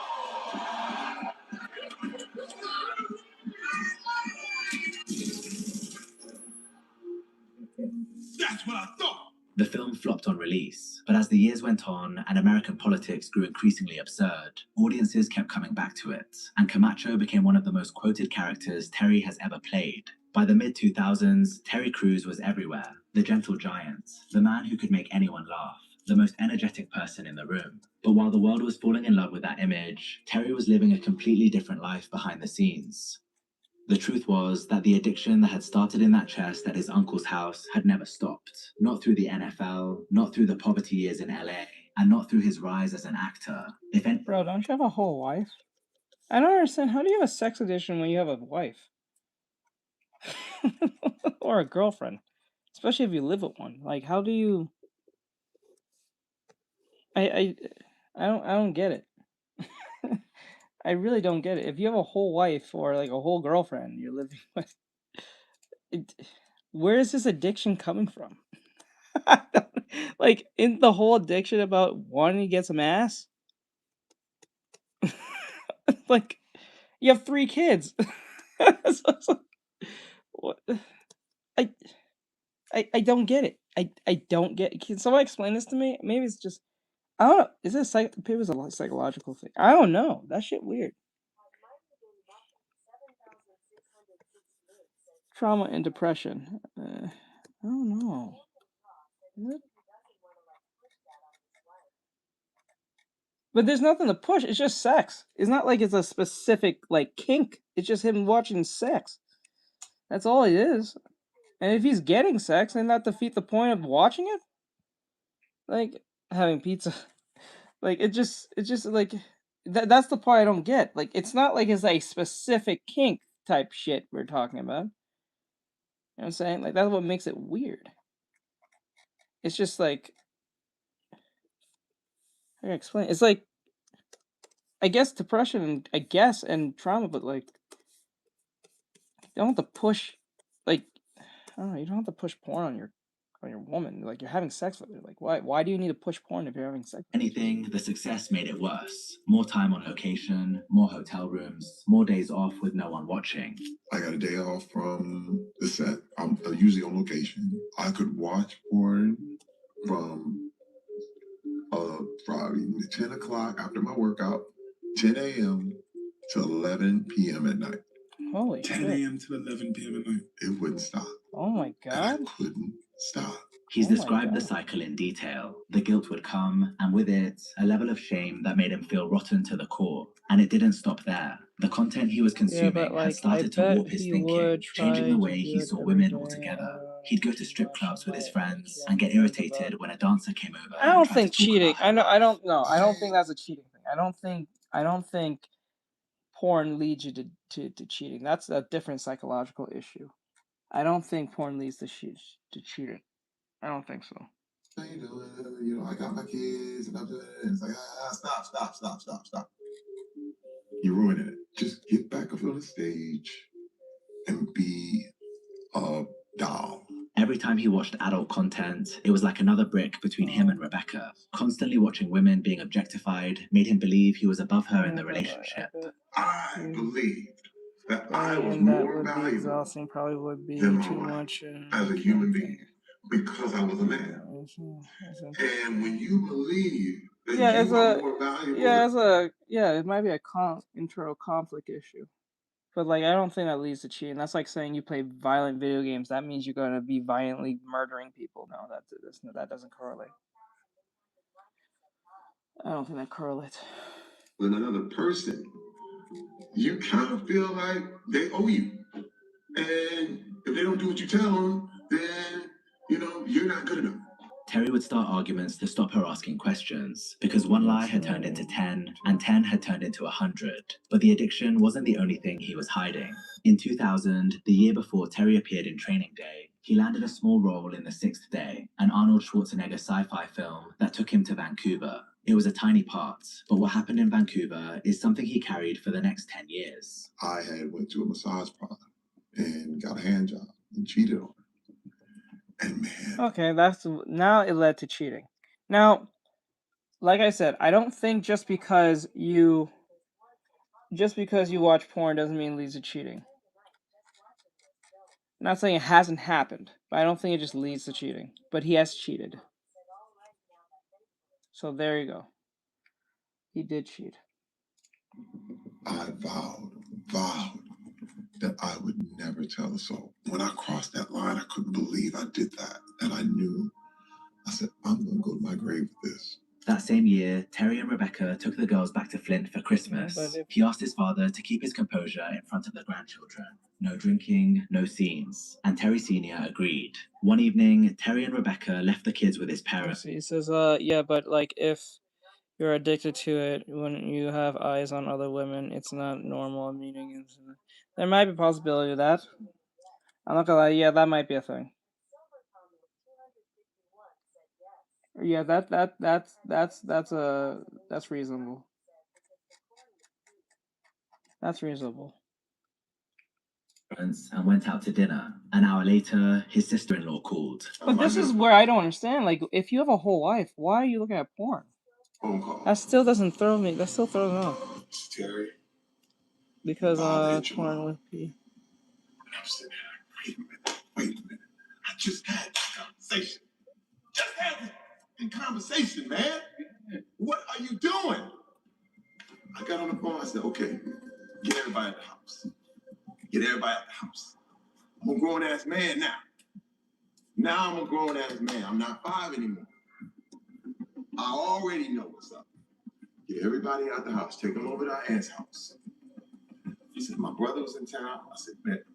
I called him up. I said, we're going to get him tonight. Tonight. Yeah. We get to the house. First of all, I told my mom to go. He knocked her tooth sideways. Sideways. What is happening? I'm sitting there looking at her face. Her tooth is sideways. What's happening? I don't know. Okay, Ma. The fuck? Over to Aunt's house. Whoa, wait, back up. What the fuck is happening? I'm not paying attention to this. What is happening?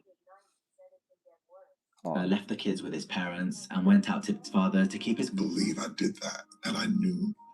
I said, I'm going to go to my grave with this. That same year, Terry and Rebecca took the girls back to Flint for Christmas. He asked his father to keep his composure in front of the grandchildren. No drinking, no scenes. And Terry Sr. agreed. One evening, Terry and Rebecca left the kids with his parents and went out to dinner. An hour later, his sister-in-law called. I get a phone call.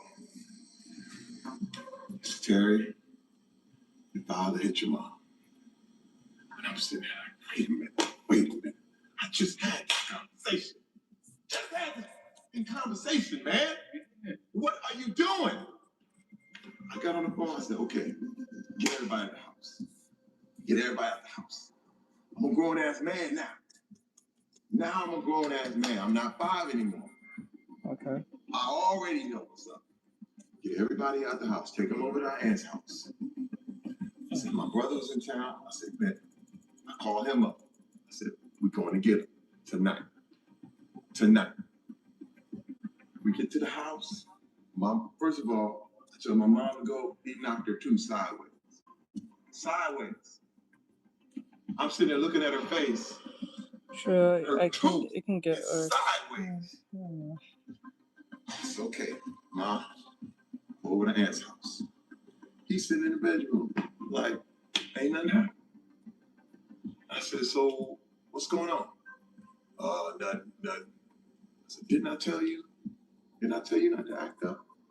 Didn't I tell you? CT. Bam! Bam! Bam! Grown-ass man now. I hit him. Then my brother came in. Bam! We beat his ass.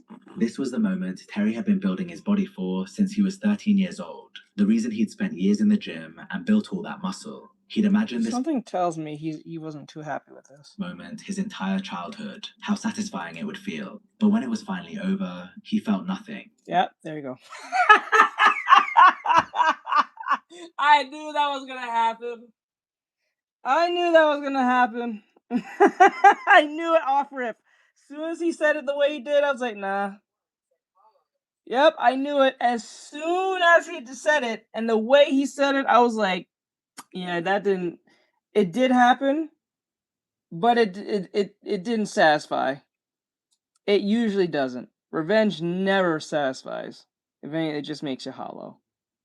It just makes you feel weird, strange, off-putting, empty, disconnected, dissociated, indifferent, everything under the sun.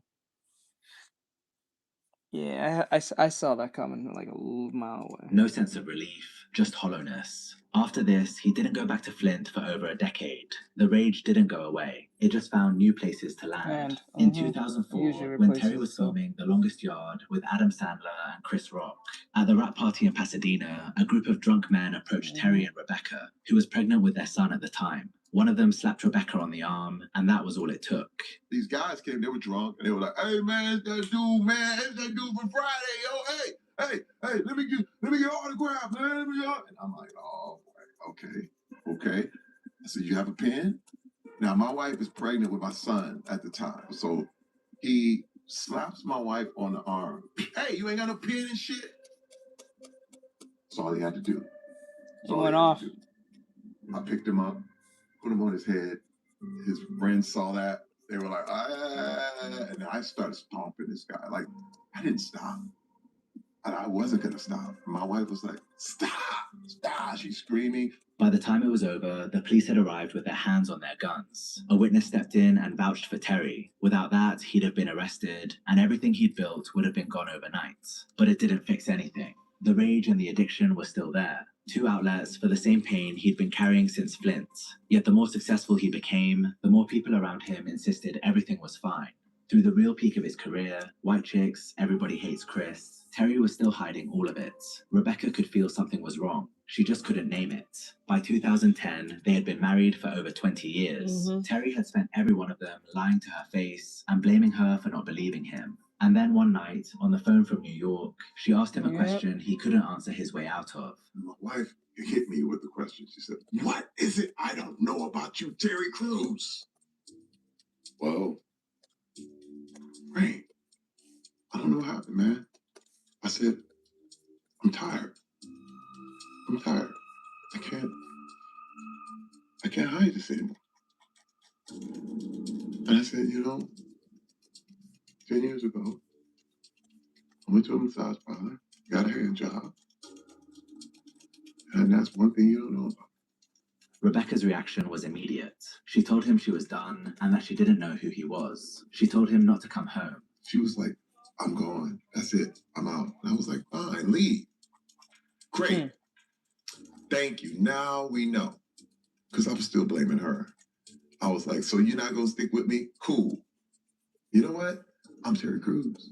I'm like, I'll get another one just like that. He sat alone in that hotel room, running through every excuse he had. His upbringing, his sex drive, the comparisons to other men in Hollywood who did far worse. And then something shifted. A small voice cut through all of it. He'd been living a double life. Yeah, when you do that comparison shit, like it's not like I killed someone type shit. You are literally you're killing the idea of your apology.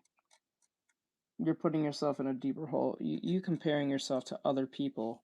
This arm is too fucking wide. When you're comparing yourself to other people's sins, it does not work. I think the problem with sins is that we need to treat sins as if they was as heinous as the same as the other. So like, I know this sounds insane, but like, just hear me out. Like, stealing an apple from a grocery store should be that of like, you containing CP, cheese pizza. The reason why I say this is because if you treat it as you holding CP in your hand, you won't do it. You know what I'm saying? That's how that goes.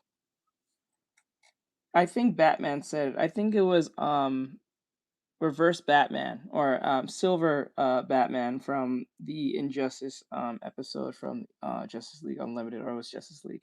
He said if you want people to respect the big laws, you have to enforce the small ones as if they're big. So that's how that works. Right? So when you start comparing sins, that's where a problem comes in. You have to look at that sense. Once you never compare sins. Never do that. Sin's a sin.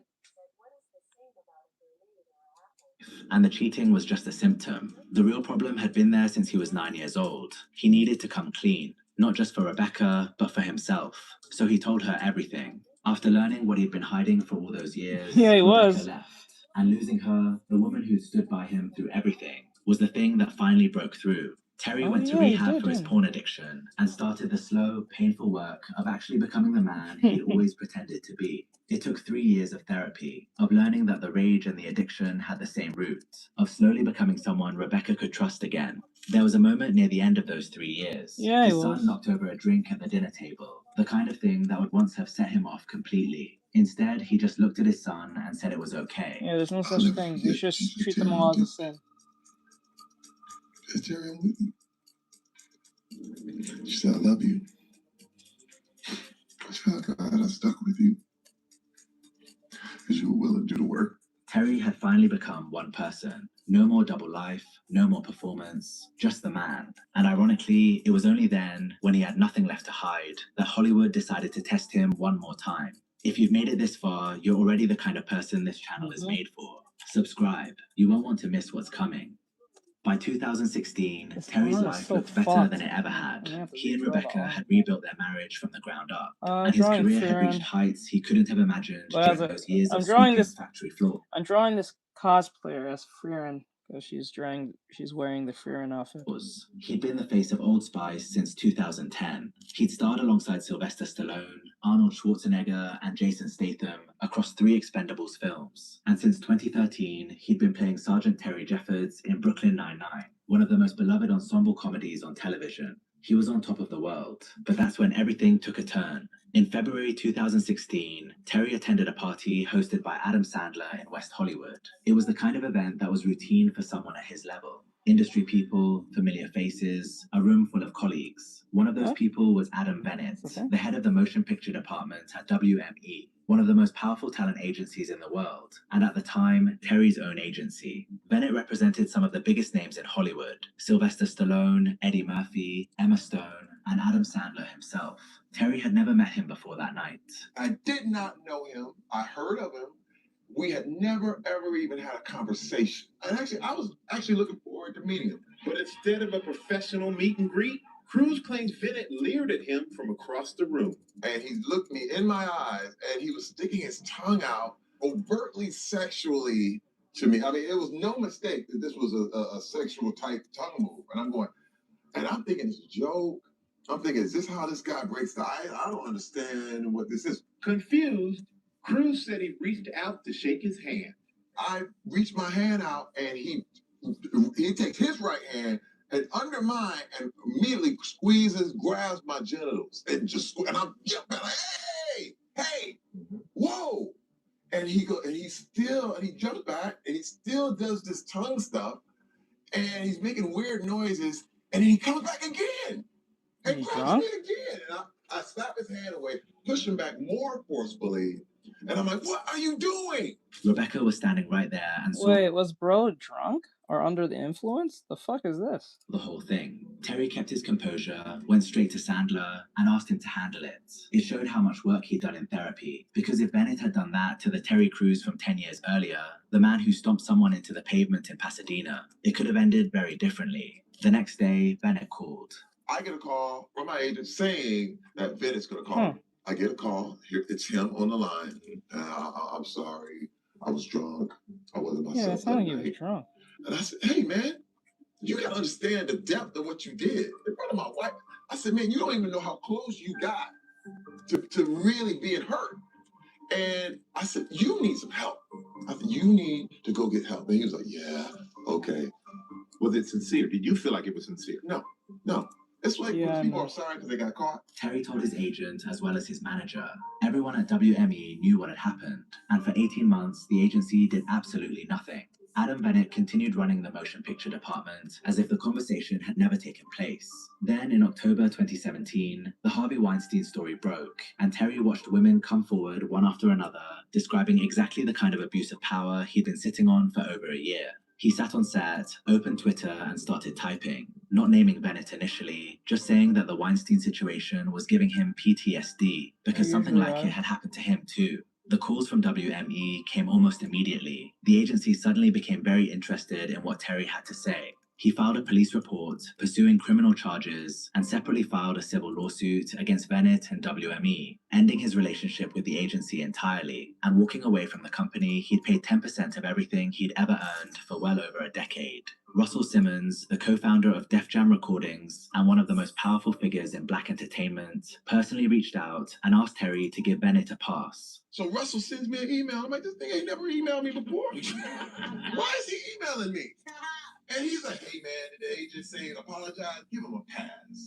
I'm like, why is he in my stuff? Then a week later... He's in your stuff because you pissed off you're pissing off Hydra. You pissed off the Hydra, bro. You're pissed off the Hydra. You're just talking to the heads of the Hydra. Come on, buddy. That's why because you have never had a conversation with this man in the slightest. He just come call you on this.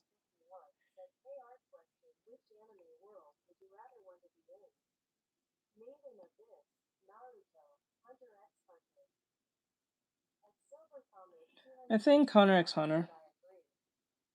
I think Hunter x Hunter because like there's a greater chance that you can have superpowers.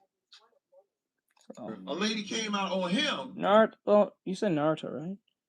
Naruto. Well,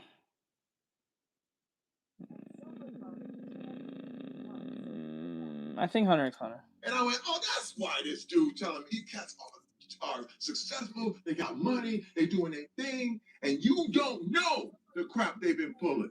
You don't know the dirt they've been doing, all the tears, all the fears, all the gaslighting. I'm done. I'm done. I'm not having it. Terry described it plainly. Abusers protect abusers. Then came the threat from Avi Lerner, producer of the Expendables franchise. Randy Couture, Dolph Lundgren, Sylvester Stallone. I call him my dad in the business. He was like, man, I'm going to put you in this thing. And then when the fourth one came, the producer told me, you ain't going to be in it if you don't drop this case. I said, come on, man. I said, what kind of game are you playing? Terry didn't back down, and he lost his role in the movie as a result. He filed a criminal case against Bennett, but prosecutors threw it out, citing an expired statute of limitations. The incident had occurred in February 2016, and Terry hadn't filed a report until November 2017. However, Terry suspected foul play. He tweeted, Adam Bennett has been the event chairman of the LAPD Foundation, which raises millions for the LAPD. Okay. Okay. You're a big fundraiser from the LAPD. No wonder they didn't do shit. It all coming together. One wonder why my assault case against him was thrown out by the DA. Yeah, me too. In June 2018, Terry testified before the United States Senate Judiciary Committee. My name is Terry Crews. I'm an actor, author, former athlete, advocate, and a survivor of a sexual assault. He made the case that no amount of size or strength protects you from sexual assault, and that for someone who looks like him, fighting back was never really an option. In September 2018, a civil settlement was reached for an undisclosed amount, and Adam Bennett left WME after nearly 2 decades. Terry had spent $500,000 of his own money, walked away from one of the biggest action franchises in Hollywood, and testified before the United States Senate. And it wasn't for money or revenge, just accountability. But going public was a double-edged sword. While it brought a wave of support, it also brought a wave of ridicule. 50 Cent posted a meme of Terry on Instagram with a caption mocking him for not fighting back. He said, lol, what the fuck is going on out here, man? Terry. Wait, how close is this being done? Once this is done, which is in 5 to 6 minutes, we will go and play the scary game. I froze in fear. They would have had to take me to jail, get the strap. I just couldn't get how he said that he didn't, like he froze, like he was afraid. Terry was asked about 50 statements by reporters, and instead of firing back, he decided to take the high road. Today, 50 Cent took a shot at you on post, saying with how big you are, how could this have happened to you? Yeah. And he said if it happened to him, he would have grabbed this strap. Well, I love 50 Cent. I listen to his music while I'm working out. That's the deal. And up the stairs. Anything about how big you are? Is that something is that a fair comment by him? Well, first of all, I prove that size doesn't matter when it comes to sexual assault. Appreciate it, sir. Terry didn't rise to 50's comments, but DL Hewley was a different story. DL, one of the original kings of comedy and a veteran stand-up comedian, went on Vlad TV and said what a lot of people were thinking, that a man with Terry's size and muscles could have just said no. What do you think of the whole Terry Crews thing? I think it's hard for me to think that a dude with all those muscles can't tell an Asian to not touch his ass. His ass or thick? Whatever he touched. I just do. I don't understand. I think that now everybody's so. Okay, deja vu happened to me on 2 occasions that remains fresh in my head. Also helps us. These comments prompted a response from Terry on Twitter, asking DL if he was implying that he wanted to be sexually assaulted. After some back and forth, DL suggested that Terry should have slapped the shit out of Bennett, and Terry hit back saying, so, sir, if you truly feel that is a correct way to deal with toxic behavior, should I slap the shit out of you? From here, the story started to be spun into something darker. Some figures in the industry began insinuating that Terry wasn't a victim at all, that there may have been something between him and Bennett, and that Crews might actually be gay. I think Terry was like, I should smack shit out of you. This is my theory. He's probably saying, so you're trying to say that I got all my fame and I'm in this position in Hollywood because maybe I did some sexual favors or some shit. That's why I think Terry's like, yo, what the fuck is that supposed to mean? It didn't stop there, because comedian TK Kirkland went on the same platform and took it even further. Now with the whole, because you mentioned the whole purse and high boots thing. And I don't have any secret information. I'm not making any judgments. But you knowing Terry Crews, is there a chance that Terry just might be gay and hasn't come out the closet yet? Let me tell you something. When I saw that today, right, it fucked with me for a split second because I had the same thought that you just had. I'm being honest. Because no matter, when you're from the street, and now Terry Crews from Flint. He's from Flint, Michigan. I don't know nobody else. Some of the coldest gangsters I know come out of motherfucking Flint, Michigan. Just because someone came out of Flint, Michigan doesn't mean they're tough. That's a very weird take. That's a weird take. That's a fucking weird take. Yeah, this is weird. This is a weird conversation. Just because someone's from a specific area doesn't mean they're tough. Like that's just weird. That's a weird take to say. Does that mean from everyone who's from I guess from China no kung fu or some shit? Like what? No?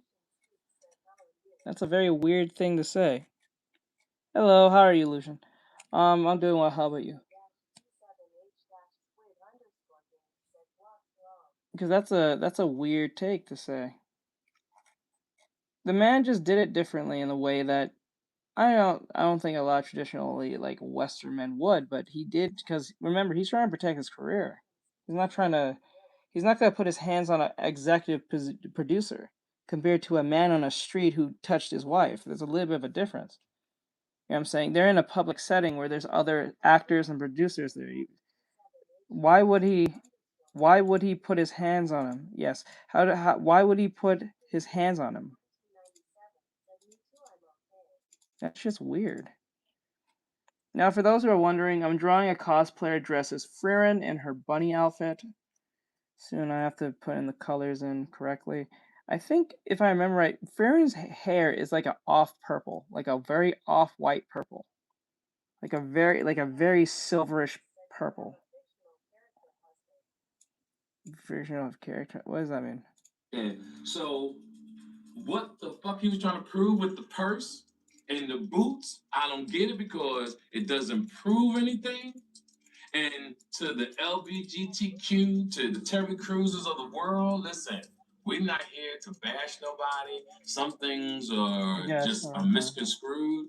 And don't forget, we are entitled to our opinions also. In response to this, Terry posted a tweet saying, "Exclusive, TK Kirkland and DJ Vlad wonder aloud why they are sexually aroused by Terry Crews," alongside a gif of him topless, flexing his pecs. Next came Nick Cannon. The former Wild 'N Out host had actually stood by Terry when he first came forward about the assault, publicly backing him at a time when others were laughing. But watching Terry go after DL Hewley and the others, he lost patience. Chubby white man grabbed your nuts and you ain't do shit. That's funny. You're a big ass motherfucker. We gonna joke about that. Right. You come on Wild 'N Out, it's gonna be nut grabbing jokes for the whole episode.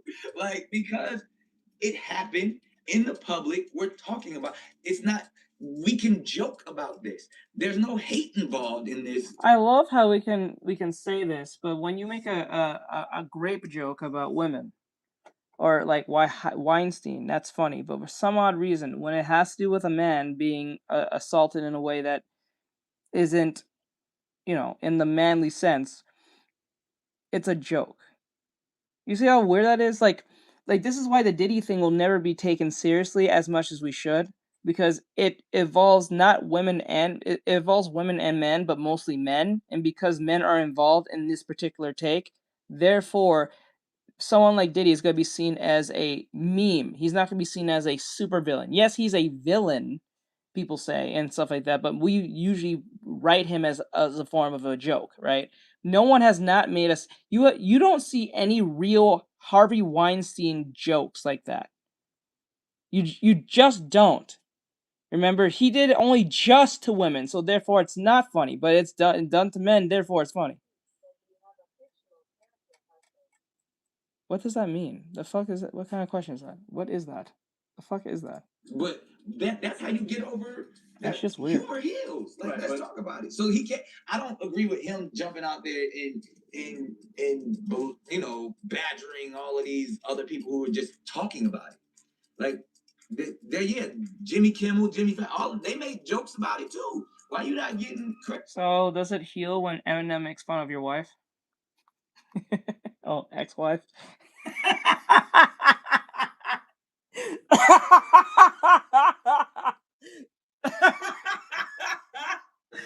Oh shit.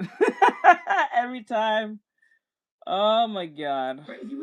Terry was getting attacked from all angles, making an already painful situation even harder to navigate. But as difficult as it was, this was still the better outcome. Had Terry lost his cool that night and hit Bennett, there would have been only one headline: huge black man attacks Hollywood executive, and it would have been his freedom on the line, not Bennett's. Despite everything, Terry's career didn't just survive, it thrived.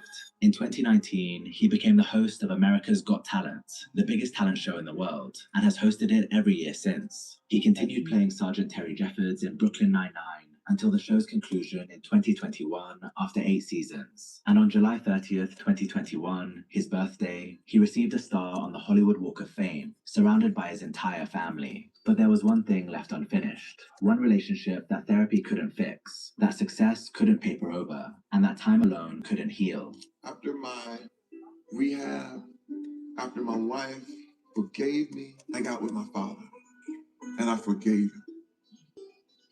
I learned, I said, you know what? My wife taught me forgiveness. I need to forgive you. And I'll never forget these words. I said, you know what? I've been waiting on you to say you're sorry. You know what? I am going to say right now that if I could choose my parents, I'd choose you because I came through you. I'm not from you. I came through you. You didn't come from your parents. You came through them.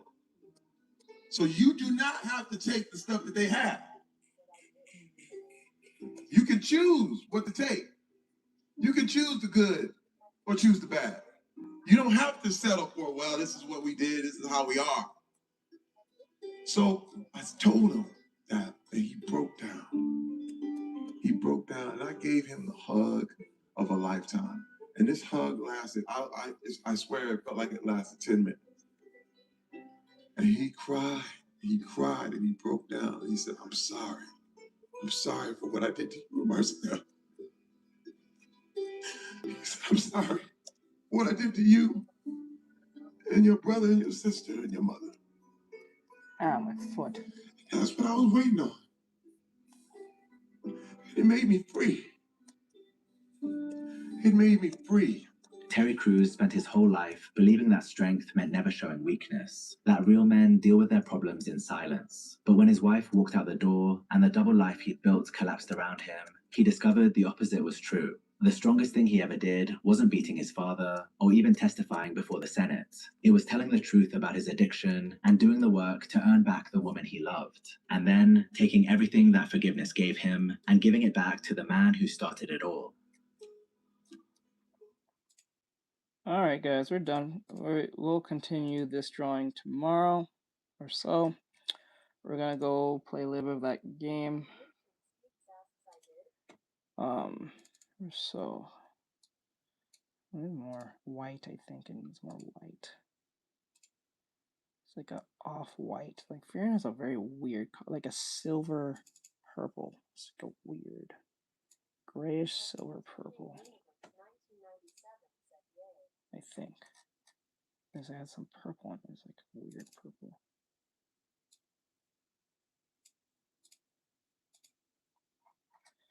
Okay. Almost there. Alright guys, we're gonna go and play the horror game.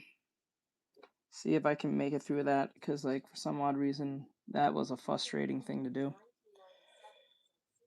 So I'll see you guys in a couple of minutes. Oh, you sent a sparkle gift? Thank you. I didn't know.